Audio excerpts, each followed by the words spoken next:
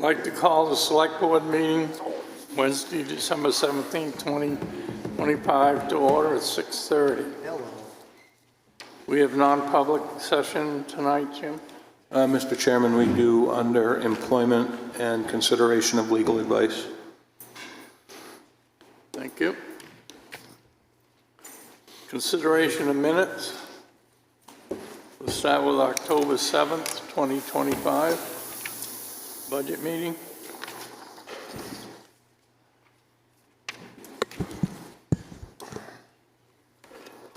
Do you want to make a motion to approve the minutes? I'll make a motion to approve the, let me see my agenda here, October 7th, 2025 budget meeting of the Board of Selectmen. Second. All those in favor? Aye. Next, we have October 8th, budget meeting. I'll make a motion that we accept the October 8th, 2025 budget meeting minutes. Is there a second? I'll second it, but I have one change. Page 4, the third reference to Deshays, the first time the word option is used, it needs to be changed to open.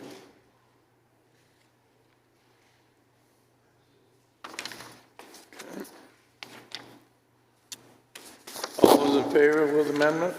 Aye. October 8th, joint meeting with the Police Commission. Move to accept the October 8, 2025 Police Commission and Select Board meeting minutes. Second. Okay, all those in favor? Aye. Just as a footnote, we have an obligation to write a letter, but we have That's not what I done was yet. going to say. Did we do that? We haven't done that yet. so That's we what I gotta thought. Bring that one back up. Okay, October 14th, budget meeting. Yes, I have a change on page 6, and it is the third paragraph. It says, Mrs. Murray questioned whether the senior and the word donation money has been spent, and then just take out and change donation to spent, and the rest is okay. Any other changes? Motion to approve is amended. Second. All those in favor? Aye. Aye. Mr. Chairman, the next set of minutes we approved at our December 3rd meeting, so we should just move that over. We did.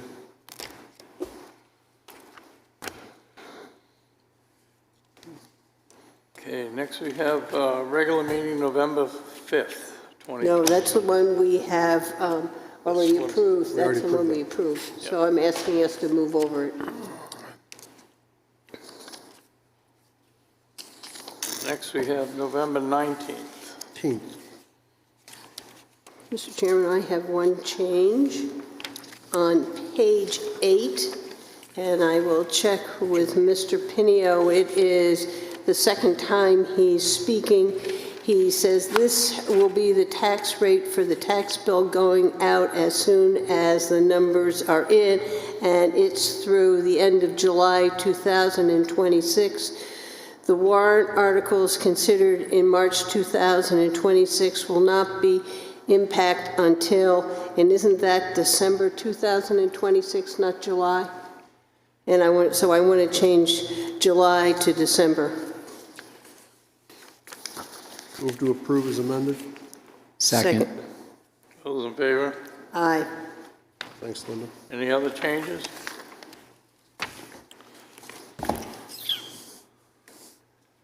Okay, I have a motion to approve those minutes as amended. Not tonight, don't. So moved. I think we did. Didn't we have a motion for that? I don't think, no, we had a motion for the Okay. change. I'll second. I'll make the motion then. Second. All those in favor? Aye. Okay. Next is public input, limited to 3 minutes per resident, 15 minutes in total. Anybody want to speak to us now?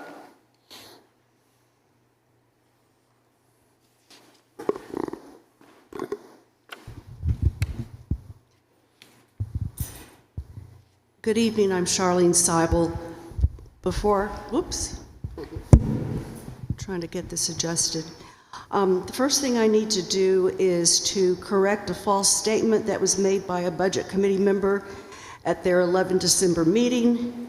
At about 1:19:31 of the video posted on YouTube, the member stated, quote, "We've got one person against it and that's it," unquote. The context was a discussion about paving Trask Mountain Road. Here's the letter from Jonathan Doherty, president of the North Wolfeboro Area Association, sent to the chair, Select Board Member Murray, the chair of the Wolfeboro Waters Committee, on 17 October 2025. Dear Linda, we have learned that the Wolfeboro Waters Committee has endorsed a proposal put forward by Steve Randall, Director of Public Works, for the paving of a 2,700-foot portion of Trask Mountain Road.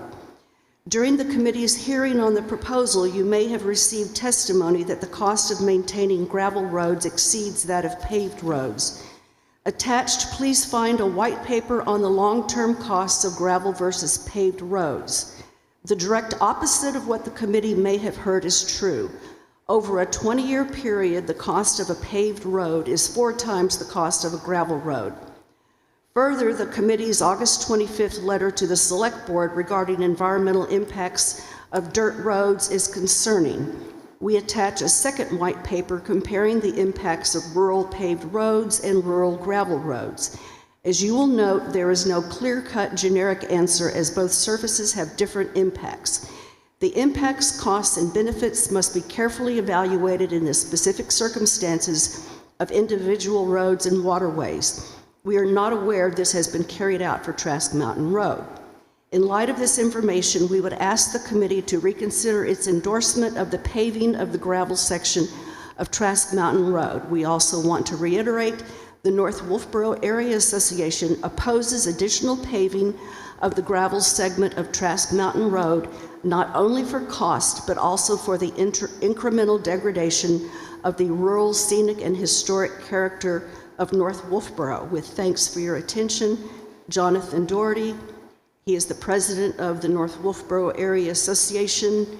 Board members, in addition to Jonathan Doherty, who is the president, are Caitlin Murphy, treasurer, Suzanne Wire McNeil, secretary, Richard Odell, trustee, Ken Perry, trustee, Claude Rossiger, trustee. So this should correct that misstatement that was made at the 11 December Budget Committee. The next part of my public input, I have been asked to read you an email from another resident of North Wolfeboro. This is from Claude Rossiger. The proposed warrant article that would include funds for the paving of Trask Mountain Road is being ramrodded through by an unnamed group without the least consideration for contrary views. A great deal of false information underlays this. 1, it is false that paved roads are less expensive to maintain than gravel. In fact, the 20-year cost for paved roads, the standard infrastructure measure, is 4 times that of gravel. How came our Public Works Department to a different conclusion, and what evidence has been presented? Number 2, Trask Mountain Road is a New Hampshire designated scenic road as the other roads of North Wolfeboro. The purpose of the New Hampshire Scenic Road RSAs is quote, the retention of traditional character, unquote. If we pave our rural gravel roads, how is that standard met? In fact, I am prepared to deliver to the relevant boards and officials of the town a list of violations by the Public Works Department of A, New Hampshire Scenic Road RSAs, B, the Select Board approved Wolfeboro Rural Roads Committee report, and C, declarations made to the North Wolfeboro Area Association. It is clear and was clear from Mr. Randall's first day in his office that it was his intention to transform the North Wolfeboro area. Who approved this? When was the hearing? When was proper notice given? Number 3, the work that has been performed by the Public Works Department under Mr. Randall's direction has been contrary to what he himself affirmed. that road building would be subcontracted as Public Works was not equipped or qualified, and as a result, it has been examined by the standards of gravel road engineering and found A, poorly done, and B, done at excessive cost. The relevant officials and boards ought to hear this properly in open public hearing called for the purpose. 4, our gravel roads have not been maintained to a regular or correct standard. Would that not be the first thing examined? We are prepared to present expert advice on the matter. 5, the sudden hurry to approve the paving of Trask Mountain Road in its entirety is inexplicable unless it is to try to get it approved and done before any contrary comment may be heard. 6, the 12 resident letters supporting paving of Trask Mountain Road do not stand up to scrutiny. I'd like to interject at this point. The 12 number came from a comment that Board Member Thurston made in a public meeting, when in fact I received, by a 91A request, the emails in question from Mr. Pinio, and there were not 12 emails. There was one email that was the letter from North Wolfeboro Association. There was a duplicate email, and there were 3 emails that came from one residence. But anyway, going back to his email, the quote, 12 resident letters supporting paving of Trask Mountain Road, unquote, do not stand up to scrutiny, some from residents who live on the already paved section from Diamond's Corner, and others representing inflated counts, heads, not residences. Who would count a family of 6, both parents and one or more of the children writing letters, as more than one residence? A family with 10 kids could overwhelm any opinion in a small area. This is a deliberately constructed story. There are sufficient grounds noted here above to request the intervention of the state or a court. We might rather hope that town officials would pause the rush, which has no arguable purpose, such that due consideration be given this matter before errors are made and tax money is spent recklessly. Surely postponing this 12 months that the matter may be properly heard can cause no harm. Thank you, Claude Rossiger. And do I have any time left? Have I used up my 3 minutes? You're over your 3 minutes, but go ahead. Well, I appreciate your latitude, Mr. Chair. I just wanted to present a few facts. Trask Mountain Road is 300 plus years old, a historic scenic road, and it is used for recreation in the neighborhood, for walking with and without pets, jogging, etc. Paving will increase driver speeds. Trask Mountain Road is 5 miles away from Lake Wentworth, so there is no truth that paving it will protect Lake Wentworth. Regarding the Upper Trask Mountain Road subdivision, from which the majority of these requests are coming, no new homes in the Upper Trask Mountain Road subdivision have been built for approximately 30 years. I would like to ask why the sudden push to spend $100,000 for something that is so wasteful, unnecessary, and wildly unpopular.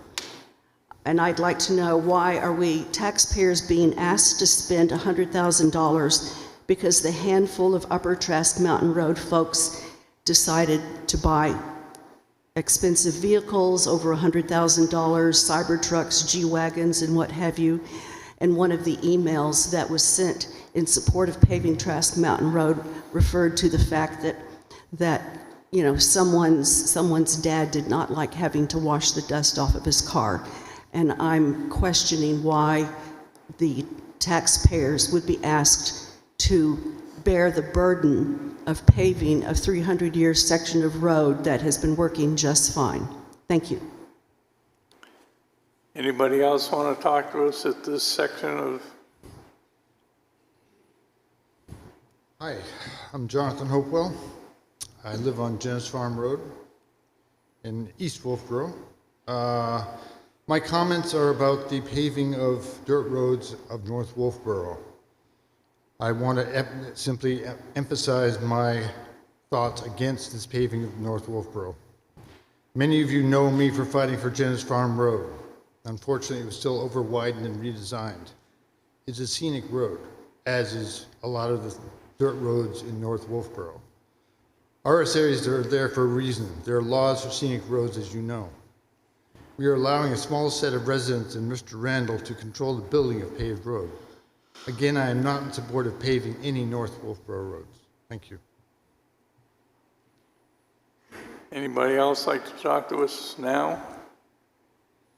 Okay, we'll move along to a public hearing.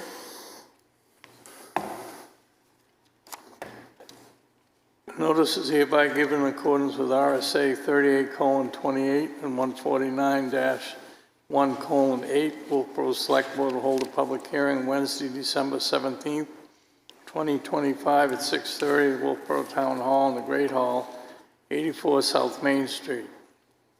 First action of the hearing is to receive public input regarding increased water usage rates as follows, effective February of 2026.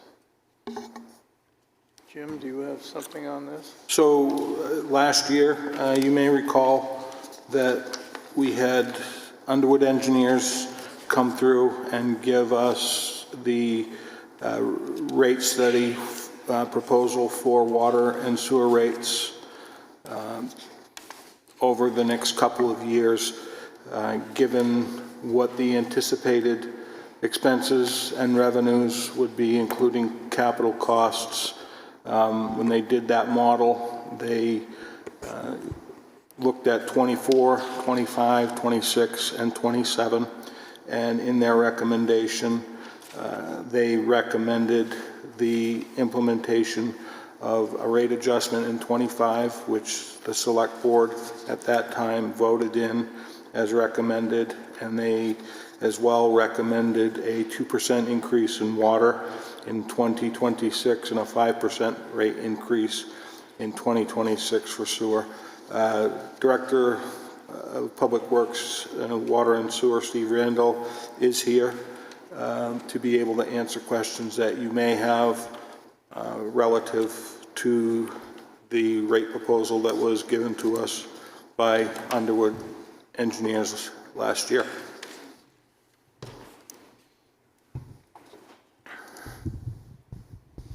Good evening, Steve Randall, Public Works. Good evening. Can I answer anything you might have?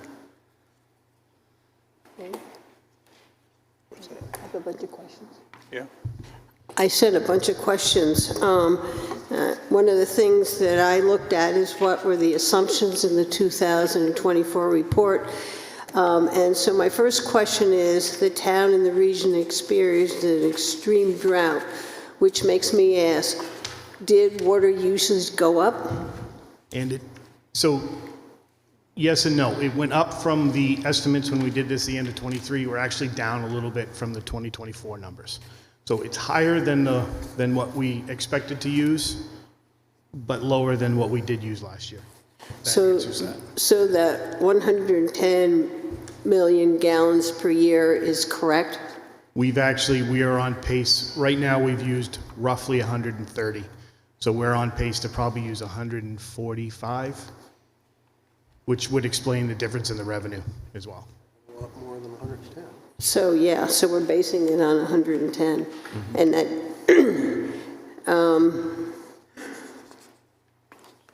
and they use 2 million for the expenses. Is that holding in the budget you just presented? Yes, that was based off of the increase for 2026, the 2%, and then the expenses that we put in back when we did this rate. So we planned this out for these 3 years based on CIP projects and the rates increase. Yeah, I'm just questioning because the revenue was so high, whether we really need to raise it 2%. That's, because this figure, if you're saying it's 140 million gallons per year, it's a significant difference. And also when you see the increase in revenue. Mm-hmm. So that's why my questions are there, because you're asking me to raise it 2%. Maybe we only have to raise it 1%. So we could do that, and ultimately that's up to you guys. I would caution that we have a lot of things to fix. So if we could keep that curve going, that's how we're actually going to be able to build up some revenue to actually do some of this as it's based into the rate. So this year we happen to get a spike. We have more water sold than we expected. Next year, if we go down, we'll go the other way and then have to overcompensate again. Right, but we also didn't raise the rates for 2 months. So Correct. It's based on a larger amount in a shorter period of time, which is why I'm questioning, and it seems like it would have been nice to have some of that analysis to know where we are. Sure. That's why I'm asking the questions. So, Brian? So I have a broader question to ask. Do you see anything that's happening in water and sewer right now that would require us to have Underwood update this or to have us deviate from the plan that they put in place for us last year? Because this was a pretty extensive rate study that they did. So my suggestion is we stick to this study. We have talked about in the last time they did a full-on study was in 17. So we talked about doing that again in 27. This was what they call like a mid-run. So back in 27 to do a more full-on. By that time, we should have our capacity studies in, and we'll have a lot more information for that to base off of. Okay. My suggestion is we stick with this plan. But again, I understand that we sold an extra 30 to 40 million gallons worth of water. So that is an extra, $300,000 worth of revenue. Paul? Well, I think Linda touched on it. So where did the extra 30 million gallons of water get bought, and where did it go? Well, the users bought it. And is that going to be a trend? That's the question that I can't answer. That I do not know. but So we don't, excuse me, no, no, go ahead. no, I interrupted. No, Sorry. No, you go ahead. So we don't know, in the midst of a drought, 30 million more gallons of water went out the proverbial door. That's a lot. That's 20%. Yes, it is.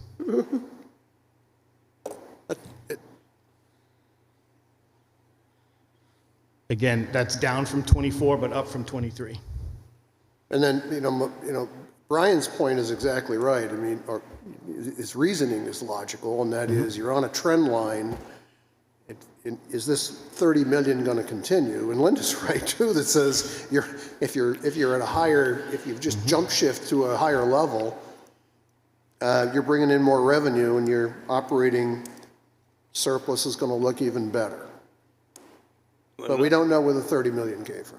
Go ahead. Okay. Yeah, and we're only raising the rate for 1 year, and we have revenue on 8 months at that increase, and we see the increase in the revenue. So the question is, we don't have the full analysis here, because we really should have what's happening this year.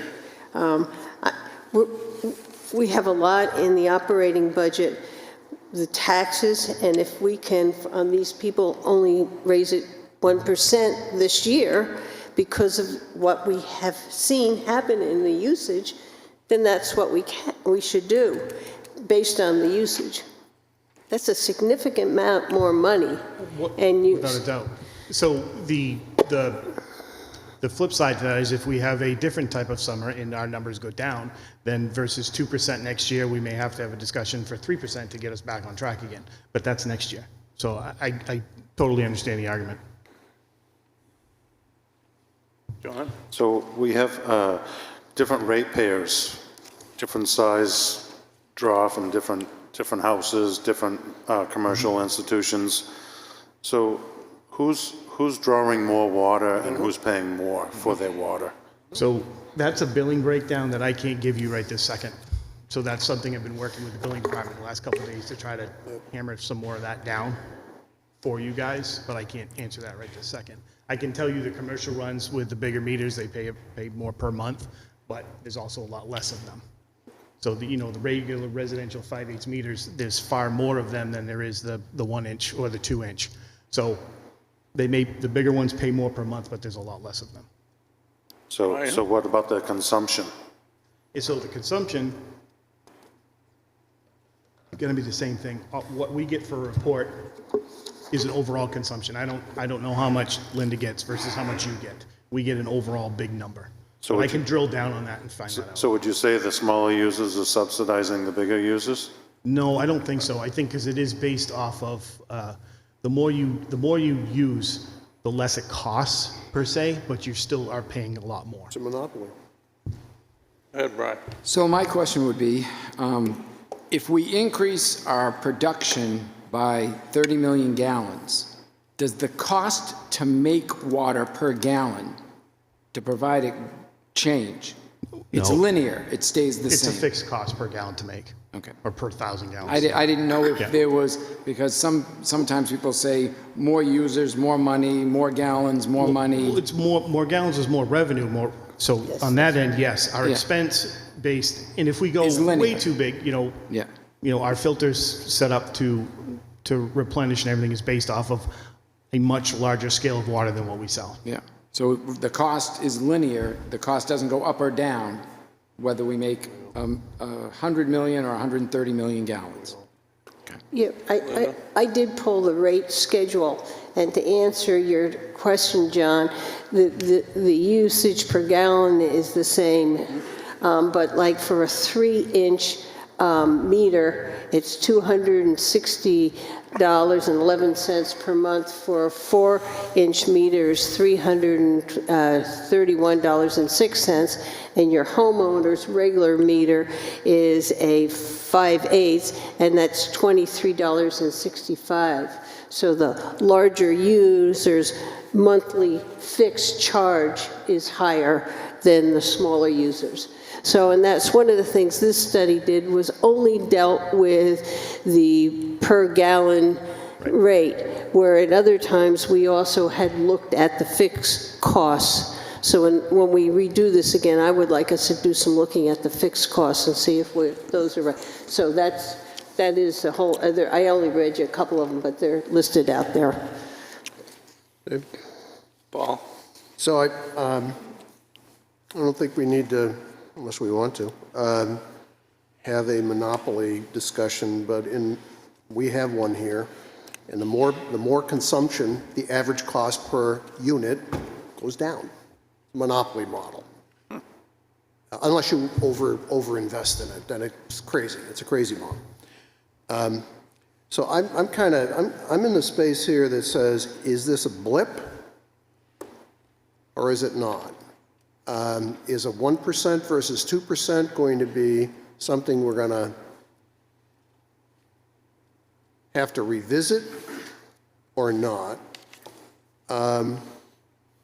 You did a study a year ago, so tell me if any of these are wrong. You did a study a year ago, you came back to us and said we ought to be on a 2% trajectory. And I don't know what the toggle was, and I think that's what you're asking. Was there any toggling in here, consumption?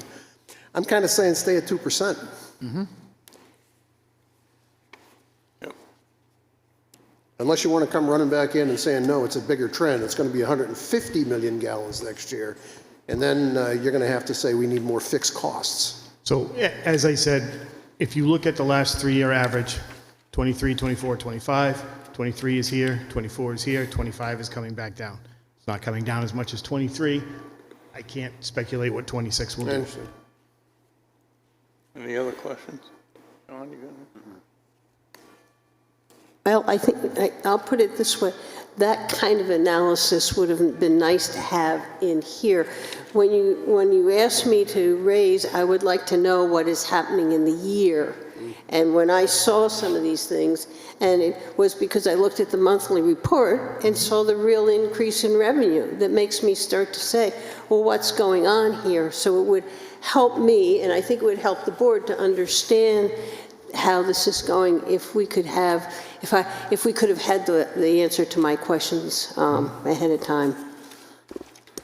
But if the majority of the board wants to leave it, why make a motion? So I would actually reduce it to 1% if that was, Oh, yeah, that's kind of, Well, I'll make the motion then. I'll make the motion that we lower the water rate to 1% based on the revenue in 2025. I'll second that. Okay, any further discussion? I think we've had quite a bit. All those in favor? Mr. Chairman, Yes, point of order. It's a public hearing. You haven't Yes. accepted public input yet. okay. Good point of order. That's what I was going to say. Thank you, Jim. Anybody want to talk to us about the water rates?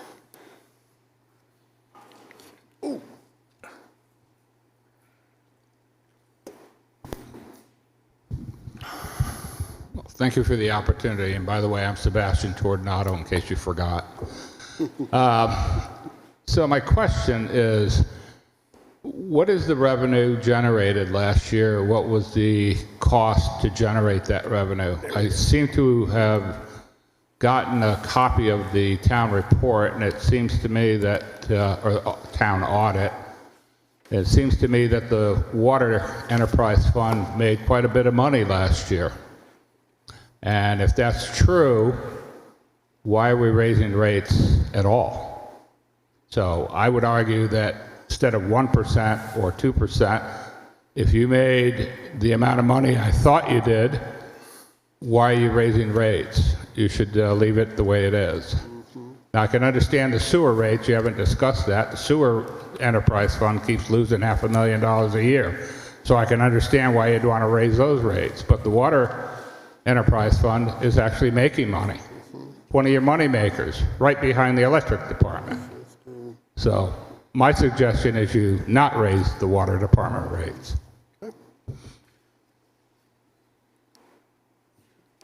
Anybody else want to talk to us before I close the public hearing? I want to read something. A surplus for the water fund is projected in 2024, 26, and 27.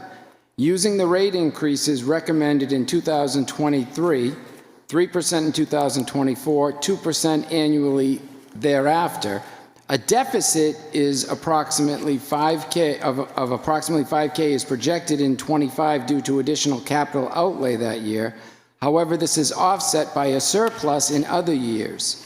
Underwood Engineers notes that no rate increases in 25 through 27 would still result in an overall surplus over the next 3 years. However, a small annual increase is still appropriate to keep up with the rising operational expenditures and to build reserves to target levels of $930,000 by 2027, 6 months of operation expenditures. So the community has been telling us to have capital reserve funds in order to fix and maintain things. This is what this money goes to. It goes in, and it's not wasted. It's not spent on other things. It's used because 3 years from now, 5 years from now, 8 years from now, we're going to have to do improvements in the water system. We need to make sure that we have less leakage in the systems, upgrade lines, get rid of lead joints, all sorts of things. Upgrade our water treatment plant. So this is stuff that we're trying to save for.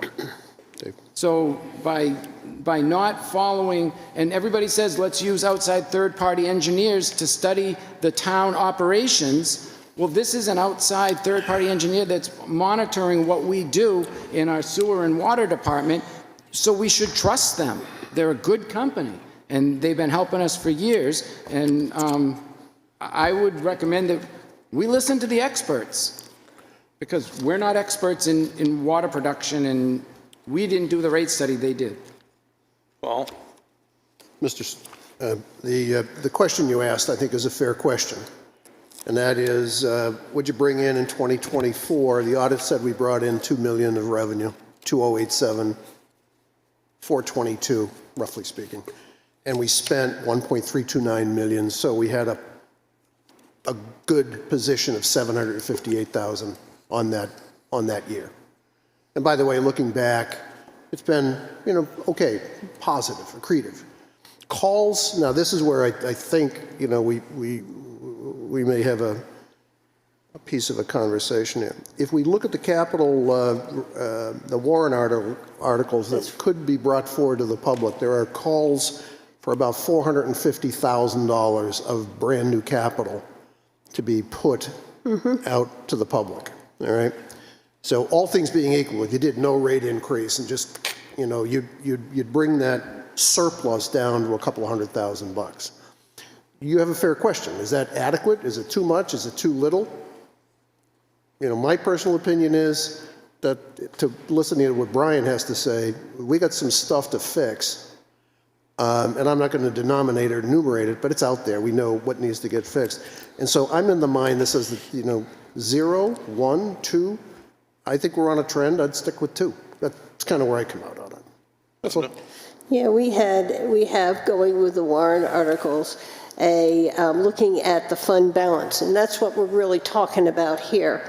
And they went through, and we are going to use $175,000 to lower the hydrant rate, and we have $350,000 for capital expenses that are already in there, and that would, as he subtracts the different things, and we all can see, we get done with that, we'd have $954,967, which is the 6 months that they are trying to build to in this report.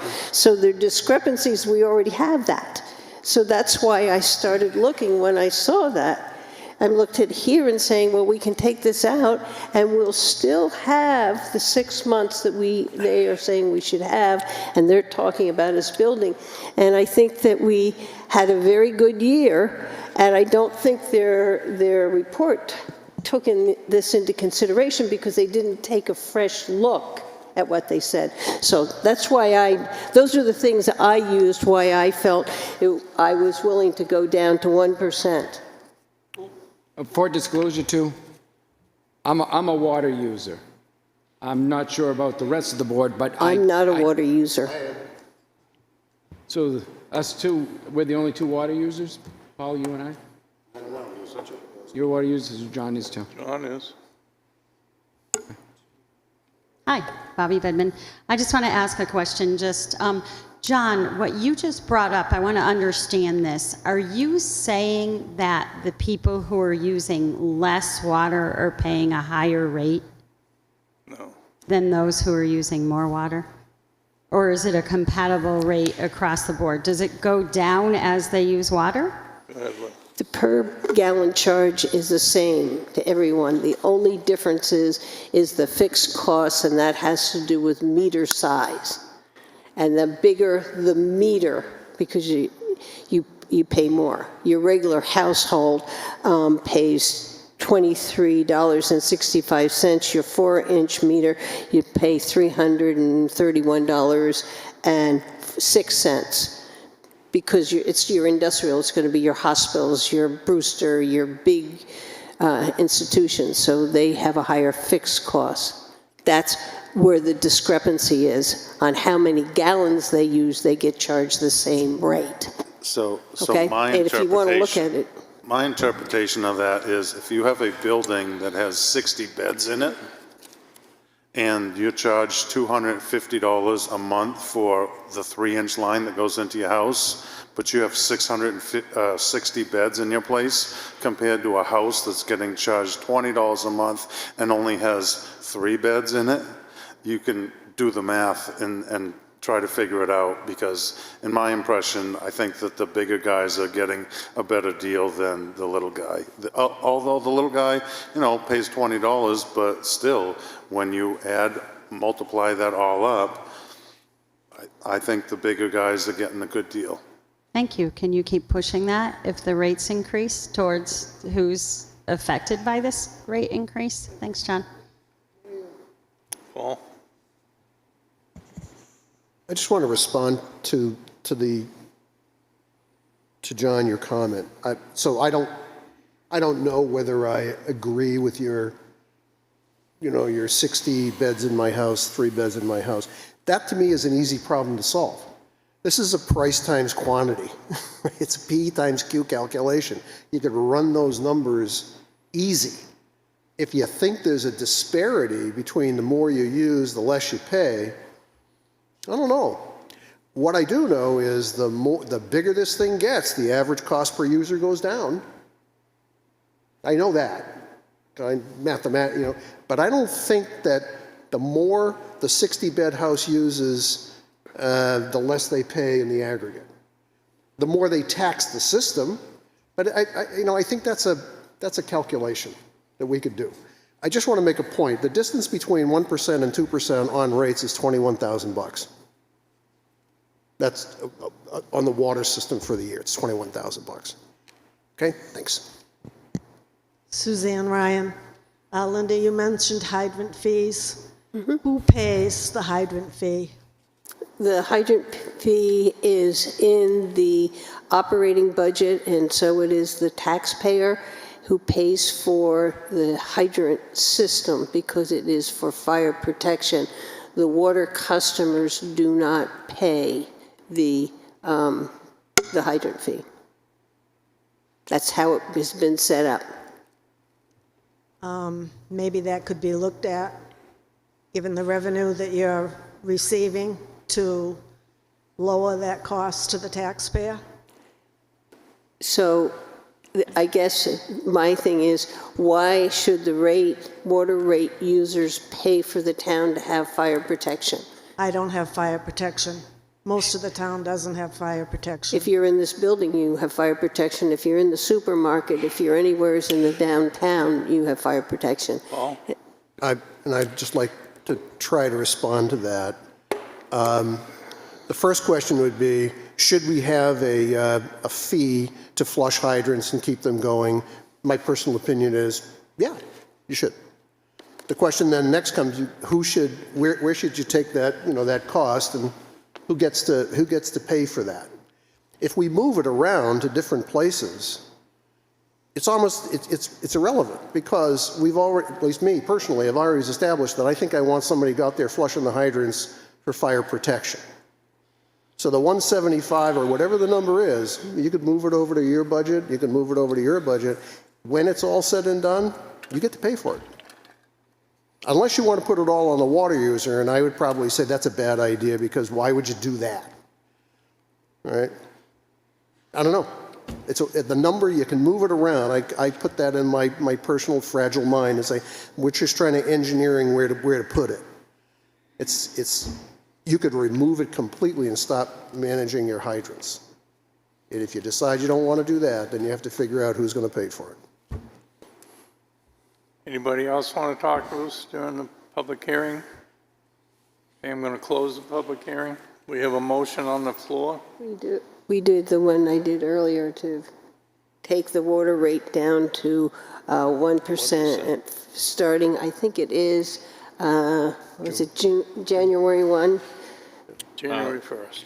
So one last, February 1st. I didn't think it was January. 2/1. February 1st, 2026. one last question. Steve, Mr. Randall, how many water users do we have in the town?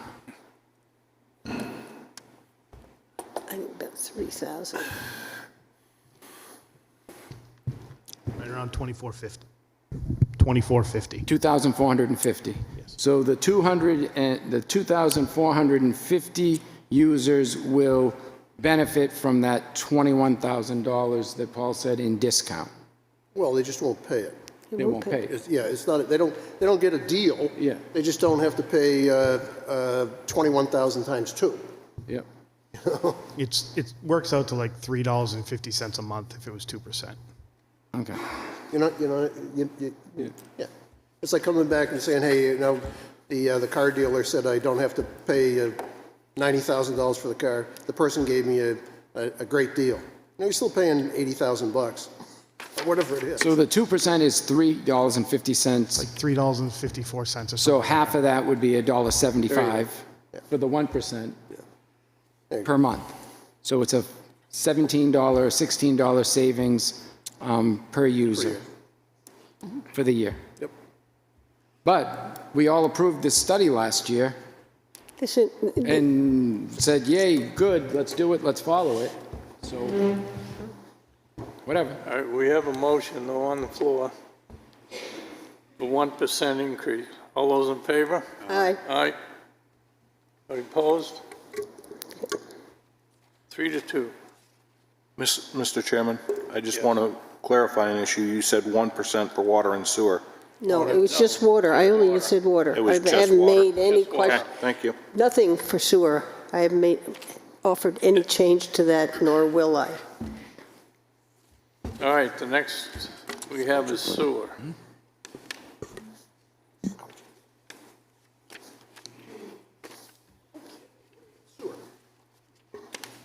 So I don't have, we read the same thing, Jim, do you think? No, it was in the same Same, reading, that's Dave. right. In the same. Mr. Steve? Chairman?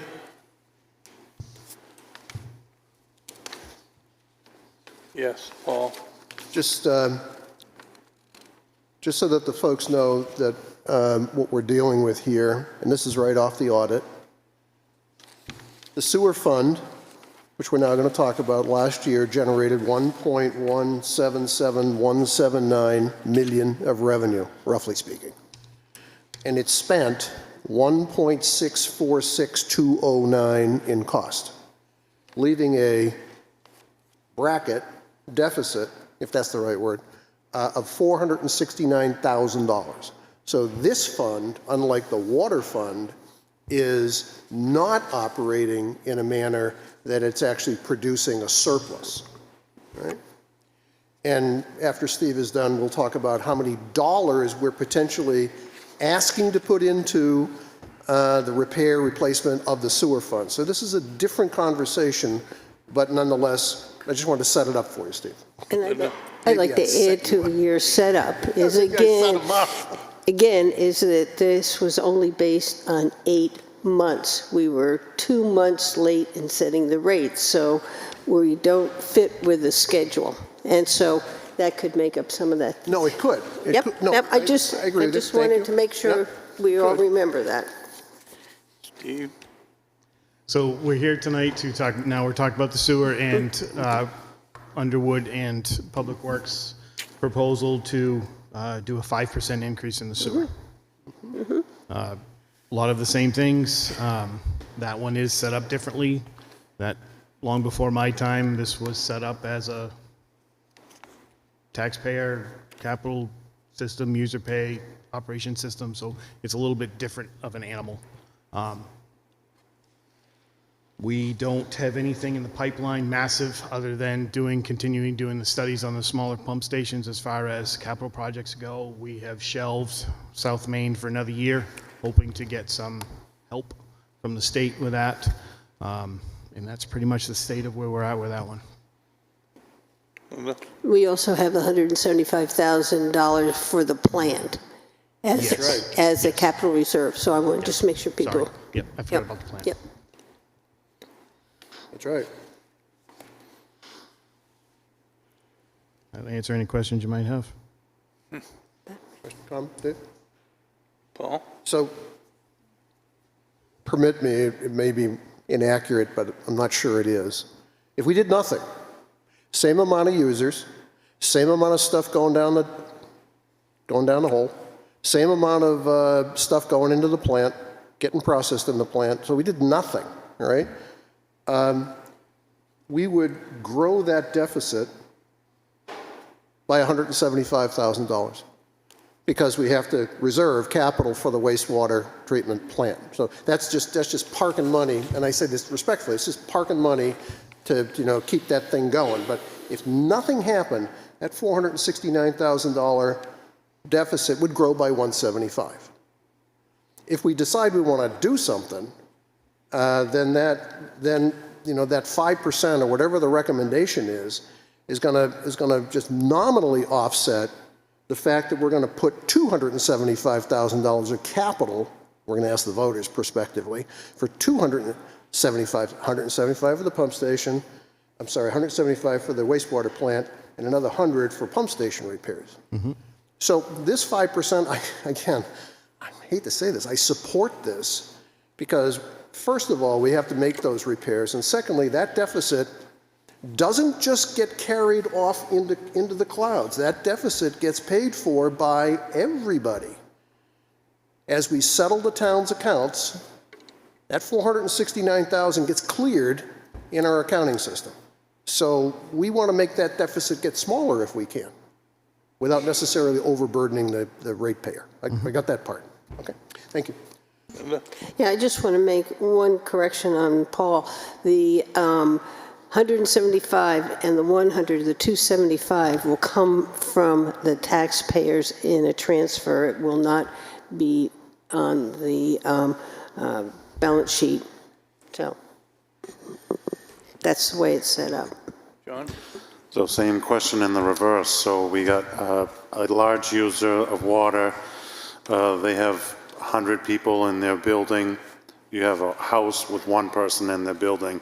Is that person, that's the one person in the house, are they equal to the same place that has 100 people?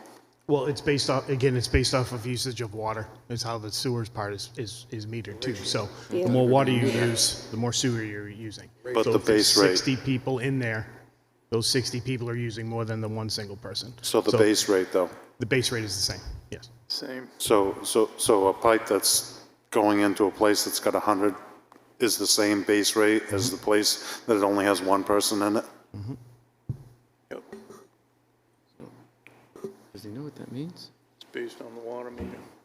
I know, but So it's based on water use. So the amount of water goes in and you get charged for that per gallon.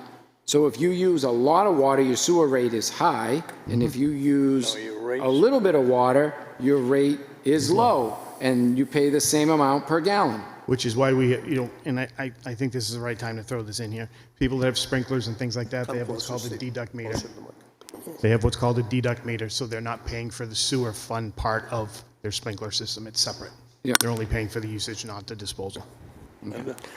Yeah, I also want to say that they also get 1,500 gallons free.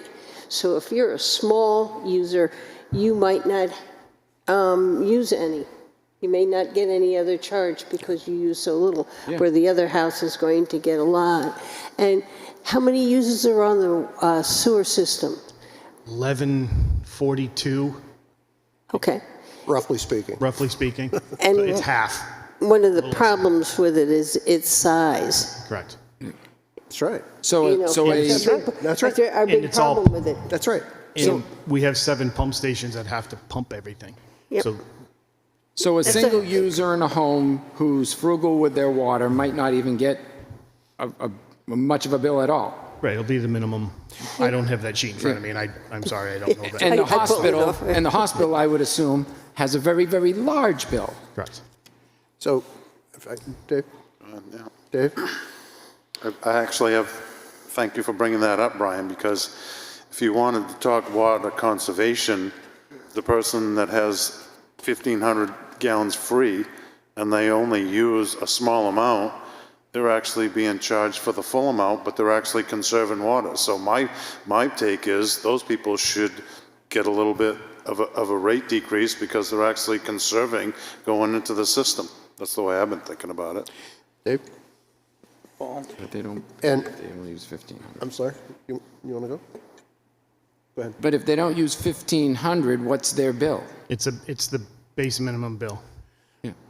What's missing in this, and we're not going to, what's missing in the conversation here is not so much the price times the quantity of what's going in the pipe or out of the pipe.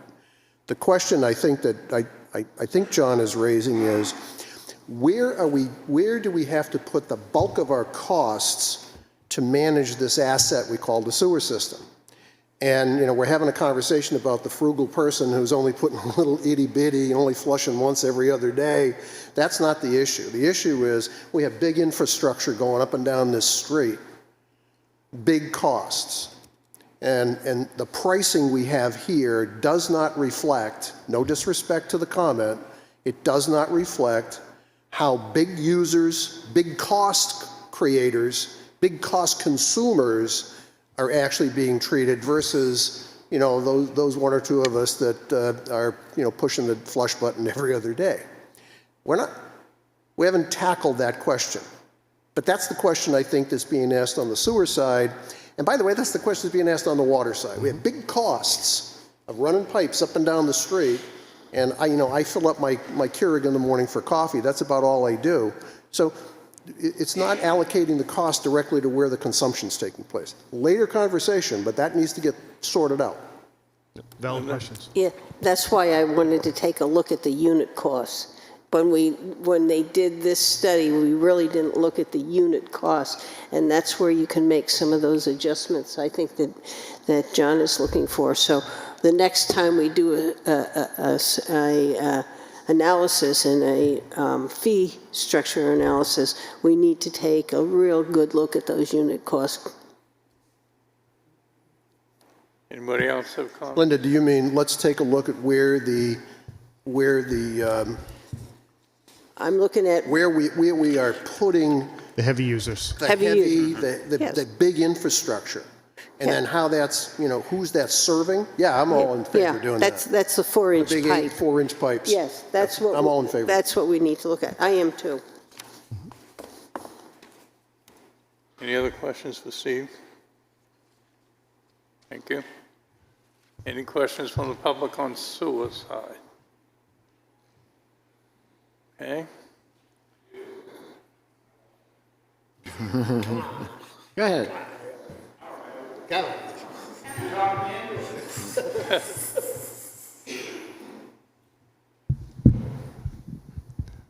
Okay, so we're talking about the sewer system, and I have a couple of problems with that, and one Linda just pointed out is when they run a deficit, they have what's known as a transfer payment, and the transfer payment comes from the taxpayer. Now, as a taxpayer, I don't have sewer, but yet I'm funding the sewer system. Me too. In addition, when you guys put out a bond, which for that pump that you have down on Laner Street was $1 million, on top of $3.5 million for the rest of the improvement to the sewer system, I don't see anywhere in the town budget where you get a transfer payment from the sewer enterprise fund into the general fund to pay that bond. So what's that tell me? The taxpayers are paying for it. Correct. So those taxpayers who don't use the sewer system, and the majority of Wolfeboro is not on the sewer system, are actually funding the sewer system. Okay, so we've established that. So here's my real problem. When somebody with a private road comes and asks you to plow their road in the winter, the answer is, we can't ask the taxpayers to fund your plowing of your road, because that would be unfair to the taxpayers. So therefore, the people that ask for the plowing have to have the road taken over by the town, pay a betterment fee to get their road plowed. Why is that happen? Why, when someone asks you to plow the road, the answer is no, because it's inconvenient for the rest of the taxpayers. But when you put in $4 million worth of sewer infrastructure, the rest of the taxpayers get to pay the bill. So that's kind of a inconsistency there that I've noticed, not being on the sewer system and only having seasonal summer water in certain places and a well in other places. I get to pay for the water, I get to pay for the sewer, I don't get to use either one. How is that fair to those taxpayers who don't have that? Oh, you asked for it. Yeah. So, and I agree with you. So I agree with you, and I will say that there was a warrant article, and I have to find it, that was done years ago, where the voters in Wolfeboro voted to allow the town to use money from warrant articles, which was general fund money, taxpayer money, to do capital improvements on the sewer system. I know because I checked to see if it was correct the way we were funding the sewer system, talked to the state, made some calls, and found out that that was the case. But I agree with you. Correct. You gotta come up. Yeah, Get up, oh, man. yeah. Yeah. Okay, I take your point. So my other question is, when you put up a warrant article for the sewer system or the water system, written on the bottom, which I guess now the law has changed, but written on the bottom is, since this is an enterprise fund, you'll not be paying for it. No, it doesn't say that. It has a rate on it. It does. Okay, then I might be mistaken. But it seems to me that when you're doing those kind of warrant articles, I seem to read in the warrant that this is an enterprise fund which is self-funding. No, we only do that on the water and the electric. You know, the water and the electric are self-funding. You mentioned yourself Okay, that the water and the electric are self-funding. Yes. But do they pay for their own Yes. bond issues? Yes, yes. Yes, they do. The one that doesn't is the sewer. And that was, again, and I was very confused about it because state RSA says that you have to use, for enterprise funds, water, sewer, and electric, you have to use the revenues from the enterprise fund. So I looked into this 2 years ago and said, how are we doing this? And the state said, with a vote of the taxpayers in a town, you are allowed to use warrant articles and general taxation to fund your sewer systems. And that's what happened in Wolfeboro. And I don't have a sewer. I have water, but I don't have a sewer, so I'm paying for the sewer too. We do benefit from the sewer because we couldn't have a downtown, we couldn't have schools, because we're so tight here, we couldn't have the hospital in town, which a lot of people love to have, that they've used. We couldn't have those things without a sewer system I love and without going a water to system. Huggins Hospital so that I can get transported to Portsmouth. Yeah. I go down and I get a $6,400 ride in an ambulance to Portsmouth. That's great service. Thank God I have good insurance. Yeah. Right. Are we gonna speak to that? Hey, so, Just state your name, please. oh, sorry, Stina Kindwall. I don't have sewer or water from the town. I'm on a well and a septic system. So this doesn't really affect me. I just want to say that, yes, it is an important town benefit that we have a sewer system for the town. We want to, keep our lakes clean, and it's really important that we keep them, keep the system working. All I'm saying is that this cannot be the first town that has dealt with this situation.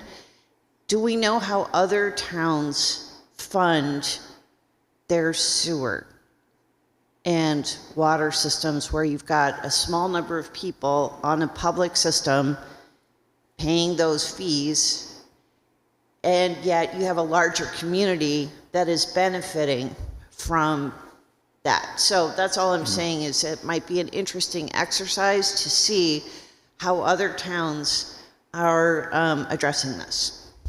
Thank you. The last piece is, for me, the people on the sewer pay twice. They pay in their taxation for the capital improvements, and they pay for the using of the sewer system. So they're paying twice. For water, the people who use the water are paying once, but the rest of the community is not paying for the water system if they don't use it. The electric is equal and fair for everybody across the board. There's no special users for electric. Bobby Budman, my home is not on sewer or water, but I will say I do not like cholera. I do not like hepatitis. I do not like any of those diseases that will come with a broken sewage line. Part of this is funding all of us, whether we are actually on the sewer system or not. Thank you. Yeah, this is nothing that's new. I think it was probably 20, 25 years ago that this came up when we were doing some major sewer lines. Yeah. And I think it was actually when they put the sewer line in on Sewell Road was when that, the general fund was asked to fund some of the bond issue on that, and that's still going on.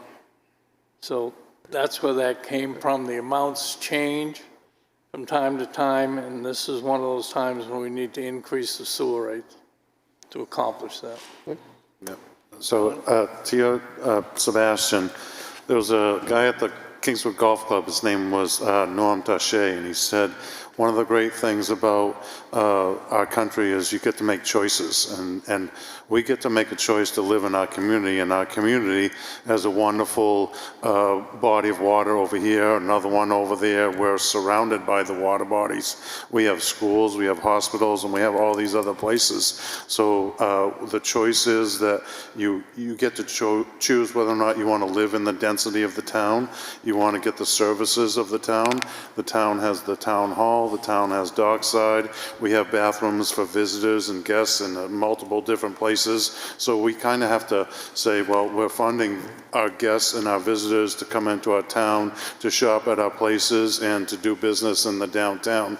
And it's really, it's not really about a me thing, it's about a us. Paul? So I wasn't around here 20 years ago when a decision was made to have a sewer capacity in this town, and that was a smart thing to do 20 years ago. And it still is, in my opinion, for all the reasons Bobby says. I mean, it really still is.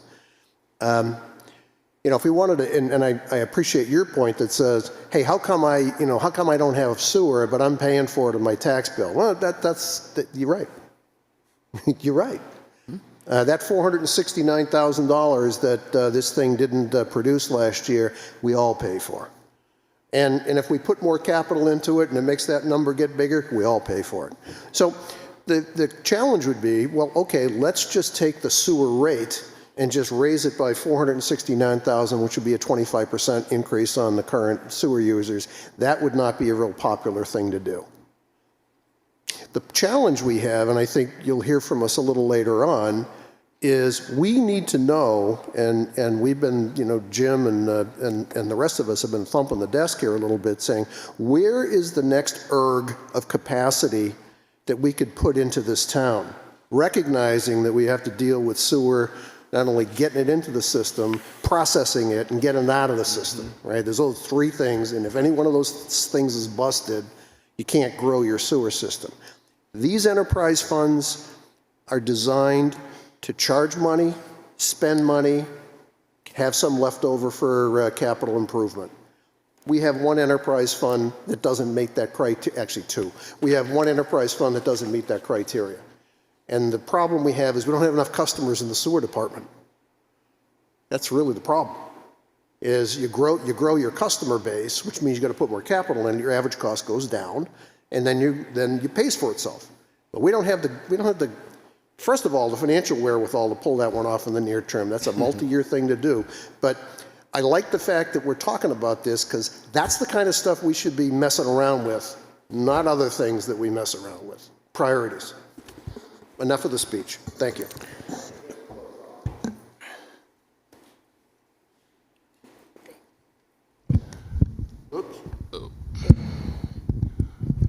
So I hope I didn't give anybody the impression that I was saying that we should shut down the sewer system. I was not. No, not at all. Just like Bobby, I don't care for cholera either. What I'm saying is the way we do this right now with the sewer fund leaves a little bit to be desired, at least from my perspective. I think that the way this should be done, and again, this is just my opinion, is the ratepayer should be paying for the cost of maintaining the sewer system and for the yearly maintenance of the thing. For the capital cost where you have a big project, well, then you figure that out. But I'm saying for the year, it takes, what was it, $2 million to run the thing. The ratepayer should be paying $2 million. The role of the town, the citizens of the town who actually gain some benefit from this, is to actually backstop the sewer system. So in other words, when something drastic happens and the sewer system needs an infusion of funds, then the town council, the selectmen, the town they chip in, they bail it out. It's like the federal government, too big to fail kind of thing. What I don't think is proper or correct is to continually run the fund at a deficit and get the taxpayers to foot the bill annually for $500,000.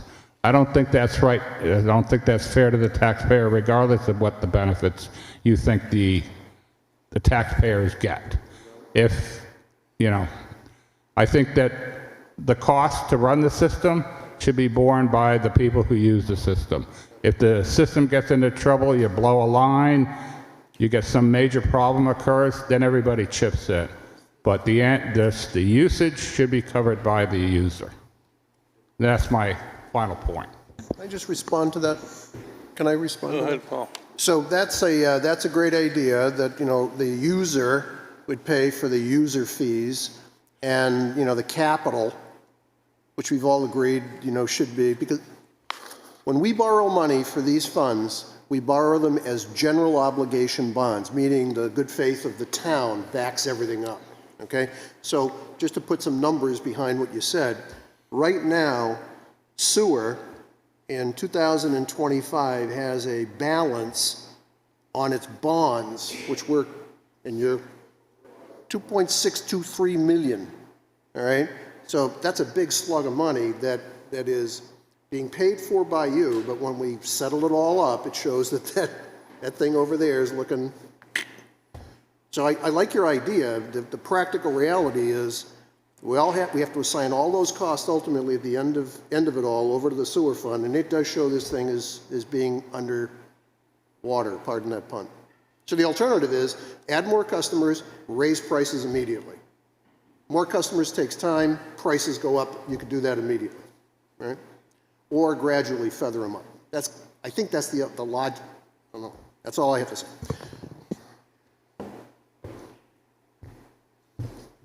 Another stretch here. Carol McMahon, I just want to agree with Sebastian. I don't use water or sewer, and I think that fund should not run at a deficit.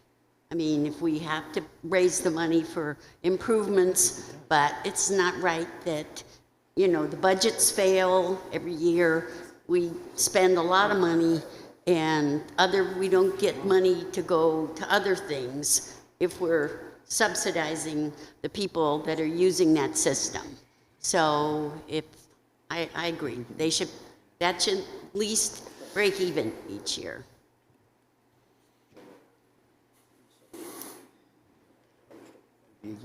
Good evening, Jordy Hutchinson. Do you know what the capacity of the system is relative to its current use?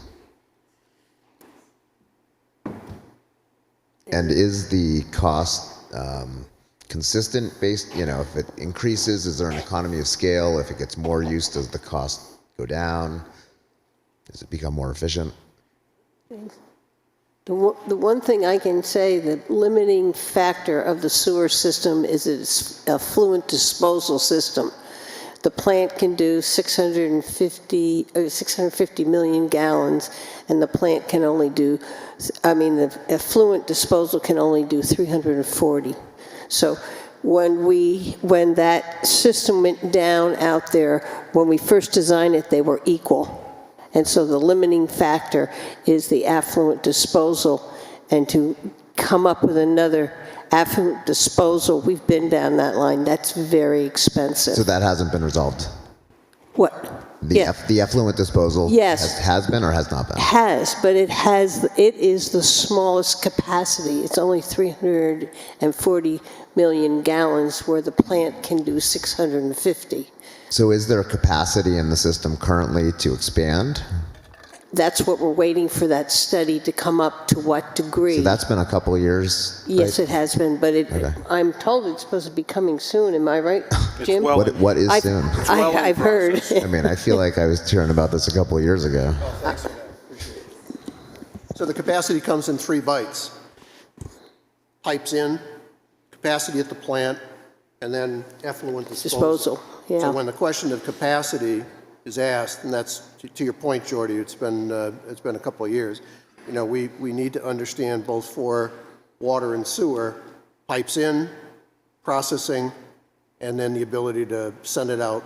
And I think the big challenge we have is sending it out to leach fields, for lack of a better term. All right. But we're not using the spray fields anymore, is that Yes, correct? Yes, we are. We are in the using spray summer. fields, Yeah, okay. that's it there. All summer long. Yeah. So is there capacity for more users or not? That's what we're waiting for. To what degree can we add to the system that's there? All right, and it'll only be the people, the land that's around Sure. where the system is. But It conceivably- doesn't deal with expansion. Okay. But conceivably, more users would bring the cost down for the other users or for the town, right? So Possibly. Jordy, when Dave Ford was here, he sent a letter to the planning board. It said the capacity was 1,500 more users, but when you have a system like Taylor Home or all these other places that, you know, that's the up and coming thing where we have density living for, you know, for people that don't want to have a house anymore. Sure. I mean, you have to program that in, but. Oh, I agree. I mean, I Dave think Ford's that's letter important. said 1,500, and that was back 2020. Okay, thank you. Thanks, Jordy. So, and I think there might be a little discrepancy. The audit may show a deficit, but I think that deficit includes debt service and other things. The sewer system, the sewer enterprise fund does, the ratepayers pay for the operation on a yearly basis. What they don't pay for is the capital expenditures, which by state RSA can't be done by general taxation unless there's a vote of the town to do so. They actually list in the RSA that surpluses have to be put aside to pay for capital, but we don't have surpluses. So like Dave said, years back, they took and there was a vote in the town to allow only the capital expenses, which would be bonds and expenses for large improvements to the sewer system in order to keep it functioning. And the rate study is going to show us. The hardest part is we've already had one spray field section that became saturated that had to be closed down. Now we're still operating another spray field section, and we have RIB sites. We built the RIB sites first, and those failed because they were engineered incorrectly. There was a huge lawsuit. The town won a large lawsuit, rebuilt the RIB sites, so now the RIB sites are operating. You can go see what they do. They flood these large fields that have berms around them with gray water, and then they have to let it settle into the ground. This has to be done correctly. This is stuff, like Bobby said, that is not that clean. The gray water doesn't have a high bacteria level, but according to DES, and they came and did an inspection of our plants 2 years ago now, Linda? I think so, yeah, 2 years. And they went through and they had a virologist there that said every virus that comes through our septic system is still in that gray water. And that's why we have to have it chained off. It has to be away from people. It has to be built correctly according to DES standards. We don't want to overload this system and cause a huge contamination to our groundwater and our streams and our lakes and our rivers. So it is important that we build out the town in a controlled manner and make sure we don't tax our wastewater system. All right, so anybody else wants to talk to us about sewer? Oh.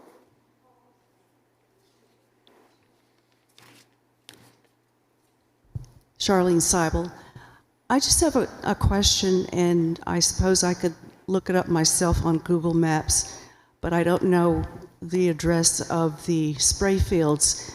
How far are the spray fields away from Lake Wentworth? Go ahead, Lynn. My understanding that the water from the spray fields go to Back Bay and into Winnipesaukee. It doesn't go over to Wentworth. So And how what far- the fields that we stop using, that side, flow down into Mirror Lake. Correct. So that's why, and they were having issues, and so we stopped using those fields. So the fields we're currently using We're still using fields, correct? Yeah, yeah. How far are those fields from Back Bay? I couldn't tell you the mileage. 3 miles, 2 miles, 5 miles? So it's important to understand the concept. The concept is for evaporation. Correct. So they did clearing and everything, so they spray a mist so that it doesn't flow to the Back Bay area. Mr. Thurston, I understand how spray fields work. So I think maybe I misunderstood Member Murray. Did you not say that eventually the gray water flows to Back Bay? It's all filtered where the water flows. Right. When from that hill area is into Back Bay. And as that water goes down into the ground, the things get filtered out. So the water, opposed to what you asked me, did it go to Back Bay or did it go to Wentworth? And I'm saying it doesn't go to Wentworth. It goes to Back Bay. Back Bay is where Wentworth and Crescent Lake dump into. And when That's what I was thinking. DES came about 2 years ago now, it was not this summer, maybe the summer before, they had a team of 12 people. They had environmental people, they had virologists, they had wastewater treatment people, they had some of their head management there. They walked through our entire wastewater treatment plant. They walked the spray fields. They walked the RIB sites. I followed them. Linda followed them along. I don't know if anybody else was, but I'm sorry, RIB is the rapid infiltration basin. It's basically a man-made lagoon that's created with berms, yes. With berms, and it fills up to a certain level, and then it leaches and drains through like a leach field would in your house. Right. So theoretically, but like John said, there's an evaporation piece to it also that helps. And then when it is drained down, any residual that's there is scraped up by a small tractor, and that is disposed of as hazardous waste. Yeah, the sludge. So the assumption is that all of the gray water and other effluent that is sprayed on the fields or winds up in these rapid infiltration basins, all of that, once it filters down through the ground, theoretically, it filters out a lot of the viruses and bacteria and whatnot, so that when it does find its way to Back Bay, theoretically it's harmless. It meets DES standards. Yeah. When we put it, per million of various, when we dump it into either the RIB or spray it, and so that we meet the standards and for phosphorus and nitrates and everything else. So when it comes down and with the RIB sites, we have done some testing in the streams there to make sure those streams stay within the parameters that DES requires. Okay, so what is the exact address of these spray fields if I want to go to Google Maps and find out how far away they are from the nearest water body, which is Back Bay? Look around Filter Bed Road and you'll see the plant, and then you should see a big pond, which is our storage pond, and it's all up in the woods behind there.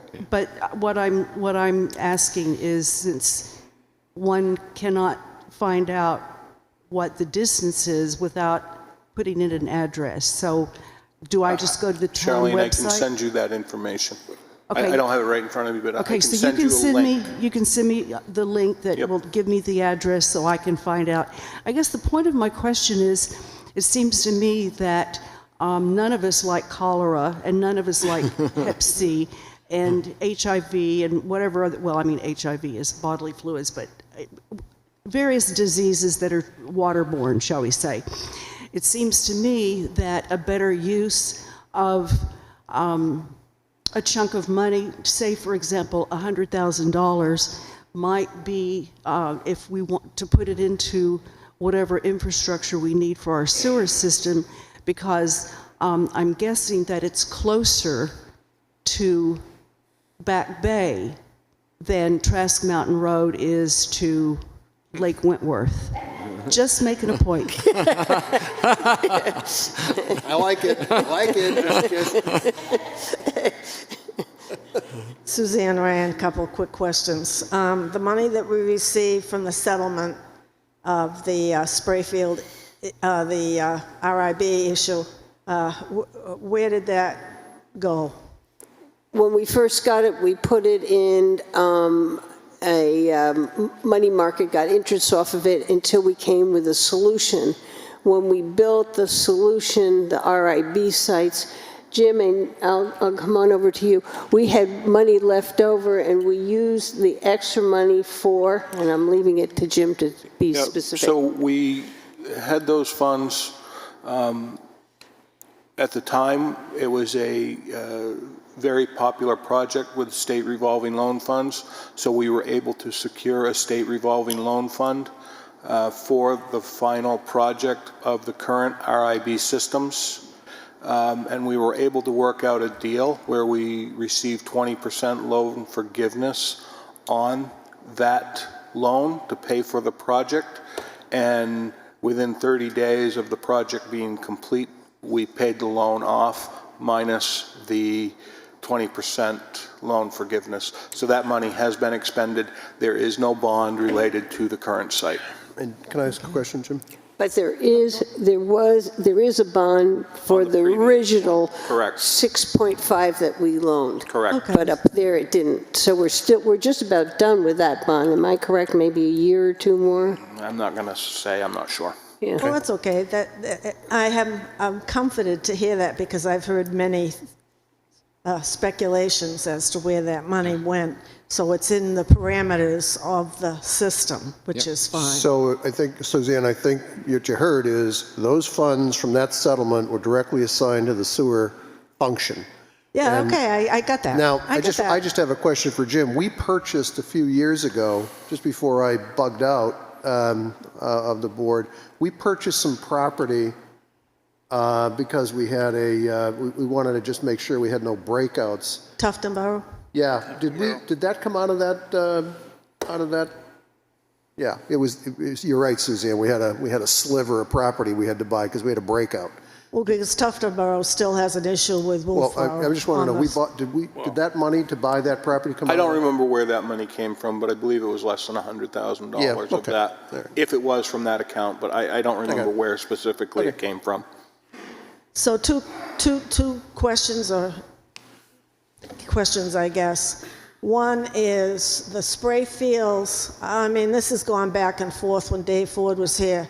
We put the RIB in, we're going to shut the spray fields down. Now we learn that the RIB is get a little capacity problem from time to time, and so we open up the spray fields. The question is, does the state have us on life support for those spray fields? Do we have a full operational permit from the state for the spray fields to operate as they currently are? For both the spray fields that- and the RIBs, and the spray fields are surrounded with monitoring wells. Okay, that's good news. Yep, that's what they All did. right, I got my answer, thank you. Then the other question or answer in my terms, the best I understand it, the question was asked, what do other towns do? I don't know what other towns do that are landlocked, so to speak, but towns mostly have the luxury of having some kind of water that ends up out in the ocean. They have a river going through their town that goes eventually down a Plum Island to the ocean. We don't have that. We don't have a river that can take away this cleaned water. So we're in a position of, I really question about growing the system. I don't, as one person, I don't see that as a wonderful, viable idea. I think just keeping to improve what we've got, to manage what we've got, is in this century is the best we can do. That's my personal feeling. Thank you. Thanks, Suze. Are we ready? Yep. I'd like to make a motion to increase the sewer rate by 5% starting February 1st, 2026. Second.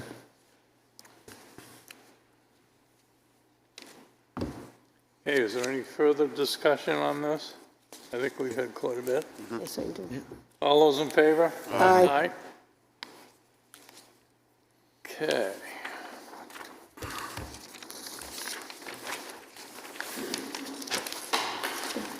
Next on our agenda is the bulk vote.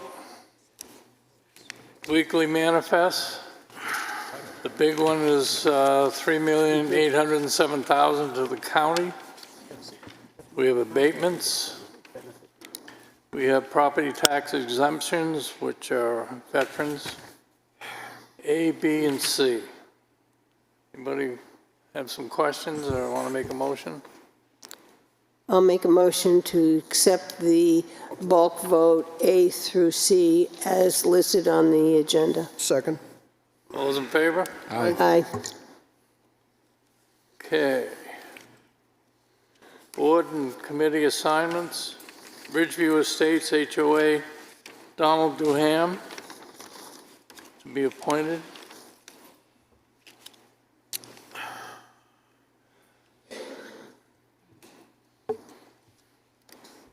Obviously, I'm not Don. No, you're not. So I'm Sebastian Tordonato, as I've mentioned before. I'm the vice president of the Ridgeview Estates Lot Owners Association, which is an HOA and colloquially known as Ambrose Way. And I'm here to talk to you about a little bit of the history about Ambrose Way, how it was built, and what the current problems are with the road. So, as I'm sure most of you know, a little bit of the history. We've had one of our members here before talking to you about trying to have you lay out the road and take it over. That was unsuccessful. We were told that, well, you're not an association yet. You need to be an association for us to recognize you and deal with you. So I'd like to announce right now that we are an association. We have revitalized the Homeowners Association. I'm the vice president. The president's sitting back there. His name is Mike Moriarty. But they like to have me talk, apparently. I've done this before, so they asked me to talk. Anyways, a little bit of the history is the original contractor, the original developer, had put up a bond for the road. It was originally intended that the road would be built to town specs. The town would take over the road. You required him to put up a bond. At that time, he put up a bond of approximately $435,000, if I recall correctly. In addition to that, the town, the planning board, I don't know who did it, but the town of Wolfeboro required that a independent inspector, engineer, supervise this and inspect the road. And I believe you hired a company called HEB. They inspected the road as it was being built, and as it was being built, he was writing letters to the planning board saying, the road meets specs, everything's good, you can release part of the bond. Long story short, they wrote various reports, numerous, which we have, and again, long story short, you released all but $102,000 of that bond. As soon as the final building was completed, the contractor kind of forfeited the bond, turned it over to the town, and that was in the amount of $102,000. We have asked, as an association, we have asked for that money to be returned and turned over to the association so that we can use it for its intended purpose, which was to complete the road and address some issues that have come up with the road. We have, in fact, contacted a road contractor, and we have bids on fixing the road that certain items that need to be addressed, major ones being the culverts have heaved up a little bit, and we need to take them down, take the speed bumps out of the road. And we have a bid of about $70,000. So we have asked that the money be turned over to the association so that we can address that work.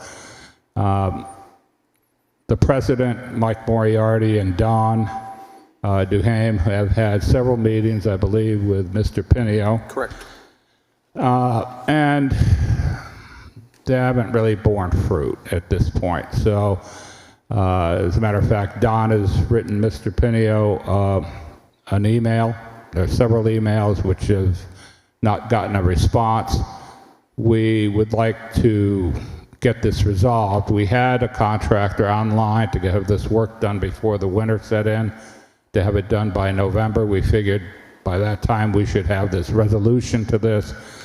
Well, it's now December. We don't have resolution, and we still have speed bumps in the road. We'd like to fix the road. We'd like to get it back up to somewhat of a standard that would be passable. We're at the point now where the post office won't deliver mail. They say the road's not passable, it's a snow road, and they won't deliver mail. And so we're kind of getting stuck between a rock and a hard place. So I'd just like to point out that the money that was forfeited to the town was intended for the road. We are here to try to get that road attended to, but we can't seem to get the money. If you all want to keep the money, that's fine with us. Fix the road. Okay? The money goes with the road. If you turn it over to us, we're going to put it into the road. If you want to keep it, we're going to ask you to take the road and fix it. And that's kind of our position at this point. And I know when we were here before, we were told that the town owes us no duty for this road. You might want to reconsider that.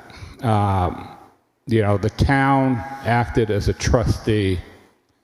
They took the bond, they did the inspections, and then the road doesn't meet standard. So, and you have the bond. So if it doesn't meet standard and you don't want to lay out the road, give us the money so that we can get some work done on the road.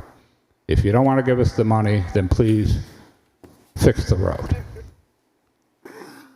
That's all I have to say. I'm willing to take any questions or any suggestions you might have. So what's the surface of the road like? Surface of the road is actually pretty good. What's the problem is the culverts. We have 6 culverts that have been heaved. Two of them have been addressed, you know, in a kind of a Rube Goldberg method. They're okay, but several of them need more attention than we can do manually by hand. So I know, culverts inherently, when they were built over the last 20 years, they would either buy the corrugated culvert, which was the plastic type, or they would buy the steel type. And unfortunately, the roads freeze and lift in the wintertime because the ground expands, and the culvert stays in the same spot.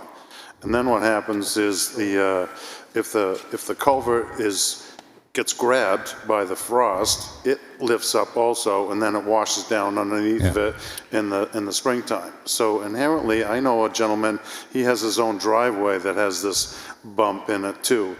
The way I look at that, that's a maintenance situation, because unfortunately, it was the practice of all culverts, everywhere you go, it was the same situation. Now, if the contractor actually put crushed stone underneath of it or around it, and that's the answer right there. And then didn't put fabric over the top, which held the culvert down in the ground, then you wouldn't have, then that probably wouldn't have happened. But that practice wasn't really practiced at that time.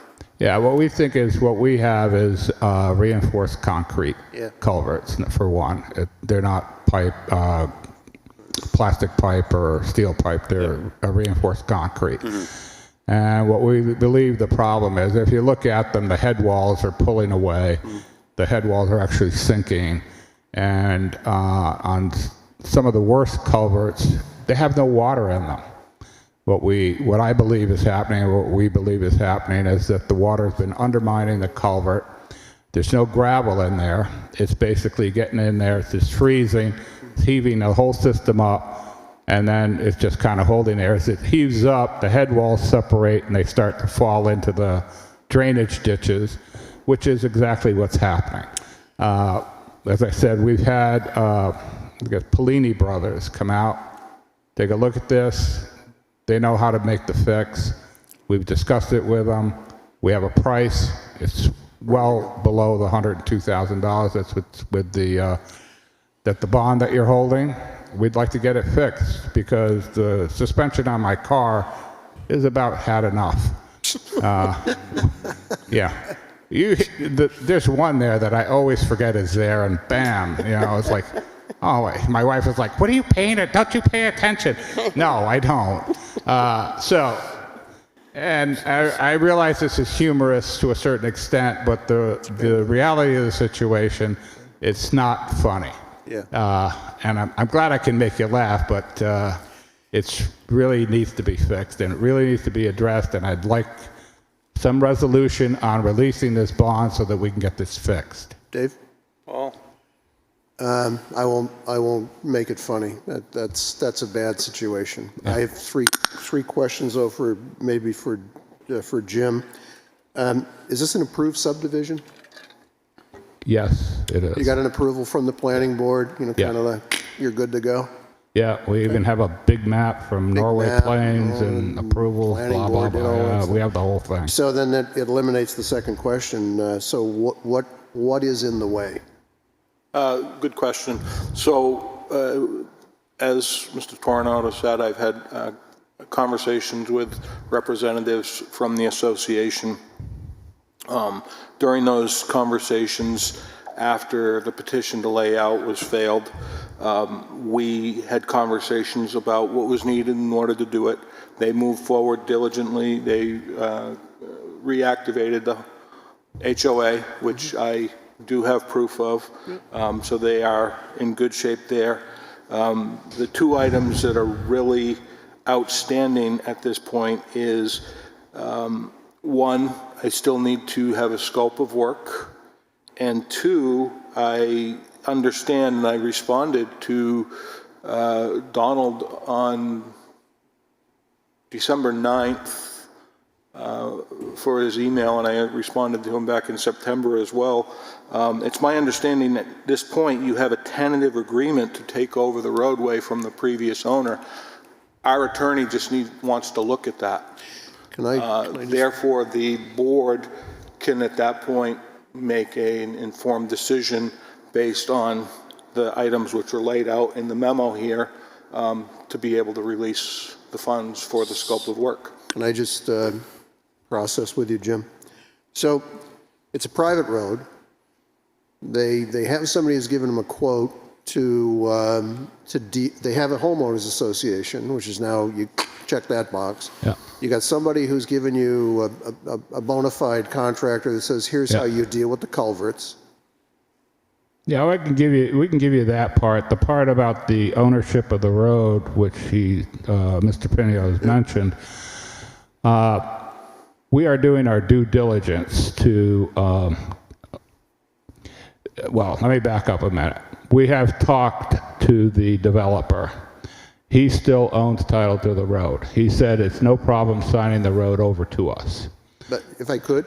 Yes. If the planning board said you're good to go and said you have a subdivision, did they approved the subdivision, including the road? Yeah. But what I now hear is you have the contractor saying that's my property. Well, it was never turned over to us. It was never turned over to the association. He never turned over the You never had an official turnover. HOA, nor did he ever turn over title. Well, that's what we've been told. He never turned over title to the road. So then the action is that the contractor owes you something that says I'm giving you title and access to that road. Correct. And where does that stand? He's said he will give it to us. And what we have to do, well, here's the problem, and it's not really a problem. If he gives us title to the road, the fastest way to do that is to quit claim the road. If we quit claim the road and he signs it over to us, we also inherit any encumbrances that are on the road. So if he has taken out any encumbrances on the road, we inherit those. So what we have to do is we have to make sure that there are none, number one, and we have to do our due diligence to ensure that it's free and clear title. So that's what we're doing right now, and that doesn't take a day. But we have told Mr. Pinio that we have a tentative agreement with the contractor. He is told, and he has actually spoken to our president, Mr. Moriarty, and he can come up here and verify this, that he's told us he will give us the title to the road. But we are the ones that are hesitating because we need to do some due diligence. Brian? Yeah, so I can see the conundrum because how do we turn over monies to you for the road if he owns it? That can be an issue. I understand what you're saying, Brian, but also initially when we spoke to you 2 years ago, what you said was, not you, but let's say the board, I won't point out anyone in particular, we were told you need to be an association for us to give you the money and to deal with you and to tell you whether we'll take over the road. We have formed the association. As soon as we formed the association, we went to Mr. Pinio, and then it's dribs and drabs, and don't mean to sound accusatory, let's put it that way, but it seems every time we satisfy one request, there's another and another. So what I want to know is if you actually need some further information, I want to know what is all the information you need. I don't want to come back and say, here's the information, and we need another piece. That is, how can I put it? I've worked in corporate America. I know when I get in the brush Chinese off. water torture. Pardon? Yeah, water torture. Chinese exactly. water torture. Exactly. So I will tell you too, I'm going to send you something. It's the 2023 Manual on Drainage Design from the DOT.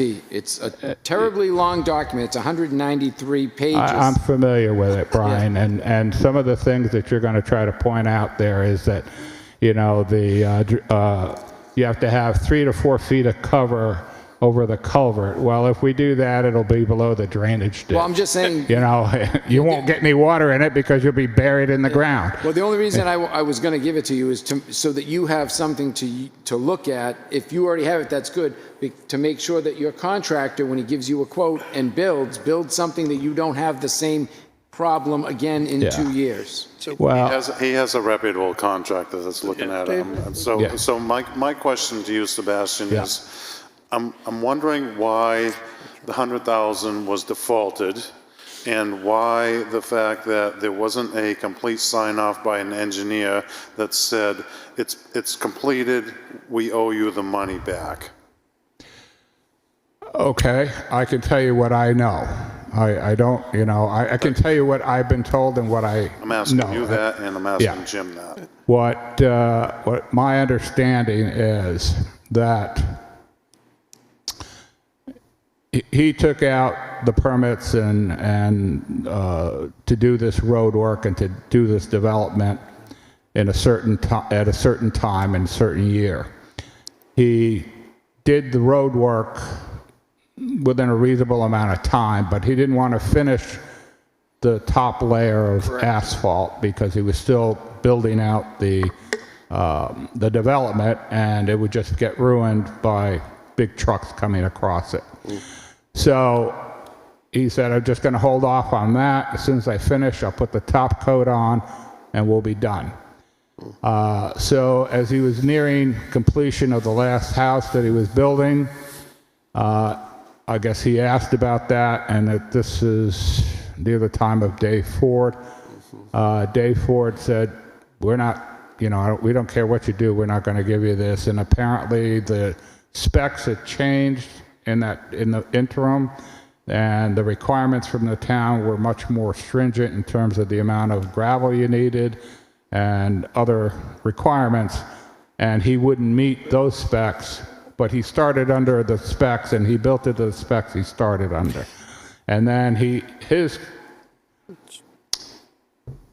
answer is the town changed the specs and they won't accept the road, so I'm done. So He forfeited the $102,000 because the town had changed the specs. So the road never got the top coat. Never got the top coat. Never got the top coat. So that money would have gone towards that allocation, towards the top coat. Yeah. Which wouldn't have been enough anyway to Correct. pave that area there. Correct. So basically what we're saying is the reason that that was required by the town was because eventually you were going to hand that road over to the town, and the town, Right. after that, then all of us taxpayers were going to pave that road for you and fix all those culverts and all that other stuff. But the contractor didn't do the due diligence to take and fix everything and make it prepared so that we could take that over. So now it's a deficient road, and now we basically are being asked to give you the money back so you can just make a repair. Dave? Yes, but I would have one little argument with that, John, and that the argument is that the town of Wolfeboro hired an engineering firm called HEB to inspect the road as it was being built. They said the road met standard. Yeah. And by the time he was getting close to finishing, he was told by Dave Ford they were never going to take the road, and it wasn't ever going to meet the standard. So he's kind of between a rock and a hard place. I mean, he did some things that may or may not have been ethical, but in this regard, you know, he was told before he was done that the town wouldn't take the road. Yeah. And they changed the specs. And he says, I'm not going to tear up the whole road and do it again. So he defaulted and gave you the $102,000. Because it was going to cost more to fix the road and pave the road. Yes, absolutely. So what we're trying to do is attend to those things that need to be attended to. And after our experience of asking the town to lay out the road, we've concluded that, you know, that might not be,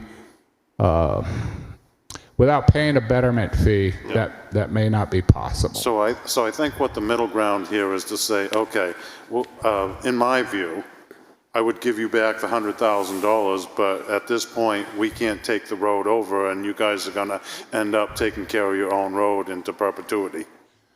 Well, at this point, what we would do is we would fix the culverts and then decide what we want to do. Is if we want the town to lay out the road, then we'd either agree to a betterment payment, or we would do the top coat and bring it up to standard. And if we did, then we would ask you to lay out the road. Understood. But at this point, we're just trying to make the road passable. Yep. Paul? Yes. So to try to help this thing out, it sounds very deja vu from where I live. I mean, we got a road that had no top coat on it either, and the town allegedly accepted it. So if I understand correctly, you got a subdivision approved. Yes. The road is owned by somebody else. You got to clear that. Well, You got to clear that. We don't actually know who the hell owns the road, to be honest with you. That's good. So to Brian's point, we don't know who to send the check. We'll send it to Suzanne. We've had some people tell us that are attorneys that live in the neighborhood that we already own the road by virtue of the fact that, you know, it's here, we own it. And it's like, I don't know, I'm not sure about that. You know, the way I process this, you own that problem. Yeah. Congratulations on that. The question you're asking is, are we gonna do an oh by the way on you? Oh, by the way, we need. Do we need to inspect this road? I don't think so. It's a private road. Correct. So as he said, and I believe it was around 2004, was the last HEB report where they said do the final overlay.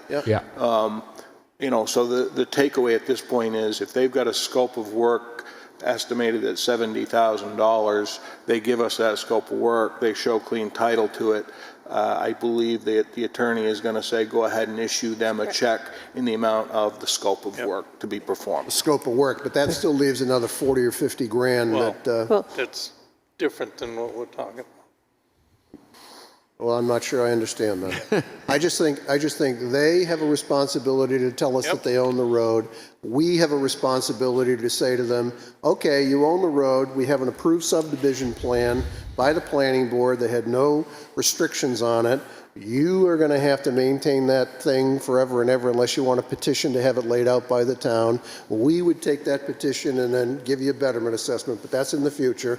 And so I'm not sure I understand why we just can't say, you go figure out who owns the place and we'll write you a check. Yeah. Do I miss something? You need to do the title search and find out who does the road, and then we can work with you.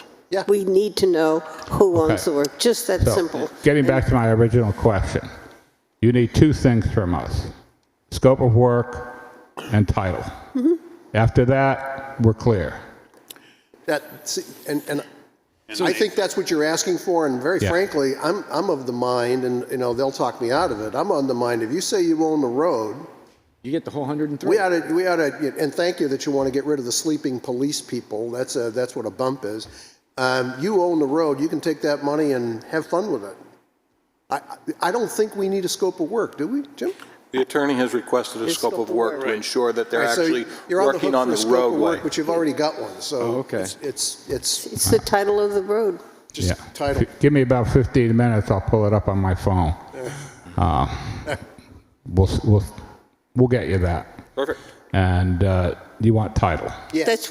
That's what we need to. Yeah. That's your thing. You really So need to I want to clarify, like what Paul was saying. If the scope of the work is $70,000, we only release the 70, and then we keep. Well, I can assure you that we can make the scope of work $102,000 because what we need to do in addition is there's a lot of cracks and we need to seal those.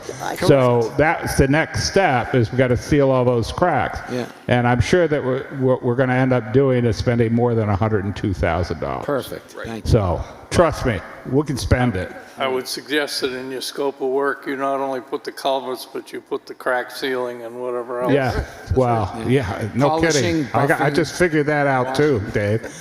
Okay. I'm sure.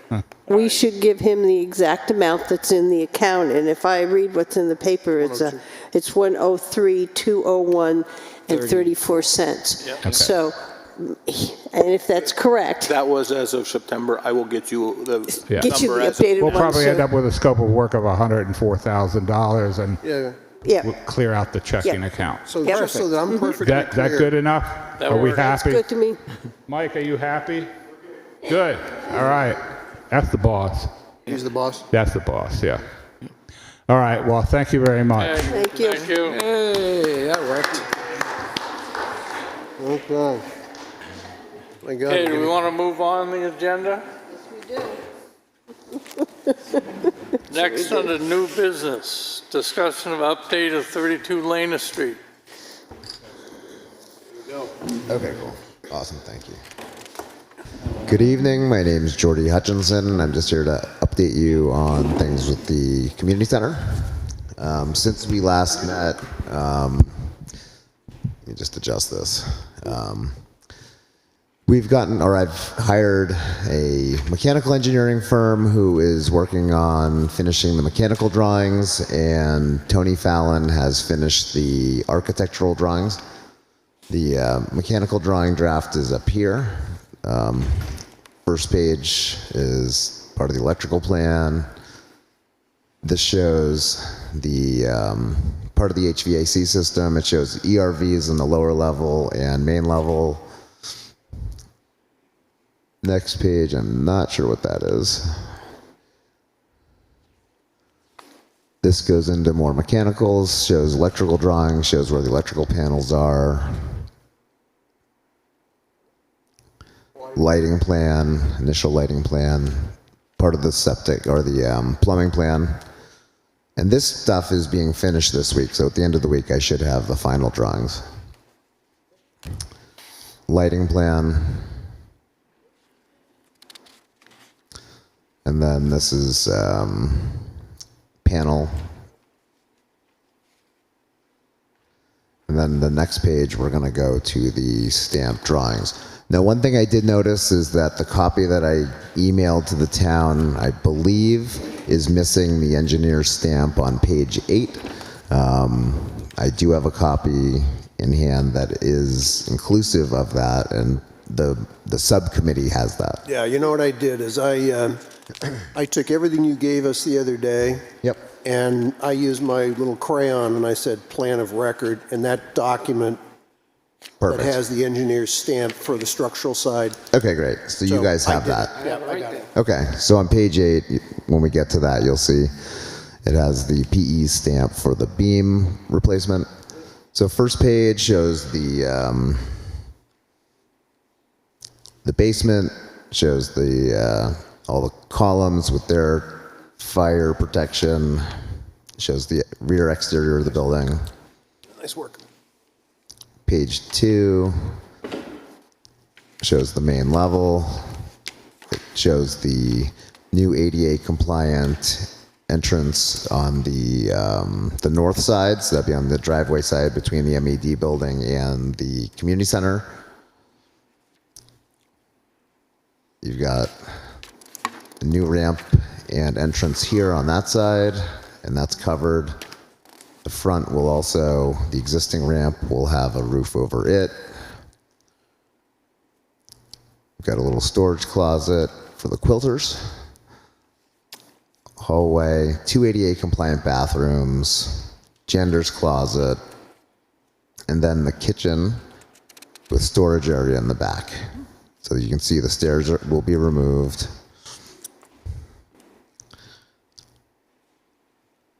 Exterior elevations. Kitchen plan. Drawings of the 2 ADA compliant bathrooms. Currently it has no ADA compliant bathrooms. Section drawing for the ramp. Section drawing showing the walls, the insulation, everything that'll be done in that regard. Roof plan. And then page 8 is where it shows that there are lolly columns currently in the main level.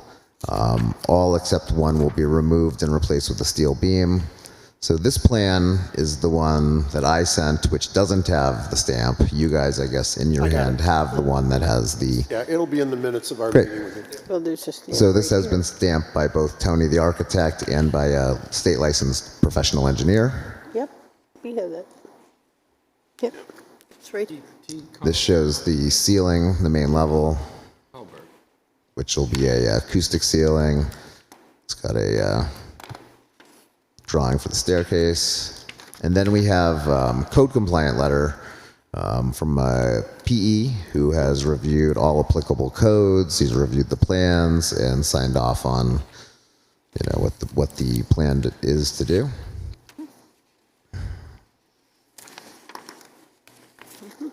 Stamp on it.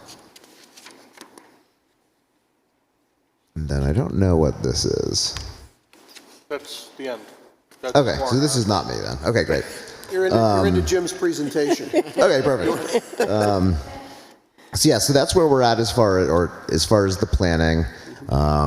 Once I have the mechanical drawings, I'll be able to fine tune the last of the costs, but we're just about there. And my plan is to, with contingency, fundraise $500,000.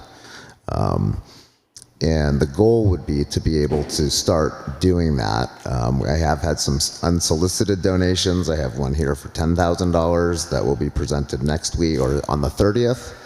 I know there's another individual who I believe has talked to me, but also to a couple of you guys who will be donating $25,000. So this is all soliciting donations. Yeah, that's kind of where it's at.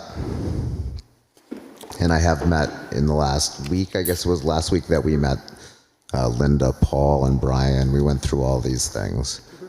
And this did have the stamp. The one in our packet had both stamps. Has both stamps. Okay, good. Great. So that's kind of where things stand today. What questions might you have of me? So, Dave? I had I had one question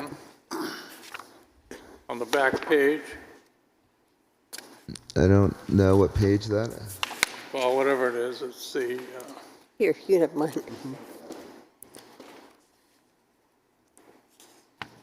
I had a question on the agreement. Right. Oh, that's right. Yes, this is, I just wanted, we, all right. We need 5 selectmen signatures. Dave? Yes. So, And I do think that needs to be reviewed by the town attorney first. yeah, just to update everybody, we met last week, I forget the date. Jordy has presented or provided us with some draft thoughts on what an agreement could be. Mm-hmm. We're going to get that to council. We'll talk about it, I guess, tonight. And so we'll work that side of the equation. Cool. Okay. The other is, and we'll have a conversation shortly about donations. And I'm not putting you on the spot at all. Sure. I'm not doing this, but it's been suggested that you have been, putting money out there, and if, Yes. if you're a, we all want to pay our fair share in federal taxes, but if you think that there's an opportunity for you to denominate how much you've given us, it might not be a bad idea to do that between now and the end of the year. Yes, I will at the December 30th I'm not meeting. your tax yes. advisor, but if you say, if someone says. Well, you and put some it of the expenses that I've incurred, I won't be able to Yeah. write off probably, Yeah. but. Yeah. But like the engineers have all been paid, so that's all paid in full. So those will be coming out of my budget. Troy Glidden, a local heating contractor, has offered to donate the heating system and hot water storage. So the engineers are going to spec out that, and they've been in contact with him. So. Yeah. Well, as you've asked, But and we're going yes. to do in a few minutes, we're going to talk about, making sure that people who want to make a contribution to this project have the opportunity to do it. And I was just thinking, I heard the other night somebody said that you've been very generous at your, out of your own pocket. So, Yes. reminder. Okay, Sure. thank you. And one thing on the donations is, there are some people that would like to make donations in this calendar year, and it's very important to them for their taxes. That was my it point. be in 2025 versus 2026. Right, that was just my point. Which is why I'm asking to be able to solicit those, while we're still waiting on the actual final. yeah, and I want to thank you, Jordy, for taking this on. This is going to be a wonderful addition to our town, or upgrade, I should, renovation, and thank you for that motivation. Jim, I've been looking up, trying to decide whether we put it in a donation or a revolving fund. And have you given any thought or any kind of, gotten any opinion on which of the two it could be? Revolving funds, I think, is 31:19-A, and when I read that you could put public and private funds in a revolving fund, so it's, I guess I'm looking for what is best. Do we put it, is it better to put it in a revolving fund, or is it better to put it in a donation account? I can get clarification on that. The one caveat I'm wondering is, does a revolving fund have to have voter approval? May. But I can get some research done on that and come back with you for the 30th as to what the best Linda, what mechanism would be. We can do it with a donation account, and you can have. And you can change it. I would like to know which is the best, and if one is better. If we have to go out for a voter for the revolving fund, then we will do a donation account. So what happened with the library and the town hall? How was that, Linda? They from your were memory? 501c3s, the friends of, and this we don't have. this is- It's going to come through. He's going to give them to the town, and in essence, the town's going to be that So private entity. donations, how were those treated? Private donations? Goes in a donation account. No, when the library and the, Went to the Friends, they came over and gave us a lump sum check for, I think theirs was 1.3 million, and we got a check for 1.3 million. and you didn't want to be a friend. I didn't really want to go through the process of starting I understand. another organization. Just trying to make it easy here. So I thank you, Jordy, also.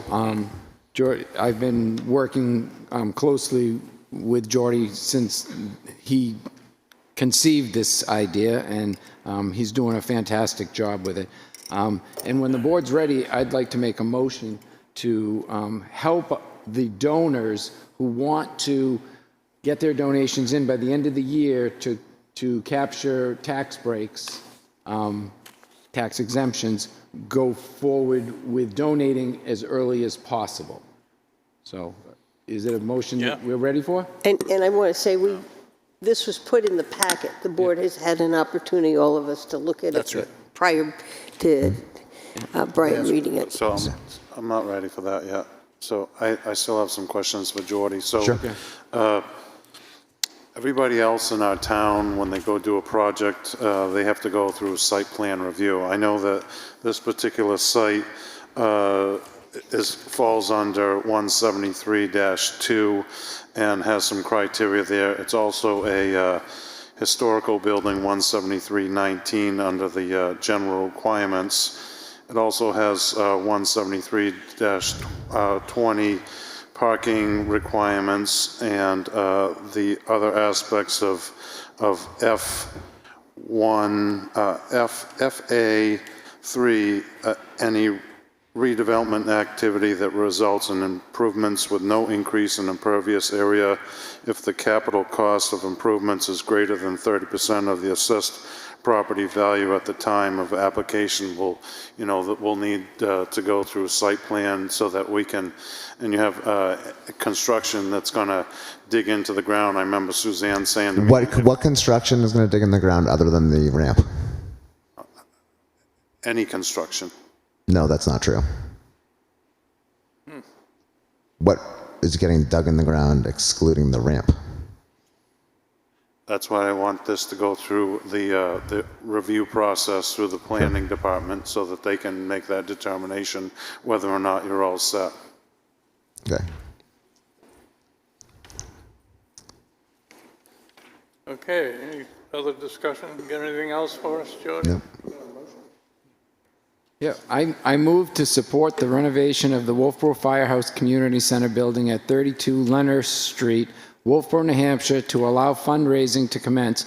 Approval by the Select Board will require the following: an agreement signed by George H. Hutchinson, Geordie, and the town of Wolfeboro that outlines the relationship between the town and Geordie, and a signed construction contract approved by the town's legal counsel. Evaluation of all architectural and engineering plans by the town's code officer, creation of a community center donation account, and the receipt of construction cost estimates. All applicable licenses, certifications, and liability insurance policies for said contractors. The full cost of the renovation plus an agreed upon contingency amount is donated to the town before any construction can start. And I'll second that. Okay, any discussion? So I think we're leaving out the part that I just described, the review planning department in that, so that we can make sure that you are treated like everybody else is treated with the town. It's just the right thing to do. Well, you still have to get building permits and stuff, so I think part of that. Didn't Brian point out at the last meeting that these projects are exempt from building permits? Brian? Yeah, technically, based on state RSA, the select board has the right to build without a building permit. We do it in the town as a courtesy and to show the citizens that we're following the proper procedures, but it's not necessary. So I know. So Paul, were you going to speak? Well, if that's, there's probably a disagreement about that. First thing I would suggest we do is clear this motion. Sure. Because I do believe that we need to get about that business of giving you the opportunity to fundraise. But this board's got to decide whether we are not going to have a building permit. Correct. My sense would be that, this goes to the planner. Planner takes a look at it. Planner then tells us what is in or out, not the planning board. Sure. The planner, town staff. And then we move to a building permit. So, but let's clear the motion first, and then have a conversation about the second part. Okay, So are we, so does that include the whole motion, or does that include the first part of the motion? Because I'm in support of getting people to fundraise and to put money towards the situation.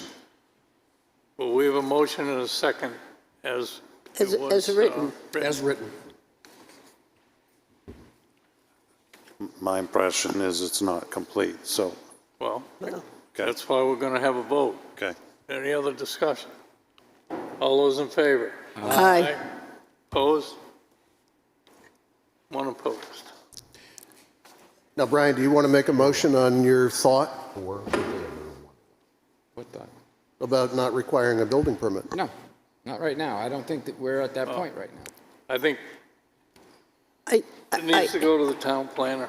Yes. yeah, I thought that when we said it to go to code review, isn't the code officer the one who Yes. says, okay, you meet all the codes, you go forward, or you need to go to the planning board? Yep. That's what I thought. That's why I put it in there, so that that's the person, and he'll say, based on these readings, it should go. So my interpretation is the planner that is the one who reviews the zoning, and then the codes officer follows up with the inspections and make sure everything is proper at that point. I think the code officer is the one who does it. No, I was just in his office yesterday, and we went over the stuff, and he said Well, that's then we the should planning have, director's that's job. why we put in that, and that was my understanding, that he is the one that, and if he had something and he didn't understand whether it met the zoning, that he would go to the town planner and it would be handled in that department. I think we're in general, maybe more even specific agreement that, we're going to make sure that what goes into that building, wiring and plumbing and heating, someone's going to have to look at that and say, yeah, that's okay. All right? I don't think anybody wants to obviate the need to get that done. Correct. Okay. And that's why I hired a mechanical engineer to stamp but the plans. But I think where John is, he's on a different but related point, and that is there's these things we have in town called regulations that are outside of the code function, electrical, building, insulation, structural. He's saying somebody needs to just give us a check mark that says this doesn't need a review of other things that we require people to do. And at least for me, I'm okay with saying that that's something we want to do. Great. I thought that it is the code officer, and it's the code officer's, like, if you don't agree with it, you would appeal the code officer's decision to the ZBA. And so I think I believe that's correct. So Linda, what you're saying is I that think the code that's what officer, happens. if It goes to the code officer. He Joel reads says it. I got a problem, then it would trigger a He visit says to to the the ZBA. applicant, this doesn't meet the zoning ordinance, you have to go to the ZBA. So normally what we have is we have a planner review, and then the planner review reviews the plan, and then it's presented, and it goes to the planning board, and then the codes officer follows through after the plan has been approved. Dave? So if I could, I Straighten it out. don't hear us disagreeing on what the outcome needs to be. No. I hear us having and I don't want to say disagreement, but kind of a different perspective on who does what. Well, we've already voted on the motion. Sure. It was 4-1. So, Jody, is there anything else you want? No, thank you. Thank you. So my interpretation is, unless it is major changes, expansions, use changes, exterior appearance changes, that only a building permit from the selectmen is necessary, and that would be something that we can just get without any issues. Well, we made a motion to send it back, if you will. We said it has to go to the code officer. That's what I'm saying. We sent it out back. Yep. So I think Unless Jordy has some other questions. No, that's it. Thank you. Anybody else does? Thank you, Jordy. Yep. Okay, next, we have a request to expend funds from non-capital water quality fund for Russ Pond. What we got here? Who's going to deal with this? Linda? I got Libby Peard here from the Russ Pond Association, and she's got all the knowledge, and I'll just do a few things at the end. That's very kind. No pressure. So I am here representing the Russ Pond Association as its president, and then also I'm a member of the Wolfeboro Waters Committee. My hope is oh gosh, okay. Is that better? Thank you. Better? Oh, yeah. Okay. Gotta eat it. My hope is to receive your approval for an allocation from the town's water quality non-capital reserve fund, but I'll quickly provide a little bit of context. In an ongoing effort to address water quality impairment in Russ Pond, we've applied for a number of 319 grants through the years. In 2023, we received a $29,000 federal grant and a $23,000 town match. Thank you for that. This led to the engineering firm CEI conducting a dredging feasibility study and also proposing installation of some stormwater control measures along Pleasant Valley and Cross Road to catch sediment on its way to Russ Pond's north end. In applying for permitting for the CEI project and also engaging in conversation with DES about possible dredging, it became clear that our focus should be on addressing more significant watershed impacts at their source. So with ongoing support from DES, we've now completed the application process for a considerably larger 319 grant. This, in combination with funds remaining from the 2023 project, will allow for design and implementation of meaningful stormwater control measures in Russ Pond's northern watershed. At last, we have an opportunity to make higher impact and longer lasting changes and improvements instead of pursuing what I think to this point has been largely Band-Aids. The plan is for the EPA to provide us with a $160,000 grant, but this requires our coming up with a non-federal cash match in the amount of $80,000. The Wolfeboro Waters Committee has recommended that $40,000 of this match come from the town's water quality non-capital reserve fund, and that's what brings me here tonight. I'm happy to answer any questions to help you reach a decision about whether this seems like something you can be supportive of. Yeah, I just want to talk about some of the things projects we've already done from this non-capital water quality reserve account. We matched $40,000 to the Lake Winnipesaukee Association for a design solution for Whitegate Road. We applied, it didn't come out of this fund, but we applied with the Winnipesaukee Association for a DES grant of $100,000 for the Wolfeboro Bay Watershed Management Plan. As Libby has said, we have previously granted $23,000 for part of the design. The Select Board did approve $3,000 to the Wentworth Watershed Association for a 319 grant for Camp Birchmont. They were going to do one for Kingswood, and that did not go through. I will tell you that I expect another request to come from Wolfeboro Waters to recommend approving funds from this reserve fund for the Crescent Lake Wentworth Watershed Master Plan 10-year upgrade for $16,500 and another $10,000 to match, and I think it is a ARP/319 grant for Wentworth Estates. And so you can see we're spending the money throughout. I kind of looked at it, and it's hard because the capital reserves are from the end of last year, but I think there was about 130,000. With these two grants, we would be looking at 66,500, which would still leave a good hunk in there. I think that's about the math that I'm at. I did put in the warrant article, when we get to it, it has this project factored out of it, so you'll see what that number is to the balance. So I think this is what the fund was set up for, and this is what it should be used for. And I like the fact that we're moving it and applying it to the different lakes and associations in the town.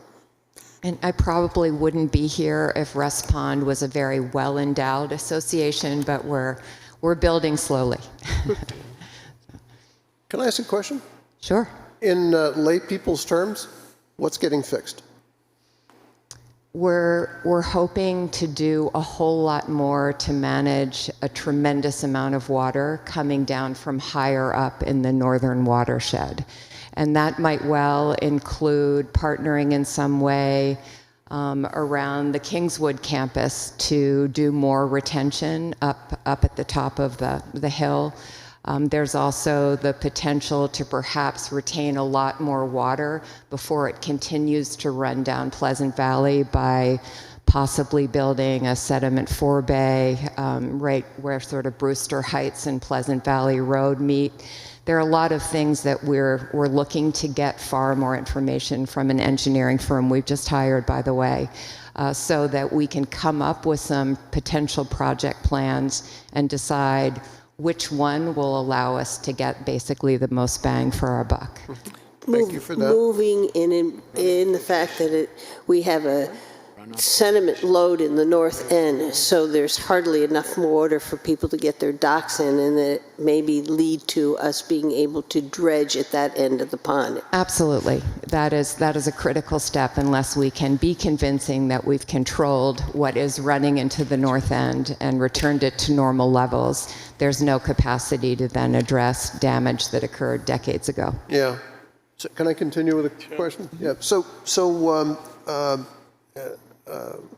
we have from what I've heard, haven't read, would be nice to read, we have a discharge issue coming from prospectively from, and I'm not picking on the high school, but that area, and it's moving towards Russ Pond.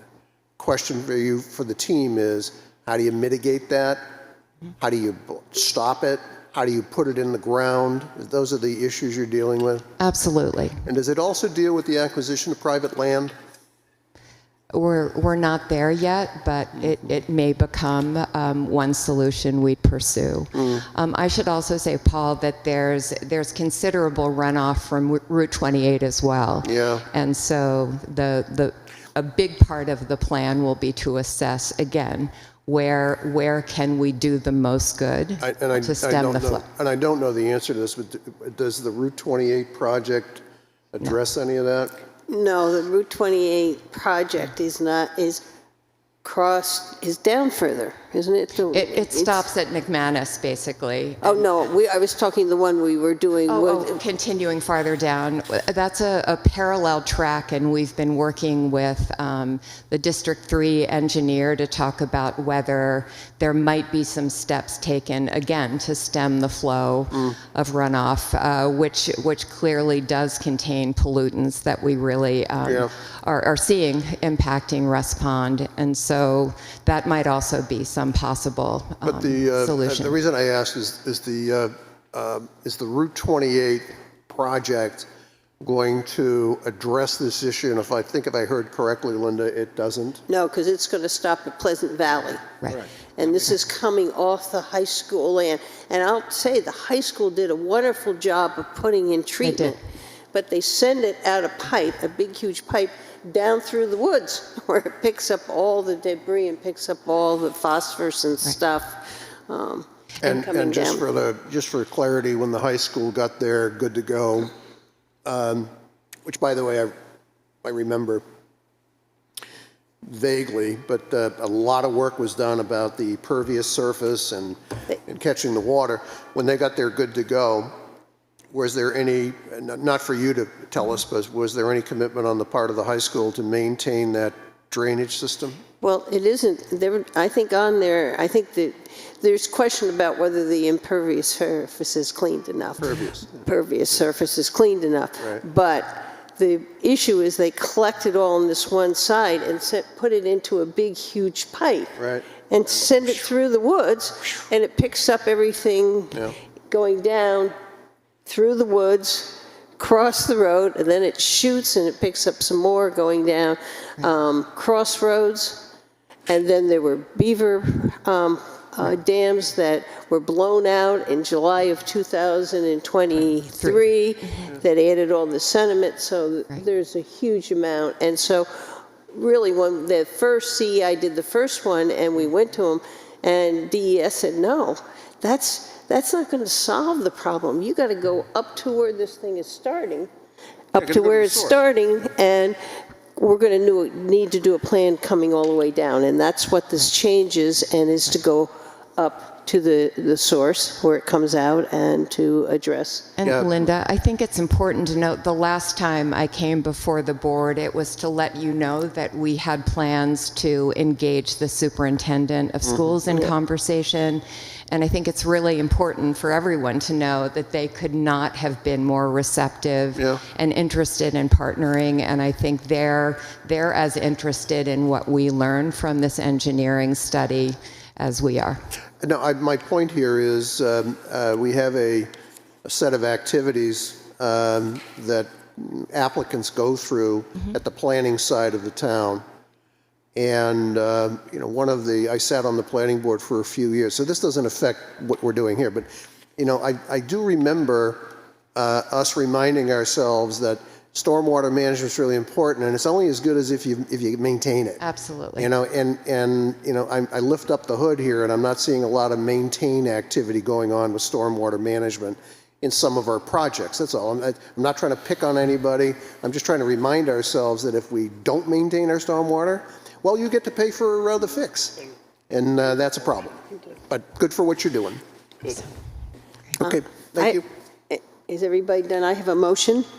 I move to allocate $40,000 towards the New Hampshire DES and is it EPA grant to design and construct water quality best management solutions for Russ Pond's north end. Second. Thank you. All right.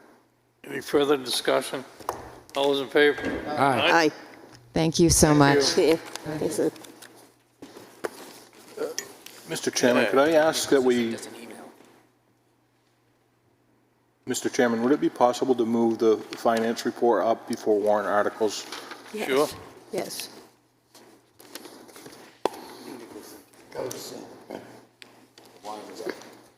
It's a quick report, and there's no need for her to be here beyond. So if you could entertain that, please. I'll make a motion that we move the finance report in front of the warrant articles. Second. All those in favor? Aye. Okay, Jim. Oh, there she is.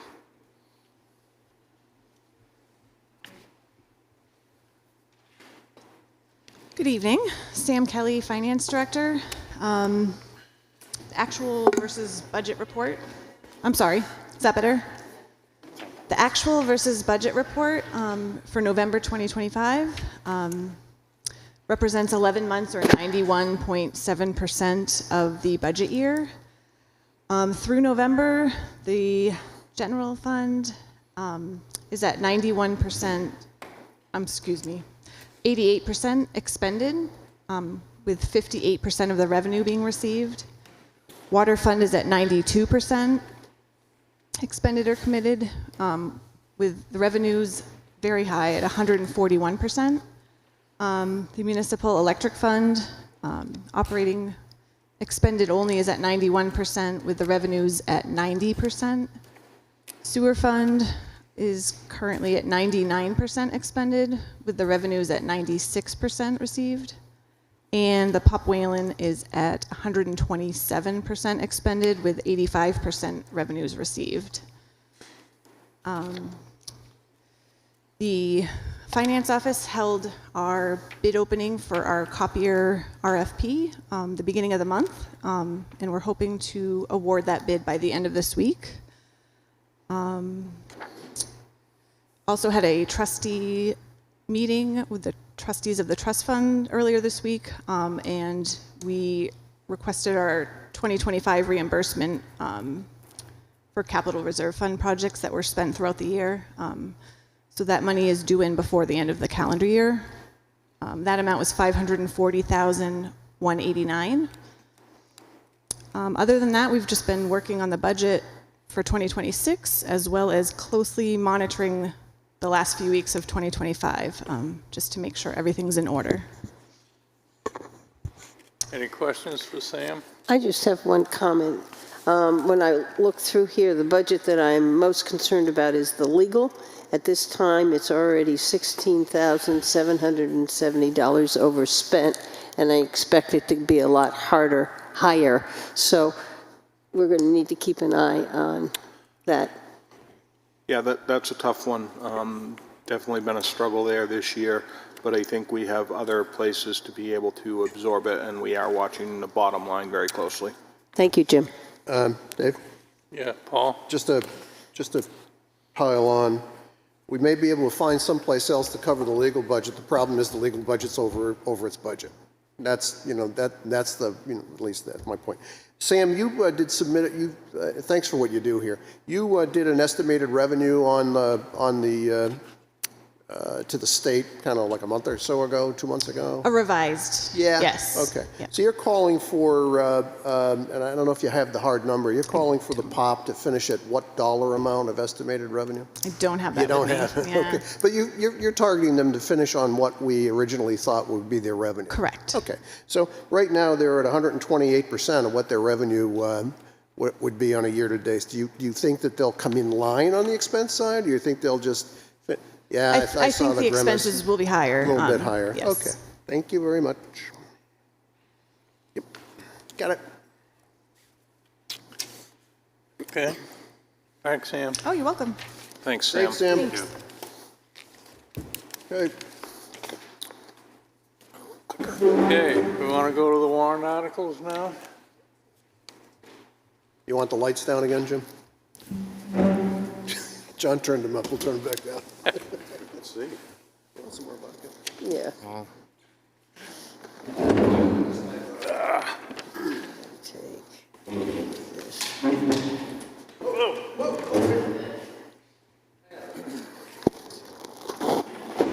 There you go.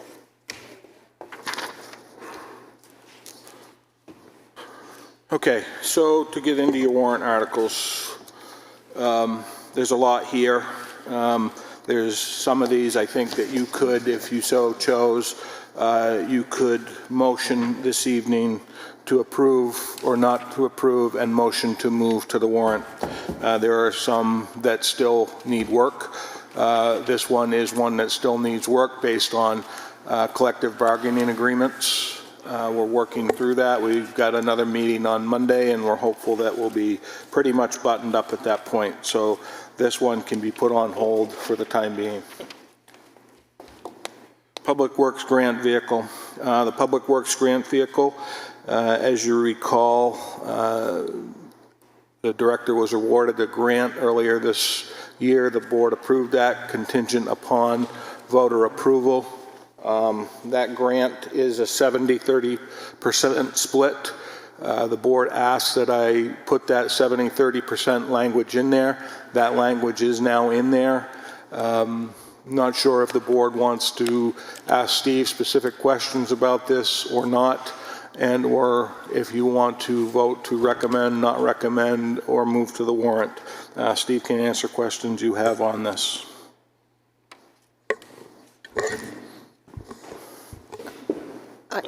My feeling is that I'm comfortable moving this to the warrant. The grant is going to pay 66% of it. So the cost to the taxpayer is going to be $97,102.50, and I think that it would be not a good idea to not move this one forward. So I can make that as a motion. Second. Any other discussion? All those in favor? Aye. And do you want to take a vote No, to two. recommend or not to recommend? Yeah. Yeah, okay. I'll make a motion to recommend. I'll second. Okay, all those in favor? Aye. Okay, so that is complete. We will initiate DRA review and move it to the warrant, and the Budget Committee will be ready to review it. Your next warrant article in front of you is town road upgrades. You had asked for a breakdown of the proposal of work for 2026. That is put in front of you. As well, the other thing that we have got calculated now, that was noted on the front of the page, approximately 1 cent on the tax rate is $50,000. So this $900,000 warrant article is estimated at 18 cents per thousand on the tax rate. Steve can speak to you relative to the proposed road work. I'd just like to ask a question about this last year's road work. Union Street has not been done. There was $12,000 to do something on Union Street when I looked at the list from last year. Union Street? Right out here. Oh, out here, yes, that was part of this back parking lot. So we're going to, we're going to do the overlay this back parking lot and the section from that driveway out. That's what it was, That- okay. That was together, so that will go onto that one. We got late in the year, based on everything else, we reallocated that money to do some engineering for 2026. I moved that project out here forward to 2026. It's on there. So it's Town Hall back parking lot. So, It should okay. say, it should say Okay. Union Street with Okay, I it, so see. that, I can fix that.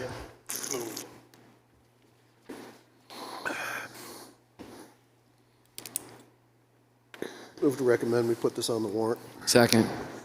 All those in favor? Aye. Aye. Vote to recommend. Thank That you. was a vote to recommend. Second. No, yeah, to move to the warrant, yeah.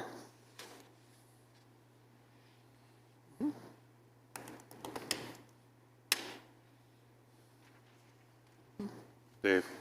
Yes. Call for the vote. Call for the vote. All Oh, I those thought I had it. No, okay. All those in favor? Aye.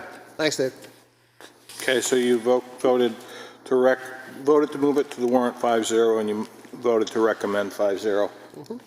Your next project is Crescent Lake Ave, raise and appropriate $500,000 with $352,000 to come from the Water Enterprise Fund, $198,000 to come from general taxation. Therefore, the cost to the taxpayer is 4 cents per thousand. One thing that I would note in the report that you looked at this evening, it indicated in that water and sewer rate study that this particular project was actually going to be bonded in that report. However, we're forecasting to be able to absorb that in cash based on the performance of the Water Enterprise Fund and what is in the account. Therefore, we will not have to bond anything relative to the project, adding debt to the Water Enterprise Fund. Steve can speak to you specifically on the topic of the project. Did you say debt? No debt. No debt. Because if you said debt, I would have been like snarling at you. Okay. I'm not going to support this. I have done some analysis in terms of how much we spent on warrant articles last year, the amount that we are proposed to spend this year, and I went through and I came to the conclusion that I could only support 2.5 to 2.7 worth of warrant articles. and this was one that I would not support. Can I speak, Dave? Paul? So we're going to grab $300,000 out of the enterprise fund. The enterprise fund has actually crossed the finish line and actually is doing okay. That's a data point. But we want to grab another $198,000 out of the general fund. That's 550 is a big nut, and I'm not trying to side with my esteemed colleague over here, but does this one make sense for us this year? So, I know, honestly, don't give me that. I mean, no, what this is the next in line to stay ahead of one DOT, which is, as I've said before, to stay ahead of them in the half of that road. When they come through with their project, whenever that might be, it might be 2030 at this point, to Linda's point, they're going to rebuild the whole second half of that road with the drainage and that stuff. So we need to, number one, we need to stay ahead of them. Number two, this is an old vintage main identified as possible things that need to be fixed. The third component of that is the 300 grand that's coming out of the 352 that's coming out of the enterprise fund. The other 198 that's coming out of the general fund, capped or added to my 900, is my 1.1 million that we're trying to target for roads. so what you're saying is the 198 would be a paving function. Correct. The 198 is the paving function. That is the road And the function actual of that. fixed breaking and fixing things is the 352 that you're taking out of the already accretive enterprise fund. Correct. It's a strong fund. So I wouldn't say strong. So we started, when I came on board, we started these projects like this. We started with Green Street. We have River Street teed up. This is that kind of that model that we have gone to, which is we pick a road, we make sure the utilities are done, we get the paving done. So this is the next one on that list. So we can say that this road has been delayed. We have water quality issues with that road. We have sidewalks where people walk on that road. And we have one of our number one arteries where traffic flows in our town. I support this article. Yeah, what I look at is my number one warrant article that I am going to push and want to see go through here is the operating budget. And when I look at the operating budget, it has a significant increase. And I looked at what historically we've done, and that is the amount, the 2.7 is where I think we should land with where the operating budget. And so that's why, and we've just used $1.2 million to bring down the tax rate. We may not have that next year. I don't want to see the tax rate go up. And I think they're looking to us to show some leadership. And that's what I'm doing here. I've put mine, you have yours, I have mine that I feel are important to do that. This is one of the places where I'm going to draw the line. Dave, so maybe some voters won't appreciate this. I hope they do. There's a lot of projects that we need. We have pushed projects off and come to this point where we're putting forward and deciding on the ones that have made it through the examination of what's needed in the town, because we know we need a lot of infrastructure repair in the town. It doesn't mean, and I hope the citizens at home understand this, it doesn't mean because as a select board we recommend a warrant article that you have to agree with us. You can say no. It's okay. You can pick and choose which projects you as a voter think are important. You can pick and choose where you think the money should be spent. But I believe that we should give the voters the option of choosing. They're the legislative body. They decide what is voted on and not voted on. It's okay for us to put it in front of them and let them make their choices. We do a good job, and I don't know if we call us experts in our field, but we care and we try. but I think that the voters have to understand that just because we recommend something, it could be for the good of the town. You can decide whether you want to pay for it or not. It's fine. Paul? And I appreciate what Brian just said. I mean, you all have a, you're all going to get upset if you say, well, you didn't even give me a chance to vote on this stuff. That's a fair comment, Brian. I agree with that. But we're 3 years in a default budget. You can't imagine, for those of you who just check in, you can't imagine the gymnastics we have to go through to explain how why the budget's up 14%, because it's crazy. We got to get out of the default budget business. It's not healthy. It's a falling knife, in my personal opinion. So I agree with Linda on the point is we need to get that operating budget over the finish line, and we need to sell that idea. The second priority for me is we've made the investment, a substantial investment, in the ambulance business. And there's some folks out there in the student body that say, stop it, just stop it. That would be, in my view, that would be unwise. But you have the right to do that.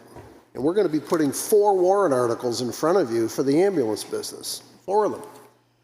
So I think the ambulance business is really important.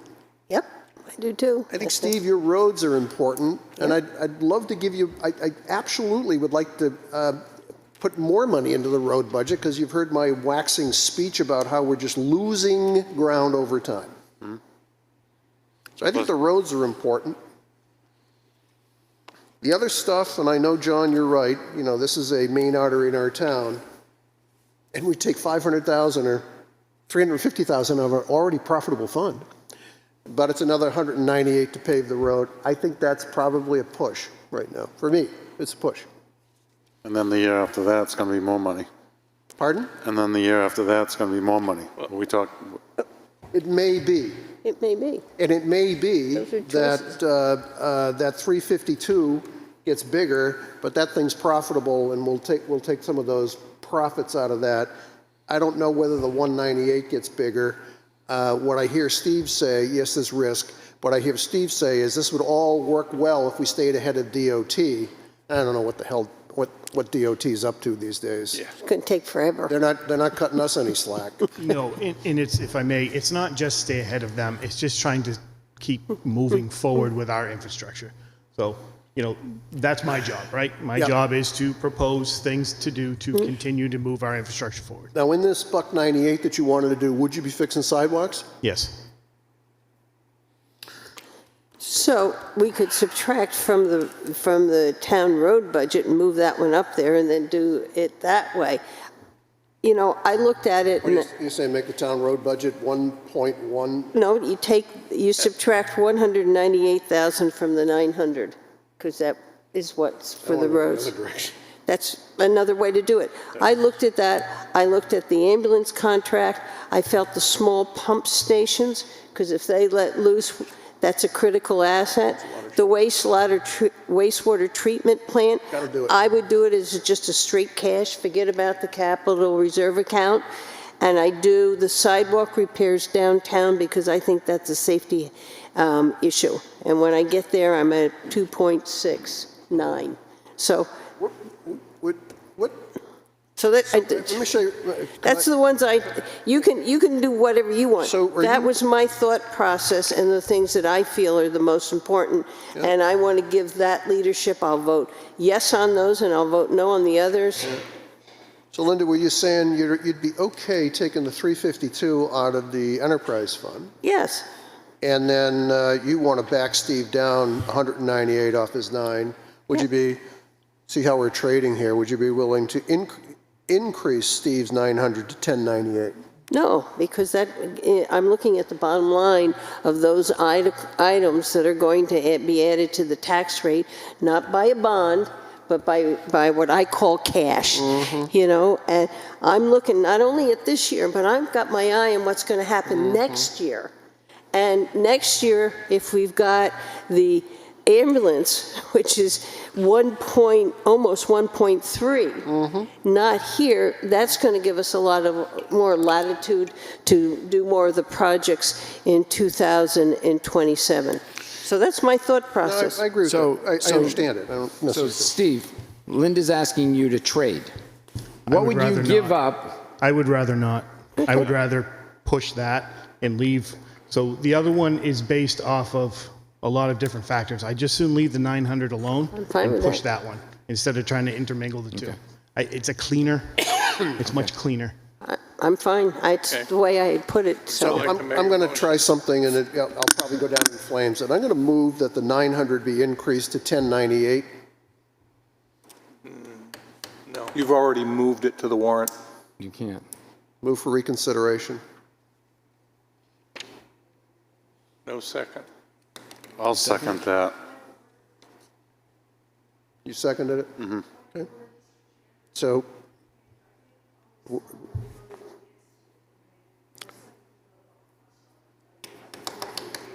Yeah. we all voted for it. So now we've reconsidered. I'm going to, do we have to vote on that too, Dave? Yes. All those in favor of that? Yeah. Anybody? All those in favor of Paul's Reconsideration? motion? Aye. No, I don't No. consider All right, it. I just went down in flames. No, All it right, didn't. so It that's went that. up No. because Brian voted with you. Yeah. It was me, you, and Brian. Oh, it was a three? 3 to All right, 2. 3 to 2, okay. So now I'm going to make a different, thanks for doing that. So I'm going to make a motion that we increase the highway budget to $1,098,000. No. No, I'll second that. 98. 1, 9, 10, 1098. So what you're doing is you're saying that you want to move this amount of money Yep, up into the Yep. highway. yep, Into the road budget. Yep. And then he'll take. and we'll let the 352 run because it's going to be neutral on the tax rate. So Article D would but be. it's the same But you- thing of just voting the Just- whole thing Just in. vote it down or Well- vote it in. It's no different than just voting the whole thing in. Leave it together is what he's saying. It makes it cleaner. If you want to do it, vote the thing in and Vote leave it this. as a package. So, or no, not. I understand, but there's a motion on the table to increase the highway budget by $198,000. And you have a second. I have a did. second. You didn't second? I second it. John seconded. John did. Just call the question. All right. All those in favor? Aye. Opposed? Aye. Down in flames. All right, it took me an extra motion. Thank you. Okay, so then I make a motion that we approve Article D, priority Crescent Lake Ave. You want to move it to the warrant, John? Yep.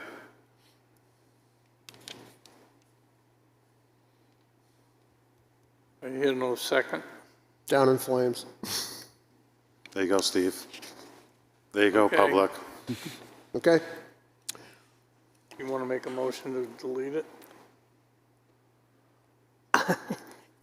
Okay, I will make a motion that we remove Crescent Lake Ave from the list of 2026 warrant articles. I'll second that. Just a point of information. I mean, we've already decided we're not going to support it. Why do we need to remove He it? asked me for a motion. to In remove case it. we decide to reconsider. Yes, Right. very good, This Brian. is to take it off the warrant, Yes. Yep, move it forward. okay? All those in favor? Aye. Opposed? No. Okay, Okay? Okay. all right. Now we need to recommend it. No, we're See. not. No, No, we we're done. just, we're done. It's gone. Yes. Gonzo. But it can be reconsidered. By the people who said yes. Jim? Okay, so let's move on to contracted ambulance service to raise and appropriate $292,097 combined with the $275,953 for a total contracted ambulance service of $568.80 for a tax rate impact of 6 cents per thousand of assessed valuation. And those funds will be budgeted into line item 0142150 total for the contract for 2026. So do we ever get a complete layout of all the transactions so the public could get a complete understanding on how much we were asking, what the year one is, what the year two is. I think I've asked that twice already. You have, John, and part of it is in your finance report, and I'm trying to get the collective bargaining agreement complete, hopefully next week, so we can have all of that data for you.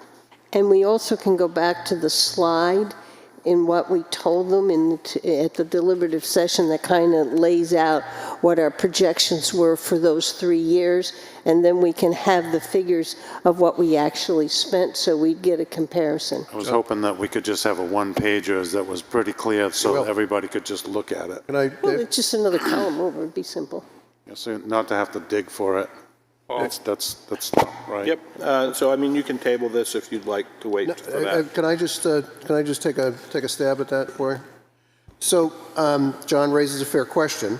You know, we've got 4 warrants going out.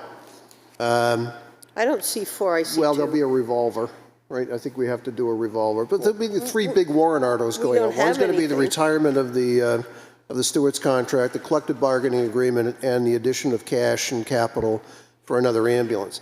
The ad hoc committee is actually developing what is called a crossover chart, a one-pager for people to understand how much have we spent, where are we year to date, and what do we need to finish the project, and when will the revenues, give us a break even, or not a break even, but some kind of view.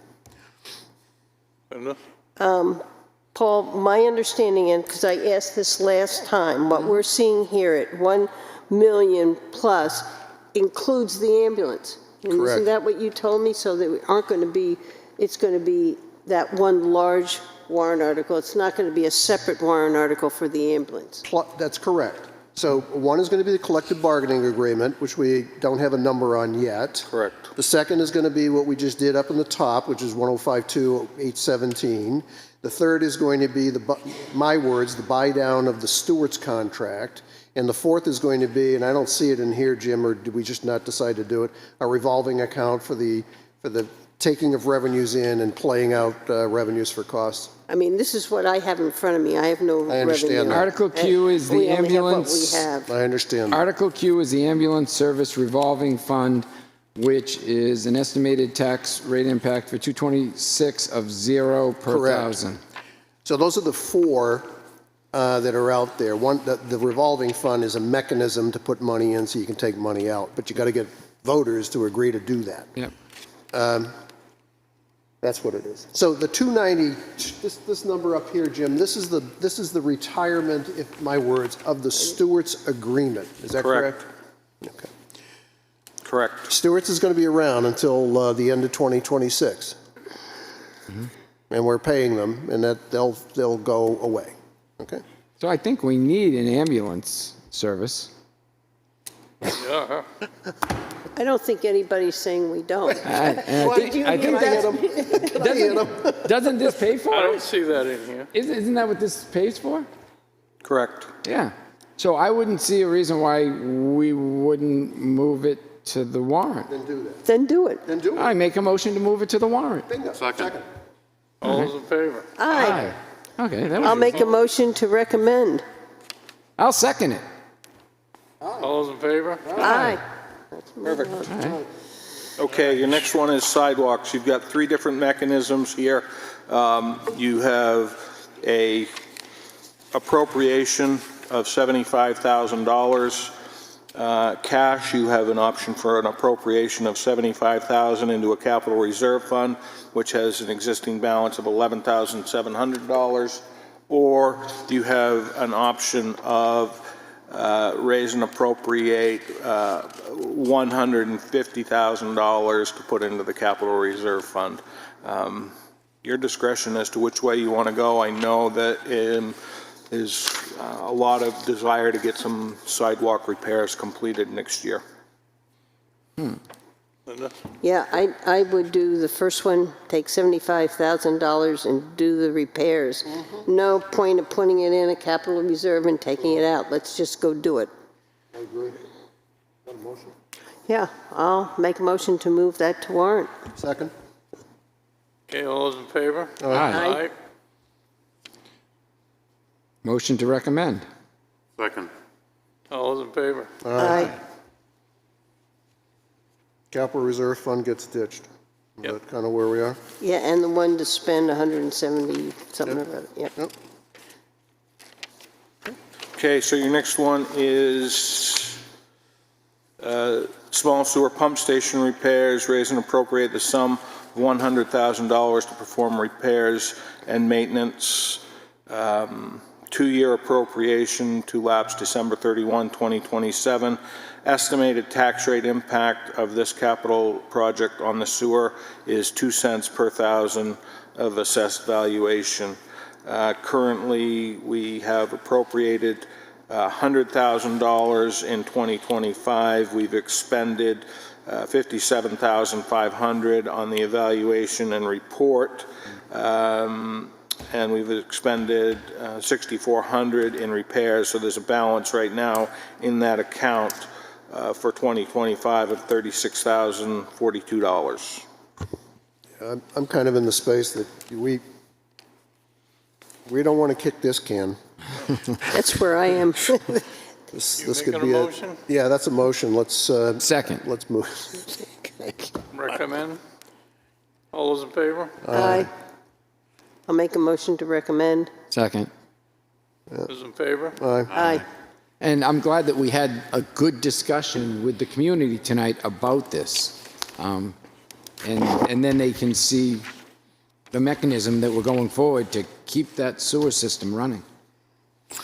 Okay, so the next one is the Building Maintenance Capital Reserve Fund, $50,000 into an account that has a balance of 119,432.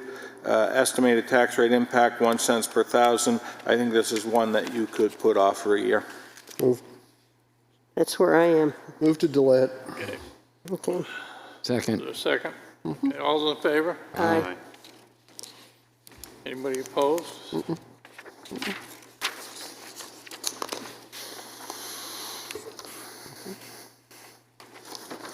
Your next one is tree removal replacement expendable trust fund. Raise and appropriate $25,000 to put it into the expendable trust, which as of this moment has $13,850 in the account. It'll be 1 cent per thousand of assessed valuation. I do think that you should fund this. Move to delay. I'll second. Second. All those in favor? Aye. Move to recommend. What? Are we, I thought we moved to delay. moved to Oh, delay. Yes, Whoops. and that's what I seconded. All right, sorry. That's what you voted on. Yeah. Okay. Whoops. So the library parking lot, that has already been removed. Yep. Next one is Abenaki Ski Area, to raise and appropriate $32,000 to put into the Abenaki Capital Reserve Fund, which currently has a balance of $66,841. Estimated tax rate impact, 1 cent per thousand. We got a brand new groomer. We've got decent equipment up there. I don't know. I think you could delay this a year if you wanted. That's where I am too. Move to delay. I'll second. All those in favor? Aye.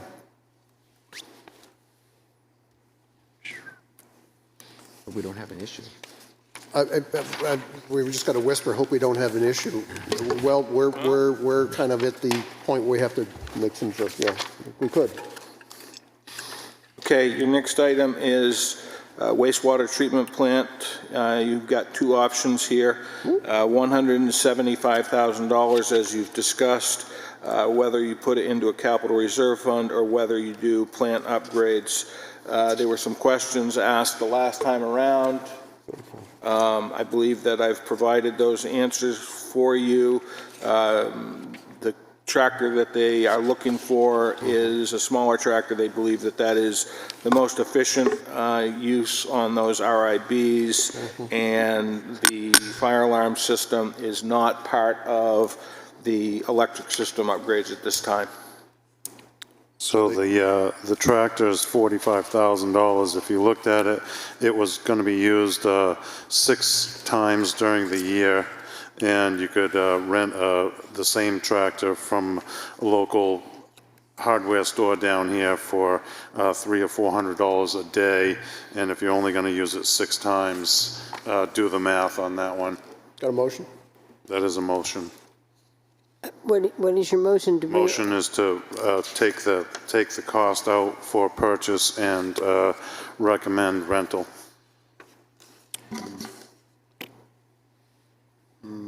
I would like I would like to bring it down to 175, and they should do what they is most, and not put it in the capital reserve fund, and do what they can for 175. That's You said second. not do a capital reserve limit? Not do a capital reserve fund, you put it in and you take it out. My understanding, we want to spend it. It's Yeah, needed. it's really not what a capital reserve would do. No, it's not. That capital reserve fund we established, it was for, we were looking at $1 million project over 10 years. We were putting certain amount in, and it was clear. This is stuff that we need to do. So- Wastewater treatment repairs and upgrades. So you want to put in 175,000. Correct. Cash and get it done. Yep. There is a second? I second that. I thought you made the motion. Well, did Linda make the motion? I did. You heard Oh, me, you right, did. John? Yeah. Okay. All those in favor? Aye.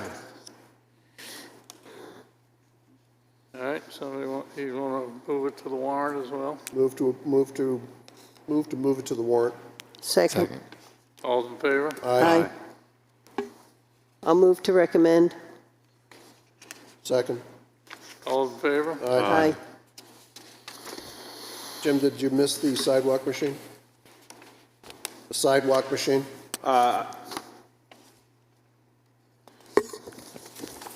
Yes, sir. Sidewalk machine. I don't- Yep. We did. Okay. 280 grand. Yeah, Sidewalk Okay. machine, yes. it's stuck right there, right there. I'm looking right there. Oh, well, I apologize. No, it's not there. in my You missed it. presentation, so that's my bad. No, So it's up there. I just saw it on the screen. sidewalk tractor? Yeah, Sidewalk Machine. machine. Machine. yep, The machine. right there. Right, go back, right there. Article K1, Priority 2. Oh, sorry. Brain cramp. It's getting late.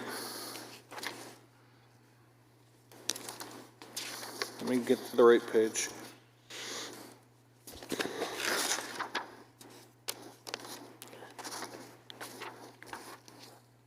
Need or want, I saw the old one going down through downtown the other day.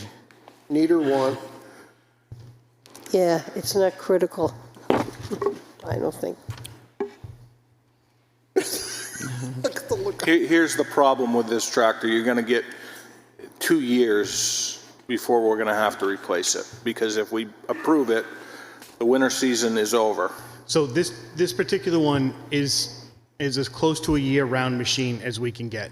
The one that was purchased back in 17, 15 is tracks only. That's the one you see most of the time. That's tracks only, and that is only good for winter. That's all it does. The other one, this one has tires, has a boom mower, it has more things to it to try to get more year-round usage. The one that we have now, the track machine is being repaired. That's a $10,000 bill on that one right now. We are literally scabbing the other one together to keep it running. So I'm going to tell you it's a need. you're going to say it's a need. I'm going to say it's a need. Fortunately, I would have rather taken the money and put it into Crescent Lake Ave, but I'm not going to support this one. I'm not going to support this one either. And I didn't want to put the money in Crescent Lake. You're miserly. I have my number. understand. I did my analysis, and that's where I ended up. Move to not approve. Second. Okay. All those in favor? Aye. Aye. Okay. Sorry, Steve. I'm going to hear from Bruce. I know I'm going to hear from Bruce. I'm sure we are. Yeah. I am sure we are, but we have to make some hard decisions.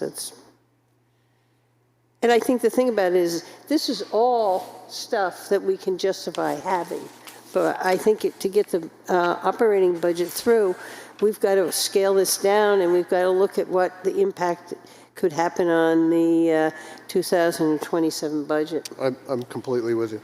We got to climb over a big hole here. Yep. And this is going to hurt. Yep. Yep. All right, but All right, Jim, what's up next? Okay, I believe the next one is the water treatment plant upgrades, $100,000, no tax rate impact. You had asked for some information related to whether or not to put this into the capital reserve as an appropriation, which the Board of Selectmen can do statutorily, or if you would rather have it be a warrant article. So we gave you some information relative to the estimated fund balance at the end of 2026, and that is based on the capital projects that have already been approved and the capital project of Crescent Lake of $352,000 that you have removed. So that puts us actually in a better position at the end of this. Additionally, you had wanted to look at month-to-month expenses. We've provided you 2023 through 2025 monthly expenses and revenues, and our estimated expenses and revenues throughout the proposed year of 2026. And then at the bottom of that sheet, you have the proposed work that is identified in the asset management plan or noted as otherwise. And Steve or Josh will be able to answer questions you have on the scope of work. do it. And this one we should do, we can see clearly the money is in the enterprise fund to cover it, so I'll move that to warrant. Second. Okay, all those in favor? Aye. I'll move to recommend. Second. All those in favor? Aye. Okay, we will move that to warrant. Thank you. Okay.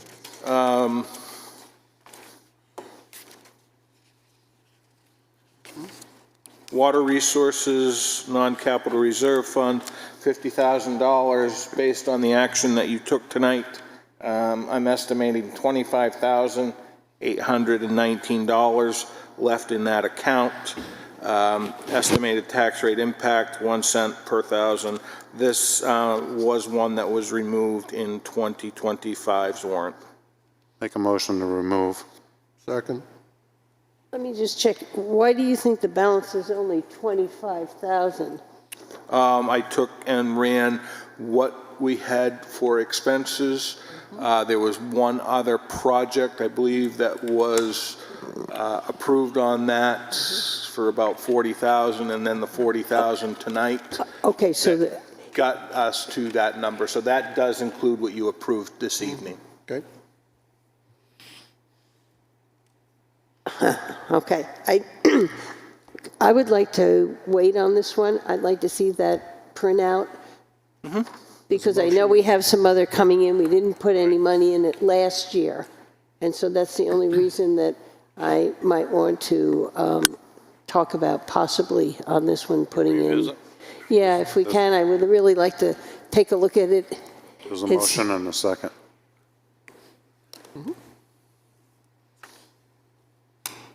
What was the motion? There was a motion and a second. The motion was to remove it. And There's a motion and a second to remove it. And then I was saying I would like to table it if possible. Let's vote down the motion and then we'll do it again. Well, no, Linda could move to table. She can. That always supersedes a motion to do anything else. I just want to take, I'm going to take a look at the Make a thing, motion because I'll make a motion to table. I'll second that. All those in favor? Aye.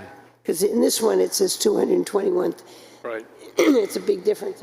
I'm sure Jim's right, but I just would like to take a look at it and think about it. All those opposed, Dave? How many do we have? We had 2 ayes or 3 ayes? All those in favor? Okay, very good. Tabled. Tabled. More information forthcoming. No, that was no, you just took 2 votes. All those You had a favor? motion to approve. You 2 rose your hand. Dave, me, and Paul didn't raise our hand. And then you said motion, and then There was he a asked motion, you. there was a motion to table, there was a second to motion to table, and now we need a vote on to table it. And I said yes, Linda said yes. What did you say, Dave? I said yes. So that's it, it's tabled. Done. It's tabled.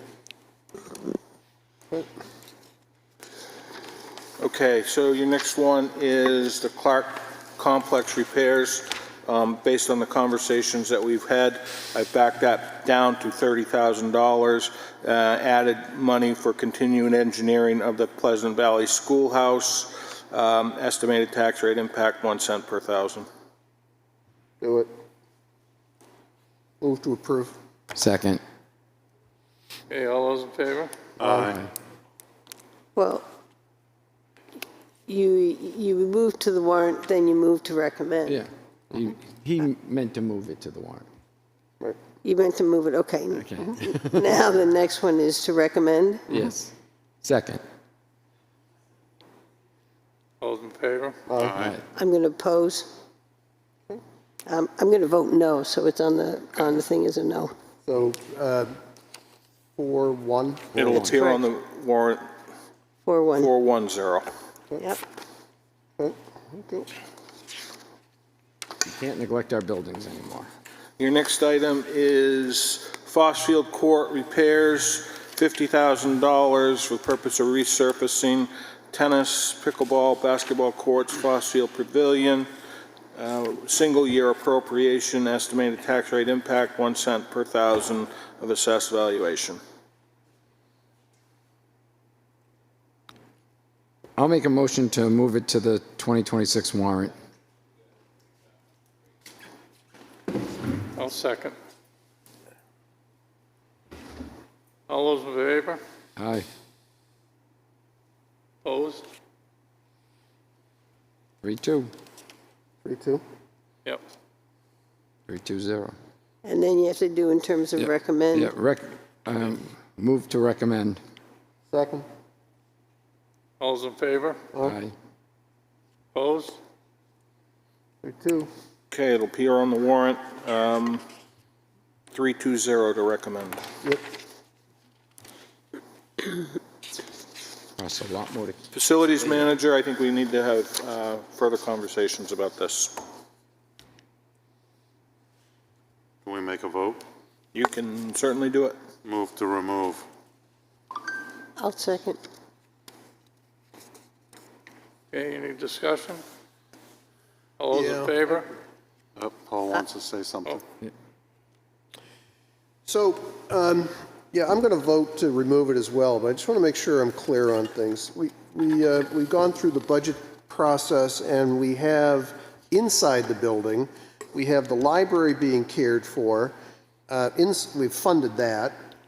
Inside the building of the new firehouse, inside the building, we funded that. I heard last night, and Steve, you weren't there to defend yourself, but you take good care of your buildings. I heard last night that our MED people take good care of their buildings. So what's left to be done is this place, and then all of the tertiary things we have around town. And it's not clear to me that we have a theory of how to do that, other than we have money in the bank. So I'm gonna go along and say I support move to remove, but we gotta move to remove. I'm supporting that. Is there a second? I think It was already seconded by Second. Linda. already seconded. Yep. I was just speaking to it. I Yeah. apologize. Okay. It's getting late. It is. It is. I agree. All those in favor? Aye. Aye. Anybody opposed? Abstain. Okay. It will not appear on the warrant. And I can reconsider. Expansion of the police commission, got some clarity on this one. On what? And it outlines the move from 3 to 5 commissioners. It references the act of the legislature, which took place in 1959. And then further, should the state legislature approve changes to the police commission, said act, which shall outline manner and terms which each seat on the police commission shall serve. The question here that has become problematic is if we have to elect 2 people in 1 year, there's going to be another election that same year for 3 seats. The challenge becomes how are they staggered, and you could have the complete police commission changed over in one vote. So I think what's going to happen is there will be language in the act that says all commissioners during 2027, all positions will be voted in. Yeah, wouldn't it be that everybody would run, get a 1-year term, and then they would stagger and have some voted in the next year, the next year, the next year, so they create a staggered term? Yeah, and legal, in a conversation with Nathan on Monday when he was in town, he felt that would be the act of the legislature, because that's what they did when they established it. Correct. So if I understand correctly, we're being asked to say, do we think it's a good idea to put on the warrant that the police commission should be expanded from 3 to 5? The mechanism of all of that gets done is going to be left to somebody much smarter than we are. Is that kind of a...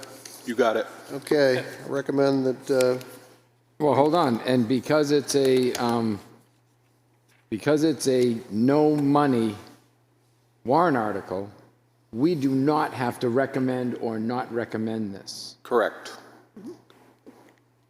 Just move it to the ballot. Just move it. You want to make a motion? So don't recommend it. You want to make a motion? I'll second your motion, Paul. To move it to the warrant. We're going to move it to the warrant. Okay, very good. All right, all those in favor? Aye. Is there any desire to take a stance on this position? No. No. Very good. Anybody else? Any desire to take a stand on the petition? No. Anybody? That's why I suggested that.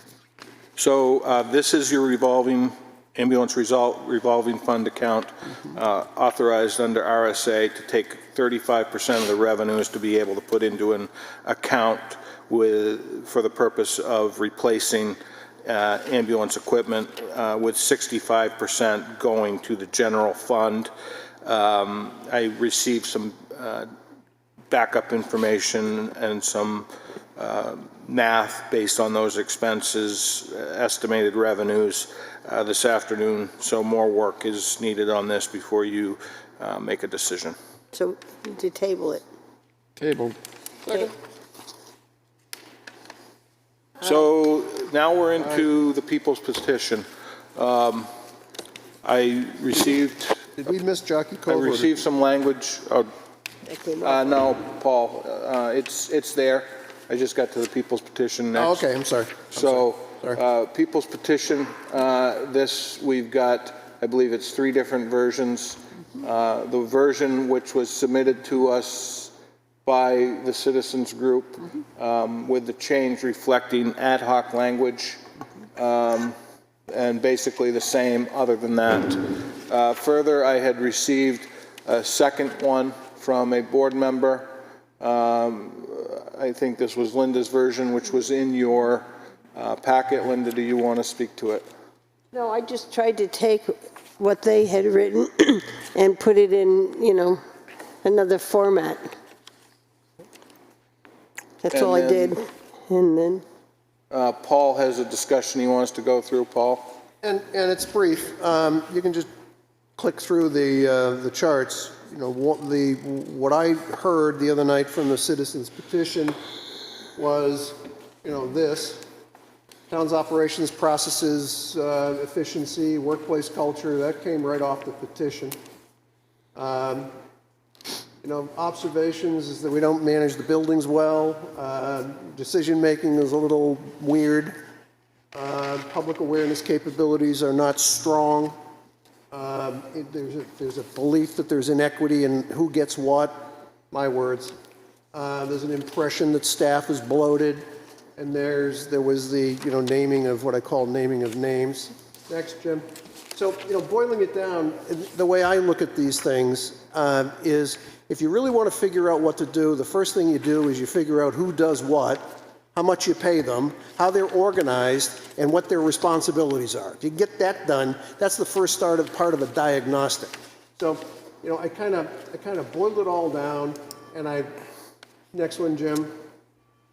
This chart is 30 years old, 35 years old. I robbed it 35 years ago from either the McKinsey Corporation or the Boston Consulting Group or some, really highfalutin consultancy, and I used it a lot.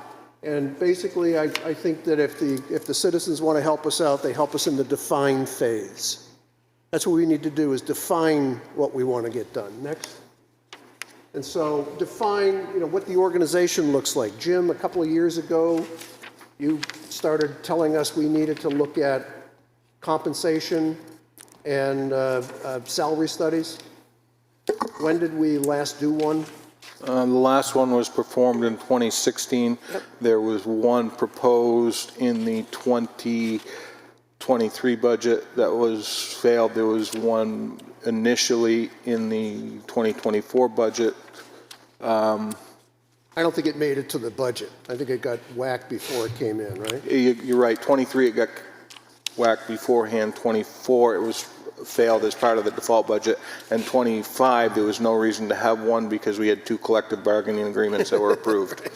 So updating that would be fun. We've already said to ourselves we should do that. Part 2 is, this whole idea of organization charts. We have our folks, when I sit here and listen to you all say, well, what's the organization look like? We probably should pay some money to get that funded, or somebody should ask us to do that. This whole idea of reporting, this whole idea of systems and capabilities. For those of you who pay attention, I shouldn't say pay attention, but when watching this, you've heard our finance director dating back to July, October, it's in the minutes. The other night, it's in the minutes. We've had conversation about the fact that we are sitting on top of a very old, my word, broken financial, it's an accounting system, and you can't even draw a report out of it. So that kind of triggered me a little bit. There's certain reports we can draw reports. Well, he has to use a spreadsheet. Yeah. There's certain spreadsheet reports. jockey stuff. And then the last, we had question 23 or comment 23 that came in that said, what did we learn from the planner? And we've all struggled with the question that says, how does the work get done over there? That's really the issue. And so anyways, next one, Jim. And I'm not recommending that this board put this out as a warrant. And let me tell you why. Because we just went through, and I know people are not going to be happy, we just went through trying to figure out, how to get the operating budget passed. Yep. How to make sure that this ambulance business that we all think is terribly important, and it is, and how do we get our roads worked on? Those are the priorities right now, and I know you don't like me for saying that, but that's it.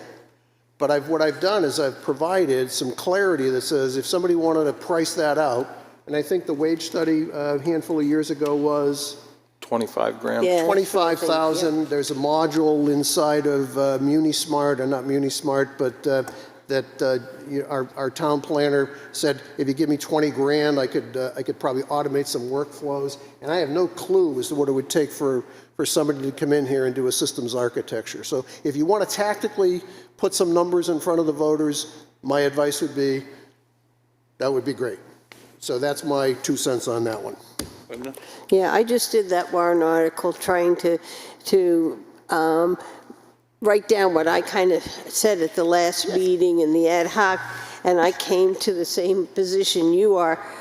After I did this budget and the warrant articles, I said, I can't support it. I think they should put it out as a petition warrant article. That's the way it should go, and let the public see where they are on it. Right. We have some very hard decisions to make here in trying to get the operating budget through, and that's where I am. Me too. And I think there was one more. Yep, and then there's Brian's that's sent in this afternoon. I'm not sure if Brian wants to speak to what he had submitted. So what I'm looking at is something that's a little more simple, and still the pieces we need to find is what's it going to cost and who's going to do it.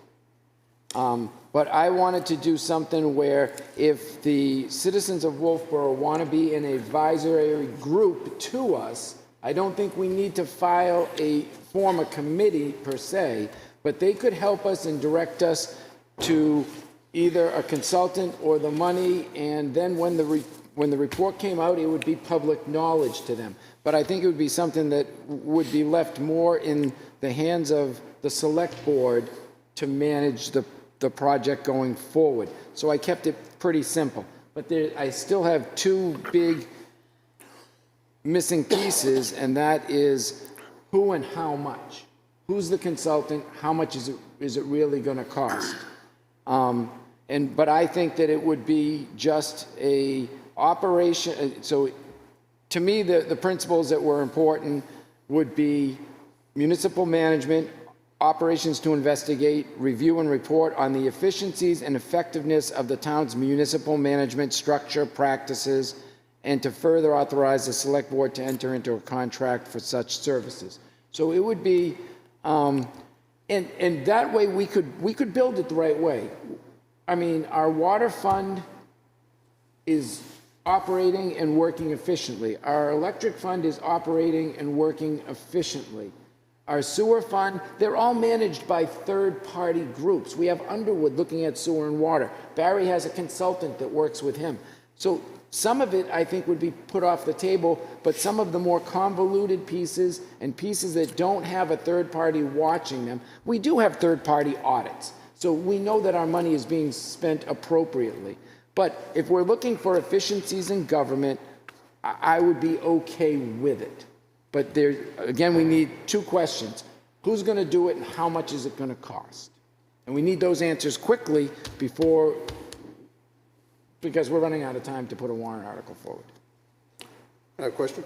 Well, And your notion here is funded by the town or funded by the petition? In my perfect world, it would be if the petitioners could help fund the study, that would be great. That's why my dollar amount is left open. So just for clarity, you would not want the town to write a check for $75,000. You want the petitioners to win agreement by the voters for us to find $75,000? I'm not sure the funding mechanism. That's why I left it as blank, because I don't know how much and how we're going to fund it. well, my feeling is, it's similar to Linda's. I think this should go out as a warrant article. And it seems to me that... I said a petition warrant. I mean, petition Okay, warrant article. okay. Excuse me. But I think that the Wolfeboro group has obviously talked to some people to find out what it's going to cost to do it, or they wouldn't have submitted this petition article with a number of 75,000. Within their warrant article, they're also saying, you know, efficiency, workplace culture, organizational structure, all of the things that kind of you're talking about as well. But they must have researched it enough to come up with a dollar amount. So they obviously, in my opinion, have talked to somebody to come up with a number. Or they wouldn't have put a number in there. They may have used it as a placeholder. Well, regardless, seems like they've done their homework and put a number in there. All right? I would be of the same as Linda to tell them to put it in as a petition warrant article. Right? Yep. That's my feeling. Yep, that's my feeling. They obviously did their homework. They have an idea, they have a design, and I think with all the things that we cut out to try to keep the budget within a certain line amount, then I think that it needs to be theirs. I think we're working really hard to keep the amount of expenses down. Okay. And if I could, and this isn't to push back on what Linda said, I agree that we are trying to keep the numbers down. It is, if I had a perfect world, I'd invest in these issues. But my first priority right now is get the operating budget passed, get the bloody ambulance business, pardon me for saying that, get the ambulance business passed, and get the roads worked on. And I know someone's going to give me a cogent argument, which I could give right back to you, that, well, you need to think about all these things too. And I agree. But right now, my priorities are what I said they are. I think that to instill a little bit of faith in the voters and the citizens in our government and in our group, I would say that we should put it forward, and if it was $75,000, we pay for it, or they assist us if they can. If they would pay half of it and they could help fundraise for it, that would be a great thing. All right, we want to let Ann talk to this? Yeah. Hi, Ann. My name is Ann Blodgett. I'm not quite sure where to start, but I think Brian's idea of asking us to pay for it, but then having no citizen participation is highly in conflict with what the citizens would want. And I don't even think I need to ask them that. So by not taking local talent to help, bringing in outsiders is pretty much defeating the purpose. Okay, so putting it on as a citizen's petition, you're basically saying, okay, it's on you guys to help us, but we're not going to back it. And that's if you're not sending that message, I don't know how else to interpret it. People stepped up that haven't stepped up for anything else. They've been watching a lot more YouTube. The engagement level is huge. People really care about this town. They care about the operations. So by diluting this, I think you're sending a huge message. And, you know, I'll leave it to TV land and people in the room to interpret. So I do agree, and as you said previously on another warrant article, that you need to give people the chance, but you're undermining that chance. So I would be open to having Brian, just a minute. Okay. Are you done? I wasn't sure which way you were going to go. I had a feeling you might do this, and I'm deeply sorry that you did. I really am, because I think people were really hopeful that you would step up and say, let's all work together, let's get the best people together, and let's get an outsider to look at this. Not you guys looking at yourselves with a consultant that you choose, getting outside help like you did with the ambulance. And you know, you look at the Energy Committee. It's a highly functioning committee with highly qualified people.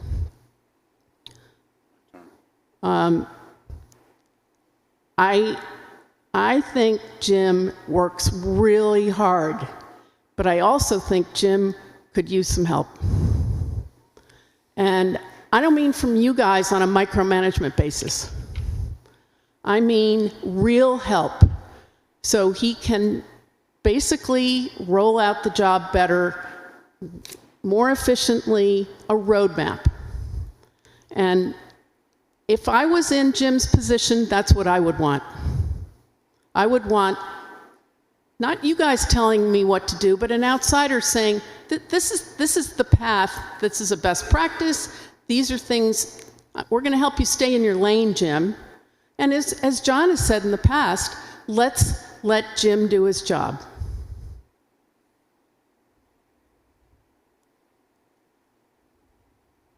Dave? No, I got that first. John. So I did my own little deep dive here. So this is what I could see. I want to focus on diagnosis, data needs assessments, strategic realignment, vision and priorities.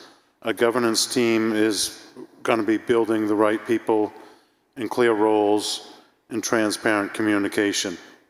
Emphasizing on quick wins, like I've said in the past. Stakeholder trust and data-driven decisions to rebuild confidence and improve town performance. Key recommendations: listen first. Understand why the people feel it's failing. Finances, services, morale, projects, through surveys, town hall meetings, and staff interviews. Data-driven review. Analyze budgets, service metrics, citizens' complaints, and departmental performance. Strategic clarity and prioritization. Define success. Work with the board to create a clear shared vision and strategic goals for the town. Prioritize ruthlessness. Identify 2 to 3 critical stress areas for immediate focus. Quick wins. 1 to 2 long-term strategic projects. Organizational.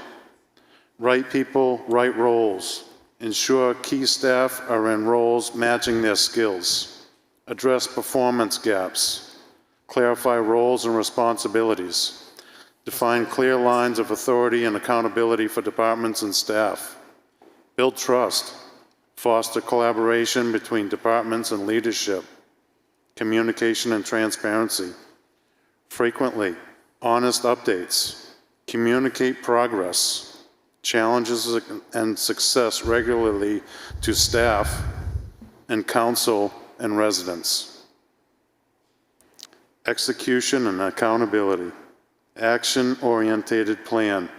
Develop specific plans with timelines and owners for key initiatives.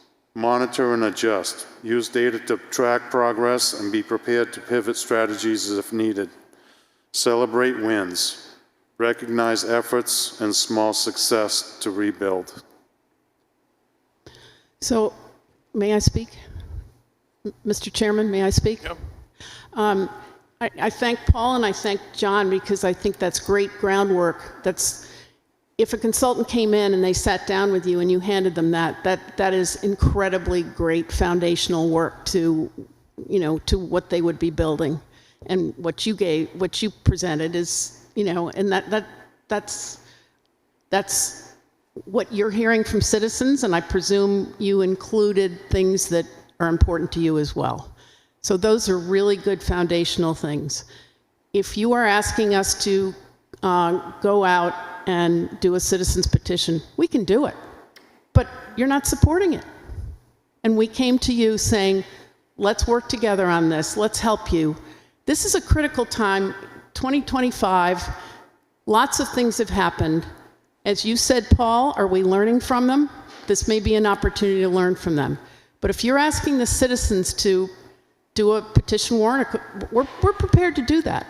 And we'll use wording that we find acceptable. And if it passes, do I have a commitment from all of you that you will do it? I would support a consultant. Yeah, I would. If the voters say that they want us to do it, absolutely. And if we don't, you'll vote every one of us out. Of course, we would do it. We wouldn't put it on. I'm comfortable with you putting it out, and I abstain from voting. I can see you don't want to see us say, 5 against. I have no problem abstaining and leaving it right out there for the voters with no influence from me one way or another. You are influencing it right now. That's in terms of giving them the opportunity. I absolutely want it. I'm not going to put on the thing. I'm saying no, don't vote for it. I'm willing to abstain. You don't have to. That's better than no. And I don't have an issue with it. I'm just saying, in my opinion, and probably in many people's opinions. Okay, we may. And so if it passes, what are you going to do? Dave? Well, there's 2 selectmen that will be on that committee.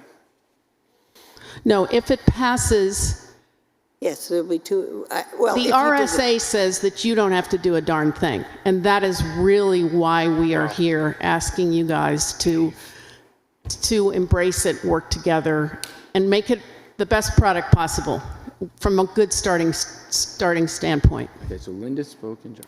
Brian? Thank you. And I will add language into mine to incorporate your committee. into my warrant article. And I will, if it's, if you do have to go the route of a petition warrant article, because I don't mind the board putting it forward, and I would add into mine a ad hoc committee. I don't like the term blue ribbon committee, but an ad hoc committee. You'll see from that I took your feedback from the last session, and Brian's going to pass it down. Your feedback was you wanted an ad hoc committee, so we incorporated that. So I will incorporate that into mine, and I would put it forward from the select board. If it doesn't happen and it goes to a petition warrant article, I will support it. Thank you. To go forward.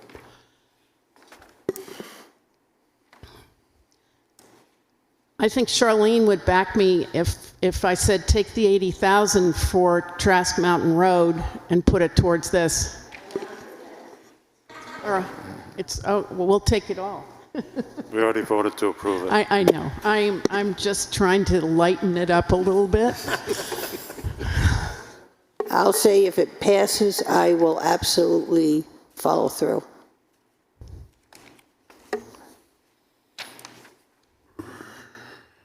I said the same thing. Thank I you. would- Thank you. Certainly, if they approve it, I will be on board with it. So is this what you want us to approve, this one right here? No, I'm not Well, gonna you know, approve it. if you are going to put it on the ballot, pick one of yours, and we will work with you as hard as we can to make sure that we do the best thing for the town of Wolfeboro, because I know we can do it better Do it better than who? than we're doing it right now. Well, I want Just trying to make sure I understand. What? I'm just trying to make sure I understand. Well, I'm trying to understand too. I'm trying to support you, so I'm saying, is this what you want me to support? This yellow one right here? I think this covers it. This is about the fourth or fifth iteration. We incorporated what we heard last time and the other words. So, Okay, and I think it's brief. I would make a motion to support the CFW draft warrant article number 4, 12, 16, and 25, to move to warrant. Thank you. Second.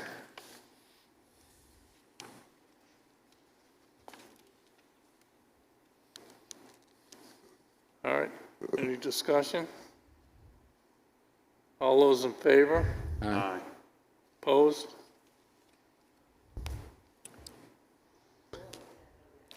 Thank you. Okay, It well, was 2 yes, 3 no.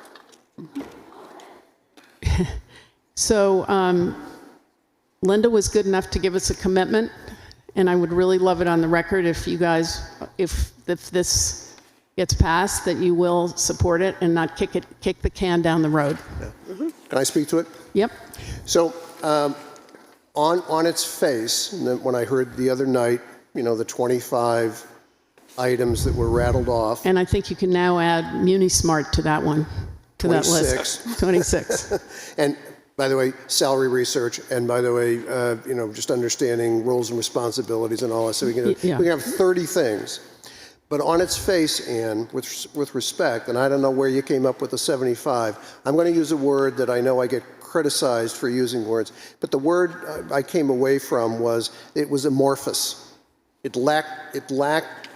The word you came away from what with? When I observed and read all of the documentation, I put it down and I said, this is without structure.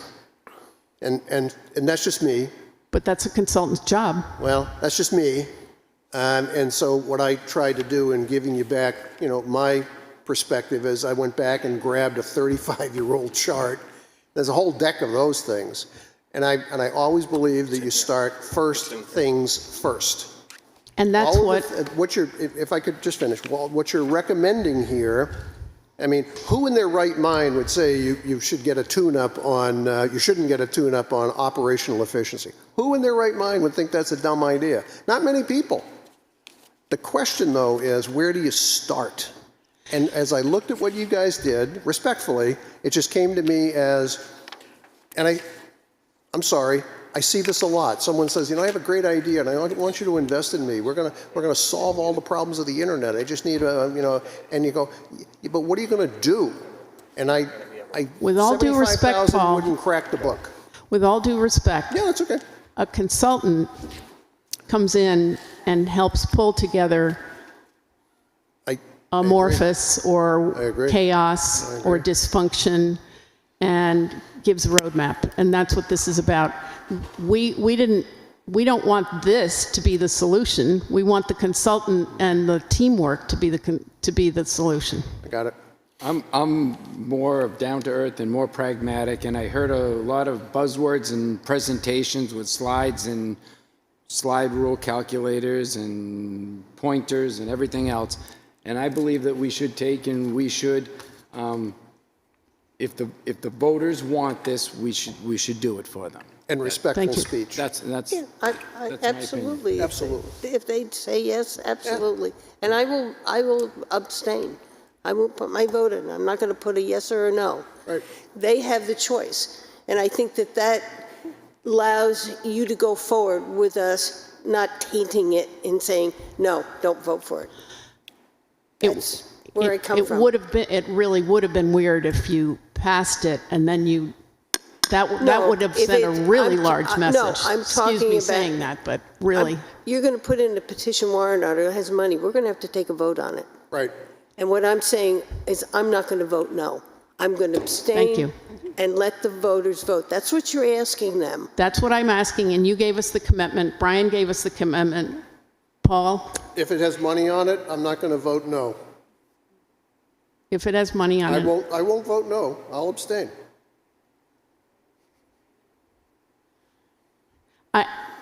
I'm not even asking about the vote. I'm asking about if the voters say yes, no matter what you do in the interim, will you move ahead to implement this? If the voters tell us that we need to do something, we'll do it. Okay. I agree with that. Thank you. I've said that. Thanks, John.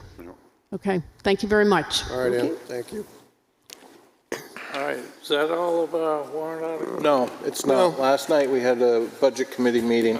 At that Budget Committee meeting, there, you may recall, there was 2 police vehicles that were in the operating budget. Budget Committee motioned to remove them from the operating budget. So I'm here up on the board with a warrant article for 2 police vehicles, currently estimated at $140,000, utilizing $16,000 from the revolving fund for a total of $126,000 out of general taxation to buy 2 police vehicles. I'd recommend we not move this at this point. Still got some more work to do, and I'm not sure if you have questions for the chief or not. You know, there was a lot of conversation which took place last night around this topic, and you as the select board know what my theory is on these police vehicles. However, my concern is if I were to come forward with a recommendation to do a lease purchase of 4 vehicles, I'm not sure we would get Budget Committee approval. So you see the warrant article in front of you for 2 based on the conversations which took place last night. I've also, the chief and his team have worked out or have done some research on lease purchasing. I've also reached out to the firm that we've used for municipal leases in the past to get some information from them. But this needs to go on to the warrant. This department is in dire need of at least 2 police vehicles, and you can speak to the chief if you have questions for him on the matter. Brian? Yeah, and another option could be 2 leased vehicles, correct? Lease to purchase vehicles instead of buying outright? We could, but I think that hinges on the interest rate and the time frame, or the timeline of the lease, how many years, et cetera, et cetera, et cetera. So again, I've asked leasing to the company that we've used in the past to put together a model for a 2-vehicle lease purchase, a 4-vehicle lease purchase, interest rates. The one benefit that I do know about with leasing two is you can actually pay the lease off sooner without any incremental penalties. So if we were at this point next year, we bought 2 police vehicles and we have a balance of funds left, we could actually pay those off and not have to deal with the interest as high. I would be more apt to do 2 leased vehicles, not 4 leased vehicles. I don't want 4 vehicles at the same time, because in 8 years down the road, we end up with 4 vehicles that are all broken down with the same amount of miles, and we're replacing 4. I would recommend, my personal opinion, is 2 leased vehicles would give us the smallest impact on the taxpayer for this year. But remember, there is going to be an ask next year, most likely Correct. for 2 more cruisers again. Yeah. Can we use, if we go to a lease, can we still use the 16,000 in the revolving fund? That is the other question that Okay. I need to have clarified through legal. Yeah. So could I ask More the, information to come. Dave? could I ask the chief a couple questions?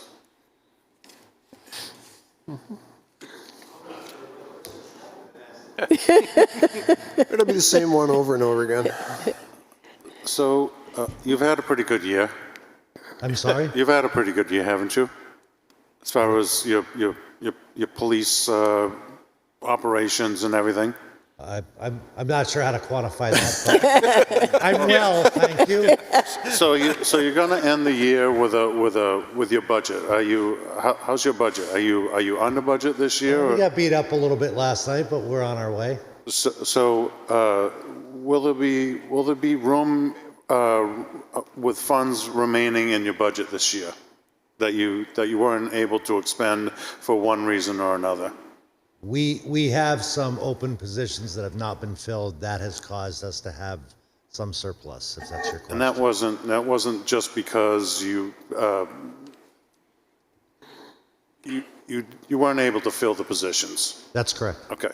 So if the chief says that he's going to return money back to the fund, isn't it fair to say that, this money that he's returning back to the fund really came out of his budget in the first place this year? So I'm saying, look, folks, the guy's returning money back to the fund, and we're grinding him up to reappropriate some money that he's already been allocated, but he's going to give it back to us. So my point is there any way to capture that money that he's given back to us this year and allocate it for next year?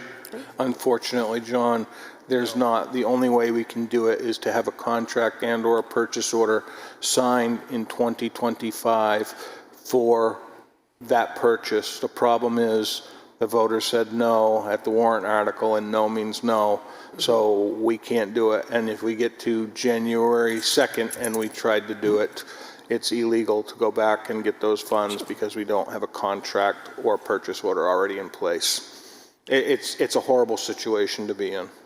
So just so the public knows, I mean, there could be enough money that he's handing back to us that could cover the cost of... The chief came to me in August, I think it was, and said, I'm going to be able to buy a cruiser. Can we do this? We researched with legal, and no means no, and we can't do it. And that's a state statute in the Budgeting Act. It's not something that we have to follow the rules of the state, so. So that's just food for thought for the people. When we put this warrant out and we've already known that the chief is going to give us money back, we should be able to say, look, he's given us money back, let's buy his cruisers and give him something that he needs for his employees to be safe and work it in. The other thing that I would say, and I kind of got on a soapbox a little bit last night, and I will say this again tonight, I think that the police department has brought forward probably one of the most responsible budgets in the entire town.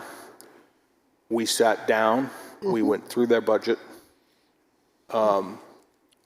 When this board asked for a cut to be made, I had a conversation with the chief. He said, yep, I can figure out a way to deal with the $35,000. And The first thing that happened last night was he's taking what's probably going to equate to a $28,000 hit on his budget based on Budget Committee action last night. Bless their hearts. To your point, John, he's going to come in under budget for 2025, and he's starting 2026 out probably $50,000 lower than what he budgeted, which was a responsible budget when he brought it forward.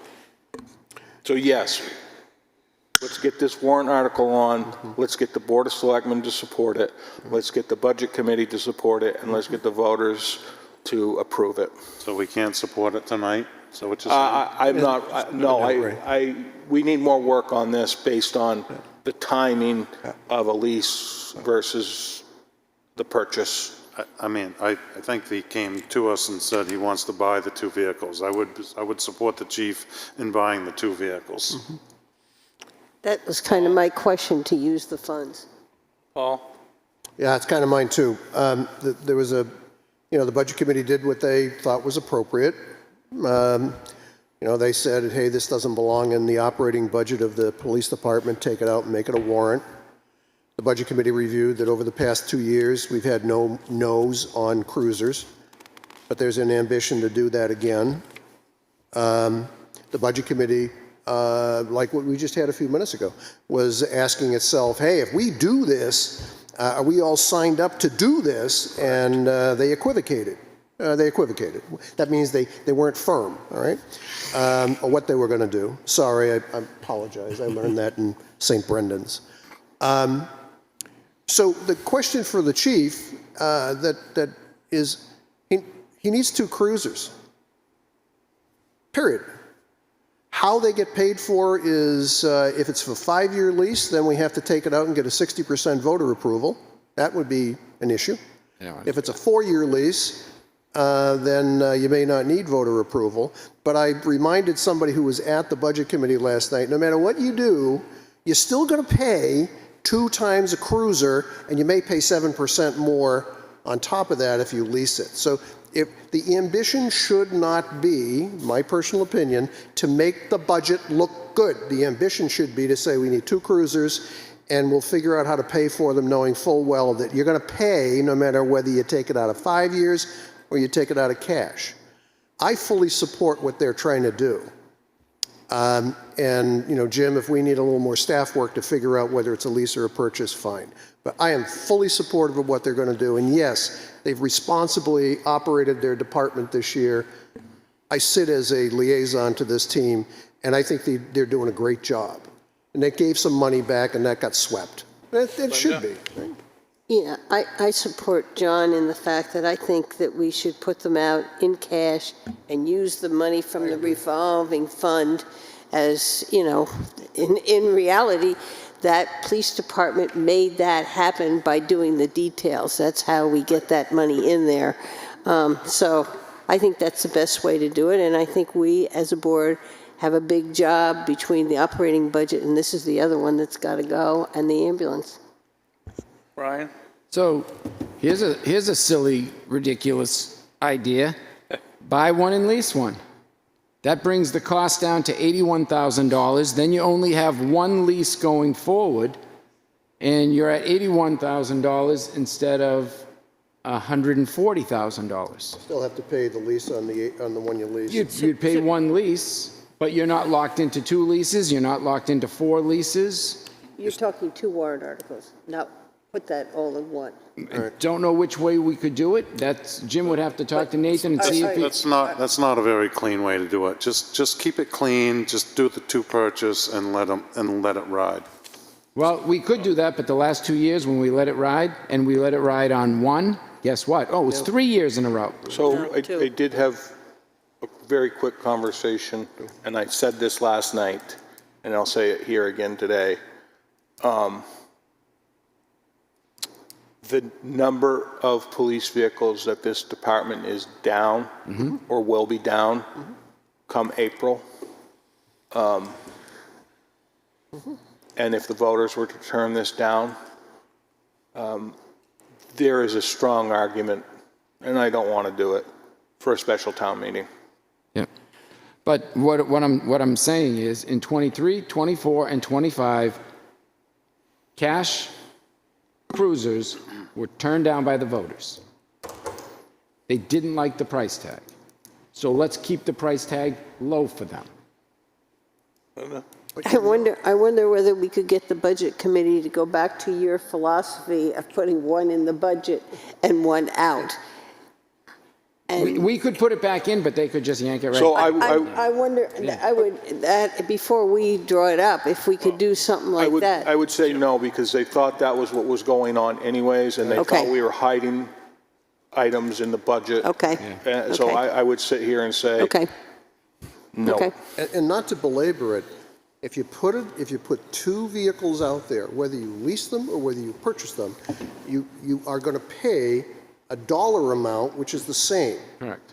If you lease them, add 7% compounded on top of that. That's what we heard last night. So it will look good at the budget level, but when all is said and done, you're paying 7% more because of the interest rate. So not necessarily, because as Jim has said, that we had extra money in the budget this year, and there could be extra money in the budget next year. And Jim just said we could probably pay off the lease early. If everything goes well and we have a good year and fund balance at the end of the year. I agree with you somewhat on that. You probably have to have an interest rate buy down, but that's. I wouldn't move forward thinking we could possibly even cash. do that. I just think that starts muddying the water. I think My it's too feeling, risky. they're going to go out, we're asking them for that, they either give it to us, and if you lease it, then we've leased it. So it's budget, ambulance, roads, and cruisers. So, there was this conversation last night about, Chief, can we get the numbers for leasing? Those questions were specifically asked. I feel that we need to have researched that from every angle so that we can have all 10 members of the budget committee to sit there and say, and liaison to sit there and say it's a 10-0 vote budget committee and a 5-0 vote Board of Selectmen, and get this thing done. Because there was a concern at that table last evening that the reason these cruisers in the past 2 years failed was because the budget committee was not unanimous in their vote. And, okay, if that's true, that's true. So we got to get them to yes, and we got to get the voters to yes. And us to yes. And us to yes. We all have to be yes. I just have a quick comment I'd like to make. And it's probably been said a few times because Lord knows we've talked about the cruisers a lot. As I stated last night in the budget meeting, cruisers are a piece of equipment, much like what I'm wearing, much like ballistic panels, much like the stuff that you want your police department to have to do their job. It is not a luxury item. Right. These people put their lives at risk in those vehicles. We want them to be safe, which is why one of the vehicles was taken off the road by me. It wasn't safe anymore. You are now down a car because of that. You were already down 2 cars prior to that. This department had 11 vehicles at its peak. We're now at 8. Actually, we're down at 7 because we lost one today for an alternator that's going to be out for a while. Several of these cars, as you may recall our conversation, were leased together in 2016. It is now 11 years later. One of the cars I took off the road was one of those 16s. With, let's say, for the round number, if you have a 10-vehicle fleet and you're trying to get 10 years out of those vehicles, I would think the smartest way to do it eventually would be a car a year. Absolutely. But you got to get there. Correct. Because 3 of the cars are well over 100,000 miles. They will not wait for you to catch up to them. And the catch-up time is tough. This community has done what so many other communities have done from my research. They get a great idea, like car a year, and they all say, that's a great idea, once we get into that, it'll be just a cost of doing business. And then one year they say, not this year. And that becomes Not this year either. And all of a sudden you're behind. You And got this it. community has gone behind by 5 years. You got it. So now we got trouble. I would ask you to give us a day or two. Yep. We're trying to come up with different options so that you have more than one thing to look at. That's all. Thank you. Leases are kind of wacky right now. I've been involved with leased vehicles. I've been involved in purchasing vehicles. There was a 4-year lease for 4 vehicles. This is the only way you get 4-year lease out of it through Ford Motor Company. That was a 7.09% finance charge. That's $1,000 a point. It's too much. It's a lot of money. Yeah, that's $10,000 by the end of the purchase of the car. $10,000 It's a per lot of vehicle. money. $10,000 per vehicle more. It's 10 grand. It's $7,000 a year for 4 years. So, there's different options. I'm sure Mr. Pinio will present those to you as soon as he has them. We've got some calls out, and I know Jim does as well. Can I answer any questions to the board? I do think that this is the best path forward. We just need to cover that base so that when we go back to the budget committee with the warrant article, we can say, yes, we did that. And I will not make promises that I have no idea what the future brings, but I will tell you that we will be back looking for more cars. If there's 2 this year, It's 2 next year. I'm hoping we can skip a year and go to 2 in 2 years. So in essence, you are doing the car a year. You're just doing it in lumps of 2. But I don't know if that's a group of cars is a lump or not, but you get the point. We're trying to get us back instead where it makes sense. And thank you very much for your Thanks, Chief. support. Thank you, Chief. So more to follow. Jockey Cove, so this is Jockey Cove. We have a construction estimate of $84,650 with engineering permitting cost of $44,000 for a total project cost of $129,31. Steve Randall got this information from Stantec, and he can answer questions that you have about the topic. I did not get to the point of drafting a warrant article, but I do have the number for you. So don't know your thoughts. I'll make a motion not to move it forward. I'll second that. Any discussion? All those in favor of the motion? So the discussion, there's no way that we can put this to a prospective bid by people to have them come in and say, this is how much we would charge to do this job? Steve? You're talking about a bid install. Yes. You're not Talking about a design, install, and bid I'm somebody saying- else, install somebody else. Yeah. I'm saying, here's what we're proposing. Can you come up, what would you give us for a number? So I worked with them on this. In order to get an outside vendor to come in and give us a price of that, we need a set of plans. In order to get a set of plans, we have to go through all the stuff to go through it. I can tell you that I broke down in amount of pipe, the structures, the time, and if I was bidding it for myself, not for the town, I came in real close. So Stantec, they've been doing this for a very long time. So how much for a set of plans? Conceptual I can't design. see it, so it's So conceptual design is 5,300, and then you get the preliminary design, environmental permitting, final design is 44,000 for the bid docs. That's everything. Environmental review is $11,000. So what's an environmental review? So we have to do the environmental permitting for that because it's Yeah. in the Go shoreline. through DES. Yeah. Yeah. So it's shoreline permit, it's wetlands delineation, wetland permit. You know, we're not just replacing the culvert in kind. Now I we're get talking that. about moving all Yeah. that. So So it's $11,000 to get the approval from DES and the wetlands permit and the shoreland permit, and so it's $11,000. Yep, for just for the permit. That's not for the design. So you said 5,500 for design? 5,300. Yes, for the conceptual design. Okay, so that's 16,000. So what do we have in our account is what I'm Not that much.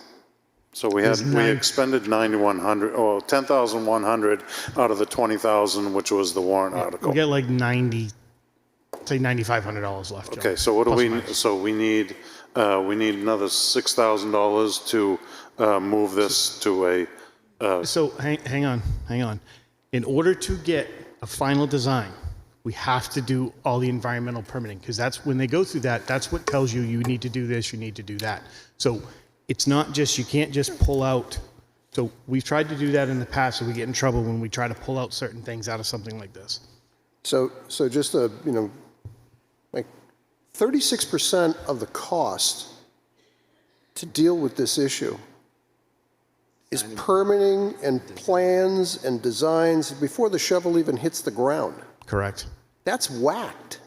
That's accurate, though. I'm not saying you're whacked, but it's nuts. It's crazy. There's nobody out there who can do a design, build, offer to you. I understand the permitting stuff. That's a cost we're going to get. It's going to get laid on us no matter what we do. But so hang on. We could go cheaper. We've been down that path once already, and we got a design that we threw away. Yeah. So I'd like to. No, we want to build right, but we're moving a culvert. We're not relocating the Empire State Building. We're not just moving a culvert. So the cheapest thing to do is just put it back where it is. I can do that. I can do that in a day.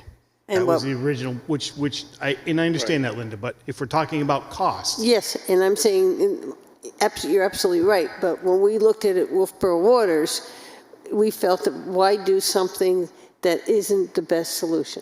correct. So we took what you guys had asked for, presented it to them. Correct. They came up with a scope and fee. This is the estimate. Now, keep in mind, all of their construction estimates that they have done for us have been right on. So they have their finger on that pulse. They do it every day. so in order to permit, you have to have a design. Correct. Okay, so again, we're back to the design again. 5,500 for the design? That's just the conceptual design. That's not the final plan. So it's a conceptual, would that be enough to give to DES so you can get a permit? No. So what's the threshold to get the permit? You said 55,000? So be about 33,000, if my math is correct. That gets us up to step 4, which is environmental permitting. So is this ever going to happen? It's not going to happen. It ain't going to happen next year. No. I mean, In 2026, it's not. I think this is where you make choices, and people say, oh, you didn't do this building, or you didn't do that. We have to have police cruisers. We need an ambulance. I get it. We need an operating budget. Am I with you? I'd love to see it happen. I think environmentally it would be great, but it's one of the choices I need to make on where to spend my money. I'm just their hearts. I'm just trying to get to a certain point where we can get something in motion here, so, I mean, we cut a $280,000 sidewalk sweeper, we cut $195,000 out of Crescent Lake Ave so we could rebuild the streets. Obviously, if you compared apples to apples, $195,000 to redo Crescent Lake Ave and put the sidewalks in and pave the thing, it doesn't even come close to the reality of spending $120,000 to do this culvert. I was like, it's not. It's Ridiculous comparison, to grants? tell you the truth. Excuse me? You got any grants? No. Not that I can pull out of my back pocket in the next 3 days. Well, and those grants are most likely only going to be awarded if you Correct. have items 1 through You 4 have to have complete. all of- Correct. You have to have all that done all that first. information. Linda has said it a couple of times, and I say it, same message, but maybe differently. I observed when this budget came forward, whenever it was, Jim, back in October, whatever. And I looked at it and I said, this is a get-by budget. There's no investment thesis in that. Now, you all sit out there and get all upset about that, but this is a get-by budget. And the reason it is because we've all been trying to do this. We've all been trying to figure out how low can we go so they'll say it's okay. It's like trying to catch a falling knife. But the fact is, it's a get-by budget. And we don't want to go, me personally, I guess he's saying see you next year. See you next year. Thanks for doing it. So That's what I'm saying. my only 2 cents were going to be, if you asked my opinion on it, would have been to appropriate the money for the design and the permitting, then we would have it ready to go for the following year. But it'll also still be there it'll still be there in 2 years from now. Yeah. So $44,000 for the design permitting. We have a Listen, motion, right? to his point, We do. you cut Crescent Lake, you cut the sidewalk machine. We do. It's 11. And we haven't voted on Cut it that too. yet. Yeah, it's, And it's, 11, it's, we have- those other ones are much more of a priority. It's 11 and o'clock. then we have a non-public. Thank you for doing it. We have a motion in a second. So all those in favor of What's that? I didn't. It's to not move it forward. not moving forward? All those in favor? Aye. Aye. Abstain. That's all your warrant articles. No, one more. I passed one out to you. Nate Nichols sent us all an email, and the email that came to us was talking about the veterans tax credit. And the state of New Hampshire increased the tax credit for only fully disabled veterans. So he wrote a email to us. Select Board, I'm putting on a different hat this afternoon, and that is of the U.S. Army veteran. I served in the U.S. Army from 2000 to 2006 with the 2nd Ranger Battalion of the 75th Ranger Regiment at Fort Lewis in Washington. During that time, I was deployed 5 times in support of Operation Enduring Freedom and Operation Iraq Freedom.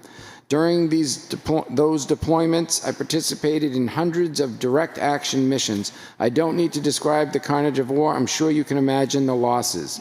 In July 2025, the state of New Hampshire made significant amendments to the House Bill 99, Chapter 15, laws of 2025 that increased the maximum optional credit to $5,000 for 100% service-connected disabled veterans. The population represents our most vulnerable and venerable members. I'm asking that you, as a select board, take the attached proposed warrant article under consideration for inclusion on the 2026 ballot. It's always nice as a veteran to be thanked for my service. However, actions have meanings beyond a brief interaction, and this action in particular will have a profound and impactful effect on our war heroes. And this is a very, very, very small subset percentage of the population. So his article that he wants us to put forward for him instead of a petition is adopt 100% disabled veterans tax credit, to see whether the town will vote to adopt the provisions of RSA 72:35 tax credit for service-connected total disability.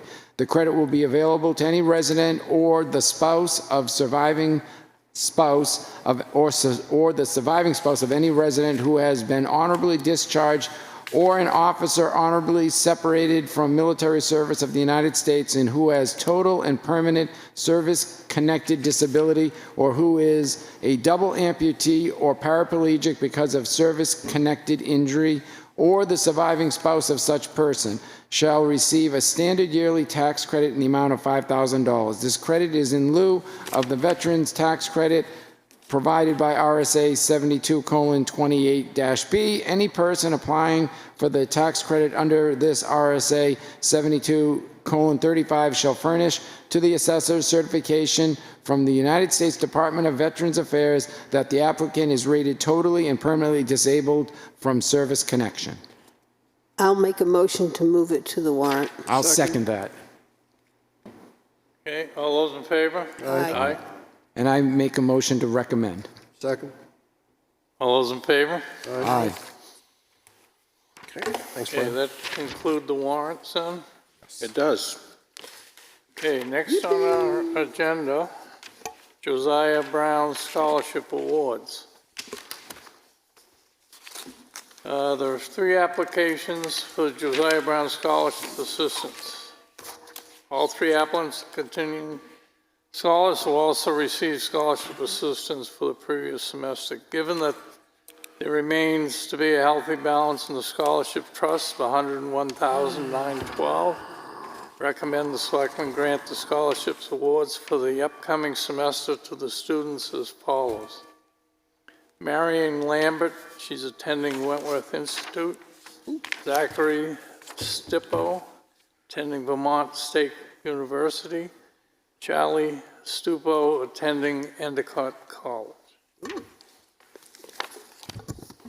Linda? Yeah, I just want to, there is $101 in the account now, but none of the $24,000 that we granted in the fall have cleared the account.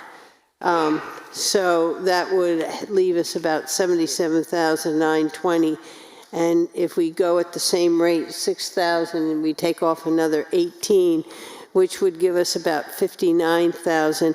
And in May, we'll probably get another 30. So we have still a plush balance. Fund all 3. Yes, Okay, you make Move a to motion. fund all 3. I'll second that. Thank you. Do we need a number, dollar number, Linda? What was it? 6,000. Fund all 3 at 6,000 Yep, 6,000 per student. per correct. student. Yep. Okay. All those in favor? Aye. Thank you. Okay.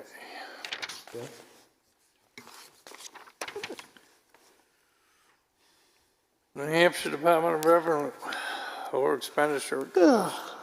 So last evening, went in front of the Budget Committee to discuss the necessity to draft and send a letter to New Hampshire DRA based on RSA 3211, where this board authorized me to initiate that activity on October 1st, based on the school care assessment of $377,448. We have, since that time, received the audit report. We have set the tax rate, and we are in a position of knowing where our fund balance will be moving forward. Additionally, at the end of November, the general fund had a balance of $2,416,000. As of December 12th, the general fund balance went to $1,645,000. For comparison purposes, the month of December in 2023, we spent $1,557,000, and in 2024, we spent $1,616,000.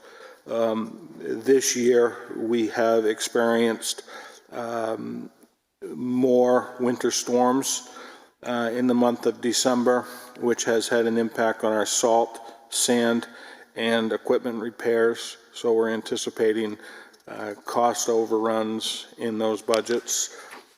So I'm asking the board to please consider voting to support and sign the letter as outlined by the 2 motions which are on the second page of the report.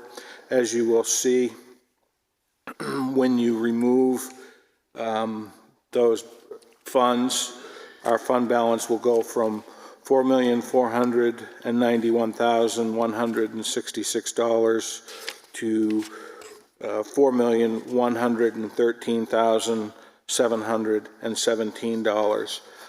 Again, this was unanimously supported by the Budget Committee last night, and you have 2 motions in front of you on page 2 of the memo. I can answer any questions that you may have. I'll make a motion to sign the letter dated December 10th, 2025, requesting New Hampshire DRA authorize the 2025 request to overspend the 2025 operating budget by an amount not to exceed $377,448. Second. Could I just ask you to change the date, Linda, to the 15th? Yes, I Thank you. did mean the 15th. Second. Okay, all those in favor? Aye. And I'll make a second motion to approve the 2025 school care assessment payment of $377,448.52 to be made as a single payment prior to the December 31st, 2025. Second. Okay, all those in favor? Aye. What, did I say that too high? You did. Yes, you did. Yeah, but I know you feel that way. Thank you. Thanks, Jim. Okay. Town water reservoir update. So, interesting turn of events. I can't tell you what the water reservoir level is because apparently it has frozen over. So that's an anomaly that we're not going to be able to get an accurate measurement with it frozen, which was something that I learned today. So They can't drill a hole? Blast. It's like ice fishing. So you surely can get a measurement. You go over to where the mark is, you go out, you drill a hole, you use your transit, and then you shoot a level, and you can get your level from there. I guess I don't know why you can't. Okay, well, I will talk with staff and see if that's something that they can accommodate. Put on scuba gear and drill a hole in the middle of the pond. Really, Brian? We'll hear about Scuba that gear. again. Yes, we will. Okay, next discussion, 2025 town report. We have some information. I would put a picture of the public safety building on the back and a picture of the new red ambulance on the front. I'd put a picture of our associates somewhere on either the front or the back. Those are the people that sign up every day to work for us.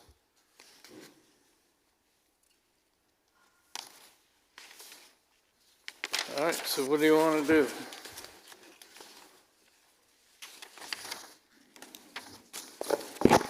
Well, you have two options, right? Yeah. You can put some hardware on the thing, or you can put people on it. That's really the two options. Or you get a picture of the people in front of the hardware. Oh, there you go. Get a picture of the people in front of the. Now the question is what hardware? Because The ambulance. Ambulance. the hardware. When was the last time we had a Christmas picture? We have a beautiful Christmas tree this year, the best we've ever had. Over at Clark Plaza, Paul Zimmerman has a beautiful gazebo with a tree and all lights around. It's fantastic looking. I mean, there are Christmas pictures that we could use somewhere in the community too. I don't know when the last time we always have lake pictures and boat pictures and new municipal buildings and skating rinks and Well, everything. I think what we've tried to do is do something that's been significant that year. Right. Yeah. That's the reason why you do it. Well, the reason I said people is they are significant, right? Yep. And the hardware, to your point, it's significant. We bought some snazzy stuff. I think we made a big change with you. But I think The firefighters around the ambulance is good. Yeah, if you wanted to make a real splash, you'd put the truck on the front page because that's 25% of our budget. What about the people? I think you put the people that are right here in front of it. Can't drive those things without people. Right, I'm agreeing with you. Can't plow the roads without people. You put the people in front of it. Yeah. Take a picture of it. In the public safety I think building, that- you can have them all lined up outside and take a picture of it. I don't have any problem. You got the camera? Sure. Okay, there we go. Well, Let's not take all night to do this. we can have some pictures for our next meeting. How's What a that? drone shot. Just to get them all out there and just have a big drone shot on them. You have a drone, right? I You do. that. Go ahead. I'll volunteer. Okay, what do you want to do? I think, why don't we table it and have Paul take some pictures Okay. and Well, Good idea. as long as we can muster all of the town associates at one given point in time, I'll show up and we'll just fly over and take a picture of them. you may Okay. not get every one of them. I but a understand. We're willing to majority. ask, right? Yeah. Yeah, All you right, can't so we're mandatory gonna- that they show up. We're going to basically table this to another meeting. Yeah, you got it, Dave. Thank you. Warren. All right, next is any old business. Okay, any other business? The town manager's report. Okay. Try to get through this. A couple weeks ago, I met with the circuit planner and the planning board chair regarding schedule for warrant articles for the zoning. At the time, there was a discussion about two. I'll be meeting with them, the circuit planner tomorrow, to see where we're at on that. We've had two impact negotiation meetings regarding the ambulance. Hopefully, we'll have that pretty much buttoned up on Monday. We hope. 4 budget committee meetings. I think, I can't remember the time frame, but Harold Parker has resigned from the budget committee. There's information on the website and social medias for anybody interested in becoming a budget committee member to get your information in by, I believe it's the 29th at 3 p.m. I met with Brian DeShays, had a conversation about the Friends of Kingswood hockey lease. December 30th, we have an encumbrance meeting. We will also have a public hearing that night to accept funds for the Firehouse Community Center project, and we also have a budget committee meeting that night. Amy and I met with the library about getting assistance from their IT staff to help us out with the web page. We have another meeting scheduled for tomorrow. The 24th and 25th holiday, Town Hall will be closed. I would also note that the town staff in Town Hall have all submitted accrued leave time slips for the 26th, which is a Friday, so Town Hall will be closed on the 26th as well. Abenaki is still scheduled to open on December 21st. Pop Whalen, we're experiencing problems with the condensing tubes on the chillers, so I'm working with Christine right now on the budget, but anticipate a budget adjustment going to the budget committee on the 30th. And January 8th, the budget committee will be having a meeting to discuss potential changes to the budget presentation. And the oddest item of the day was apparently the non-production of pennies is becoming a problem in producing change. So there's a lot of conversation in the state about exact change policies going forward, because it's really actually becoming a problem in a number of places. And that's all I have. Round up. Okay, committee reports. Brian? Holy moly. So we had 4 budget meetings with the budget committee, and the biggest issue we had was police department. We talked about that all tonight. I had the fire department swearing in, and most of our colleagues were there. I had a senior lunch. I had American Legion holiday party. We had a Zoom meeting with school care, for school care with Senator Rosenwald, Paul, and I. We have a call in to DJ Betancourt of the Insurance Commission, and a call in with Senator Rebecca Quokka, that we will be following up with. I had a quilters brunch. I had a community center meeting with Paul and Linda and Jordy. I had the meeting with Jim for the Friends of Kingswood Hockey for the lease agreement, and I had a Heritage Commission meeting. So I had a very busy 2 weeks. Paul? I was at the fire department swearing in. That was actually a lot of fun. It was nice Yeah, to see everybody was. getting dressed up and young faces. Nice stuff. Planning board, Brian and I, for planning board meetings, Brian and I, for budget committee meetings, meetings with the police department. We've had meetings with the ambulance ad hoc team. We're trying to press into service a presentation for the voters. Jim, Dave, and I have been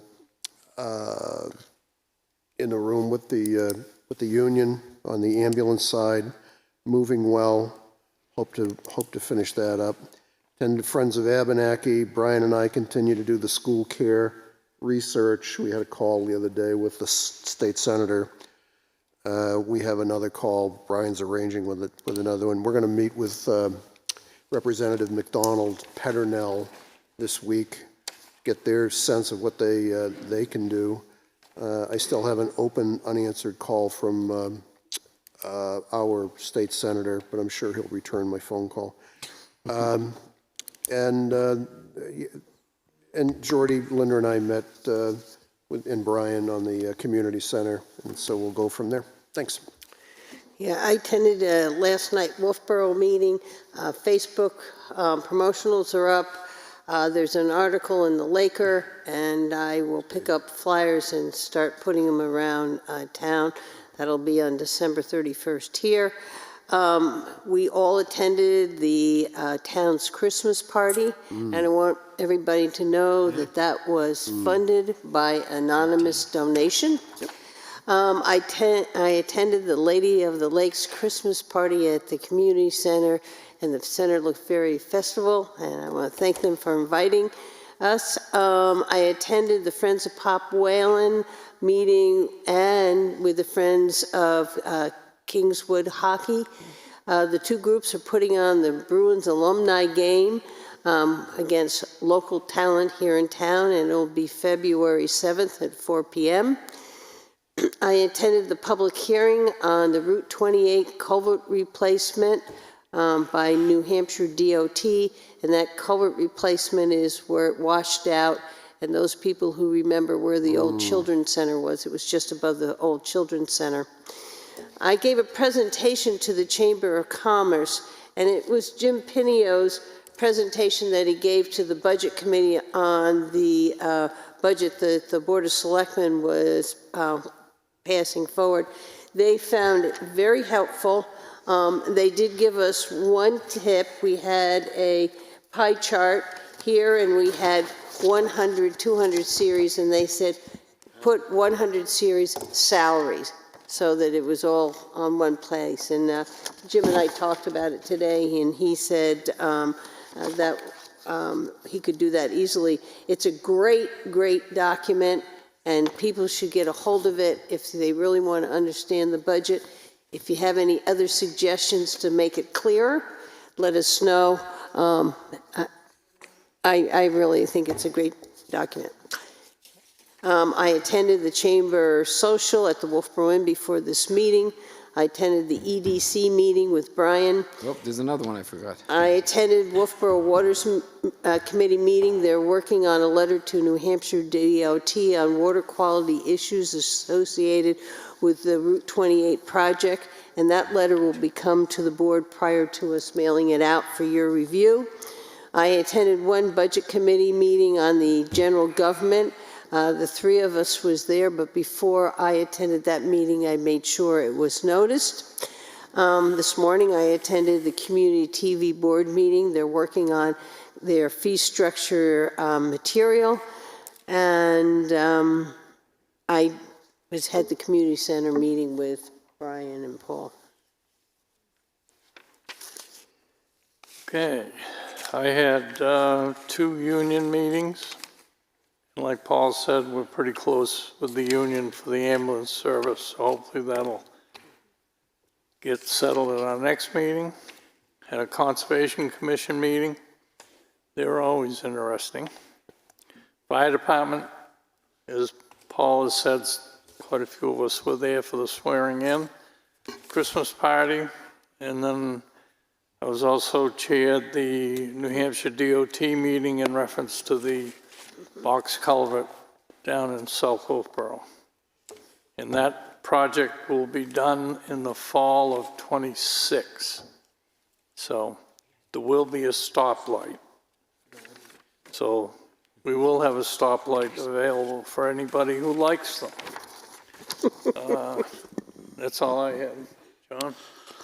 So I had a very good meeting with Joel, the codes officer, the day before yesterday. Joel told me he desperately needs a planner. Planner is needed because the planner is the one that guides him in the direction that he's going. The planner interprets the zoning ordinances, and then he follows them. We had a discussion on how Bill Scott interpreted them, and then how he interpreted them, but he always would deflect back to what the planner said, because that's what the planner ruled on the applications. One of the parts about Bill Scott leaving was that there's a discussion with non-conforming structures, lots with no frontage, and the shoreland. Joel and I only touched base on the non-conforming structures and the roads with no frontage because there was a pending applicant that was coming in front of the planning board who was having difficulty getting through the process. He was having difficulty getting through the process because there was no planner to give him direction so he could get through the process. He was being pushed one way, pushed back the other way. He wasn't getting clear direction. So we kind of went through things a little bit and we said, what do you need to move forward? He says, well, you know, we need to make a couple tweaks so that we can get our people through the process smoothly. They can build the houses, they can do their permitting, and it doesn't clog up our legal fees and just makes business a whole lot better. So then last night, Tuesday, excuse me, we had a planning board meeting. We had two separate applicants that came in front of us. One was for a house that they wanted to rebuild, and they were being sent in one direction to the planning board that says, well, you need to go to the planning board to get advice and consent. But they really didn't know why, the planning board didn't really know why they came to us. And then they had to go back to the ZBA for their special use exception. And then we had another applicant that came in front of us that was doing a 3-lot subdivision. And he came in front of us and he said, he was telling us about his plan. And I said, did you talk to the planner? No, I didn't. I didn't know that I needed 200 feet of road frontage here and 200 feet of road frontage there if I had a corner lot. I didn't know about the steep slope. I didn't know about the inclines. So these are the things that our planner does for us. We are desperately in need of a planner to come to our facility so that when we get applicants that come in front of us, they're not looking at us going, I didn't know. It's not good business. So I met with another person from Community TV. It was about a 2-hour meeting. We met at my house, talked about what's going on, and that was very constructive. I went to Meredith on Friday night, and Gingerbread Amy called it Hallmarky. And what you saw in Meredith was all the trees were all wrapped with colors and lights. And I agree with Brian, when I come into Wolfeboro, you had one tree. But go to Meredith. Everything looks beautiful. When you drive through Wolfeboro, you got one tree. I'm wondering where our community is. Maybe next year we can dress our community up. We can put lights on our park, on the trees down there, and we can make our community look hallmarky too. It would be nice. Thank you. Okay, any questions from the press? Jim, are they on? Nobody on? Okay, public input. Anybody want to talk to us? 2 seconds. It's almost time to... Suzanne Ryan, to address what John's saying about decorating the town. I brought to your attention for the town report possibly Paul Zimmerman's gazebo that he put in. There's an individual on the other side of downtown who puts a disgrace to the whole rest of the town. He funded a beautiful gazebo. He's fenced it in. He's got a plan for plantings and gardens and a park. That should be recognized as an incentive, not only for what a business person did, but what he's done for another section of town, which should be reflected over here and done as well. You're right on that, John. Okay. We have a motion to go into non-public? So moved. Wait, I think some more people want to give public input. Hurry up. Well, let's stand up. I'm also tired too. Our brains are rough, right? Kayla Hewitt, resident of Wolfeboro. And I'm also a resident of Trask Mountain, so I just want to say thank you for putting that warrant article through. We are the family of 6, and I believe my child is the child that was referenced who wrote an email. And my husband and I are very proud of her for learning how to speak up and use her voice, and she did that of her own volition, so we couldn't be more proud. We have a lovely neighborhood on Trask, a lovely neighborhood on Upper Trask. We are the type of neighbors that bake each other things, babysit each other in a pinch. Just today, we get cookies dropped off from one neighbor. And I also have a neighbor who's a really lovely gentleman who goes out to Trask Mountain Road with his tractor to fill potholes and grade it when it's needed. And I'm pretty sure in his retirement, that's not something he wants to be doing. In fact, I know for sure. Many of us feel in our neighborhood that the North Wolfeboro Area Association does not speak for us. So many of my neighbors have actually stopped going to meetings because they have contentious disagreements. And I actually am one of those people who stopped attending. None of my neighbors up on Upper Trask and Trask that I have spoken with still attend and participate. It's a voluntary thing. They don't speak for us. Some of the board doesn't live here full time. So because of this, some of my neighbors down Trask Mountain Road and I on Upper Trask and other neighbors on Upper Trask have started a petition just to collect our signatures and just to give a show that there is really good support, because I do feel like the NWAA is acting as a minority that doesn't really represent all of us. They've never asked us for our input. I say that having been a former VP and not having seen this in the 5 years that I was with them. So anyway, I know it's a new moot point now because you pushed the warrant article through, and so I'm really excited because I get to go back and tell my neighbors that, hey, we're still in this, and just wanted to say thank you. We are here and we do support it. Thanks. Thank you. Anybody else?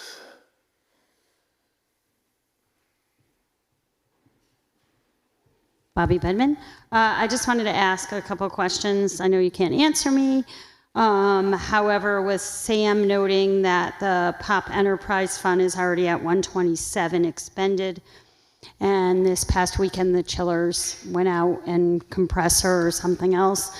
Haven't heard anything about that or what that's going to do moving forward. Are we looking at, I know we just spent $90,000, are we looking at another significant cost to the POP, and is that going to be a warrant article that will have to be considered to fix this issue?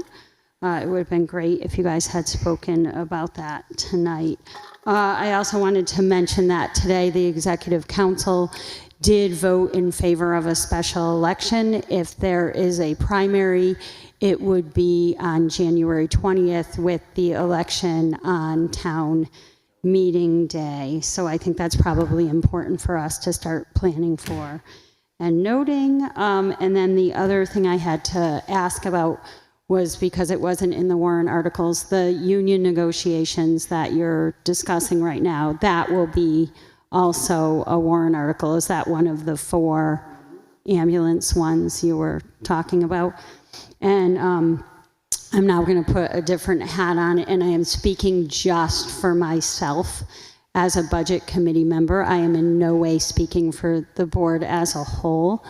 I was at the meeting with the police vehicles. The reason why the board felt the police vehicles should be put on a warrant and not in the budget is because they truly felt that it was sort of being hidden in there. And I can understand that. I also I'm 100% for these vehicles. I will say in the past, as a budget committee member, I have watched budget committee members tank that warrant article because people have voted against that warrant article in the past. I can't say how people are going to vote this time, but it did seem like the budget committee was pretty unanimous that everybody felt that this was a year they would be supporting that warrant article. So that gives me a little bit of hope for our police vehicles moving forward. I appreciate the chief also stepping up and giving 2 months of an employee to cut his budget. And you're right, John, that is part of what he's cut out of the budget. And he actually, when I go through and I look at the budget, I think our police department, I think you're right, Jim, that they have presented such a respectable budget that as a budget committee member, I couldn't sit there last night and really say no to anything or find many flaws or places to cut their budget. So I thank the chief for that as a budget committee member. Thanks. Okay, anybody else? Okay, a motion to go to non-public. So moved. All's in favor?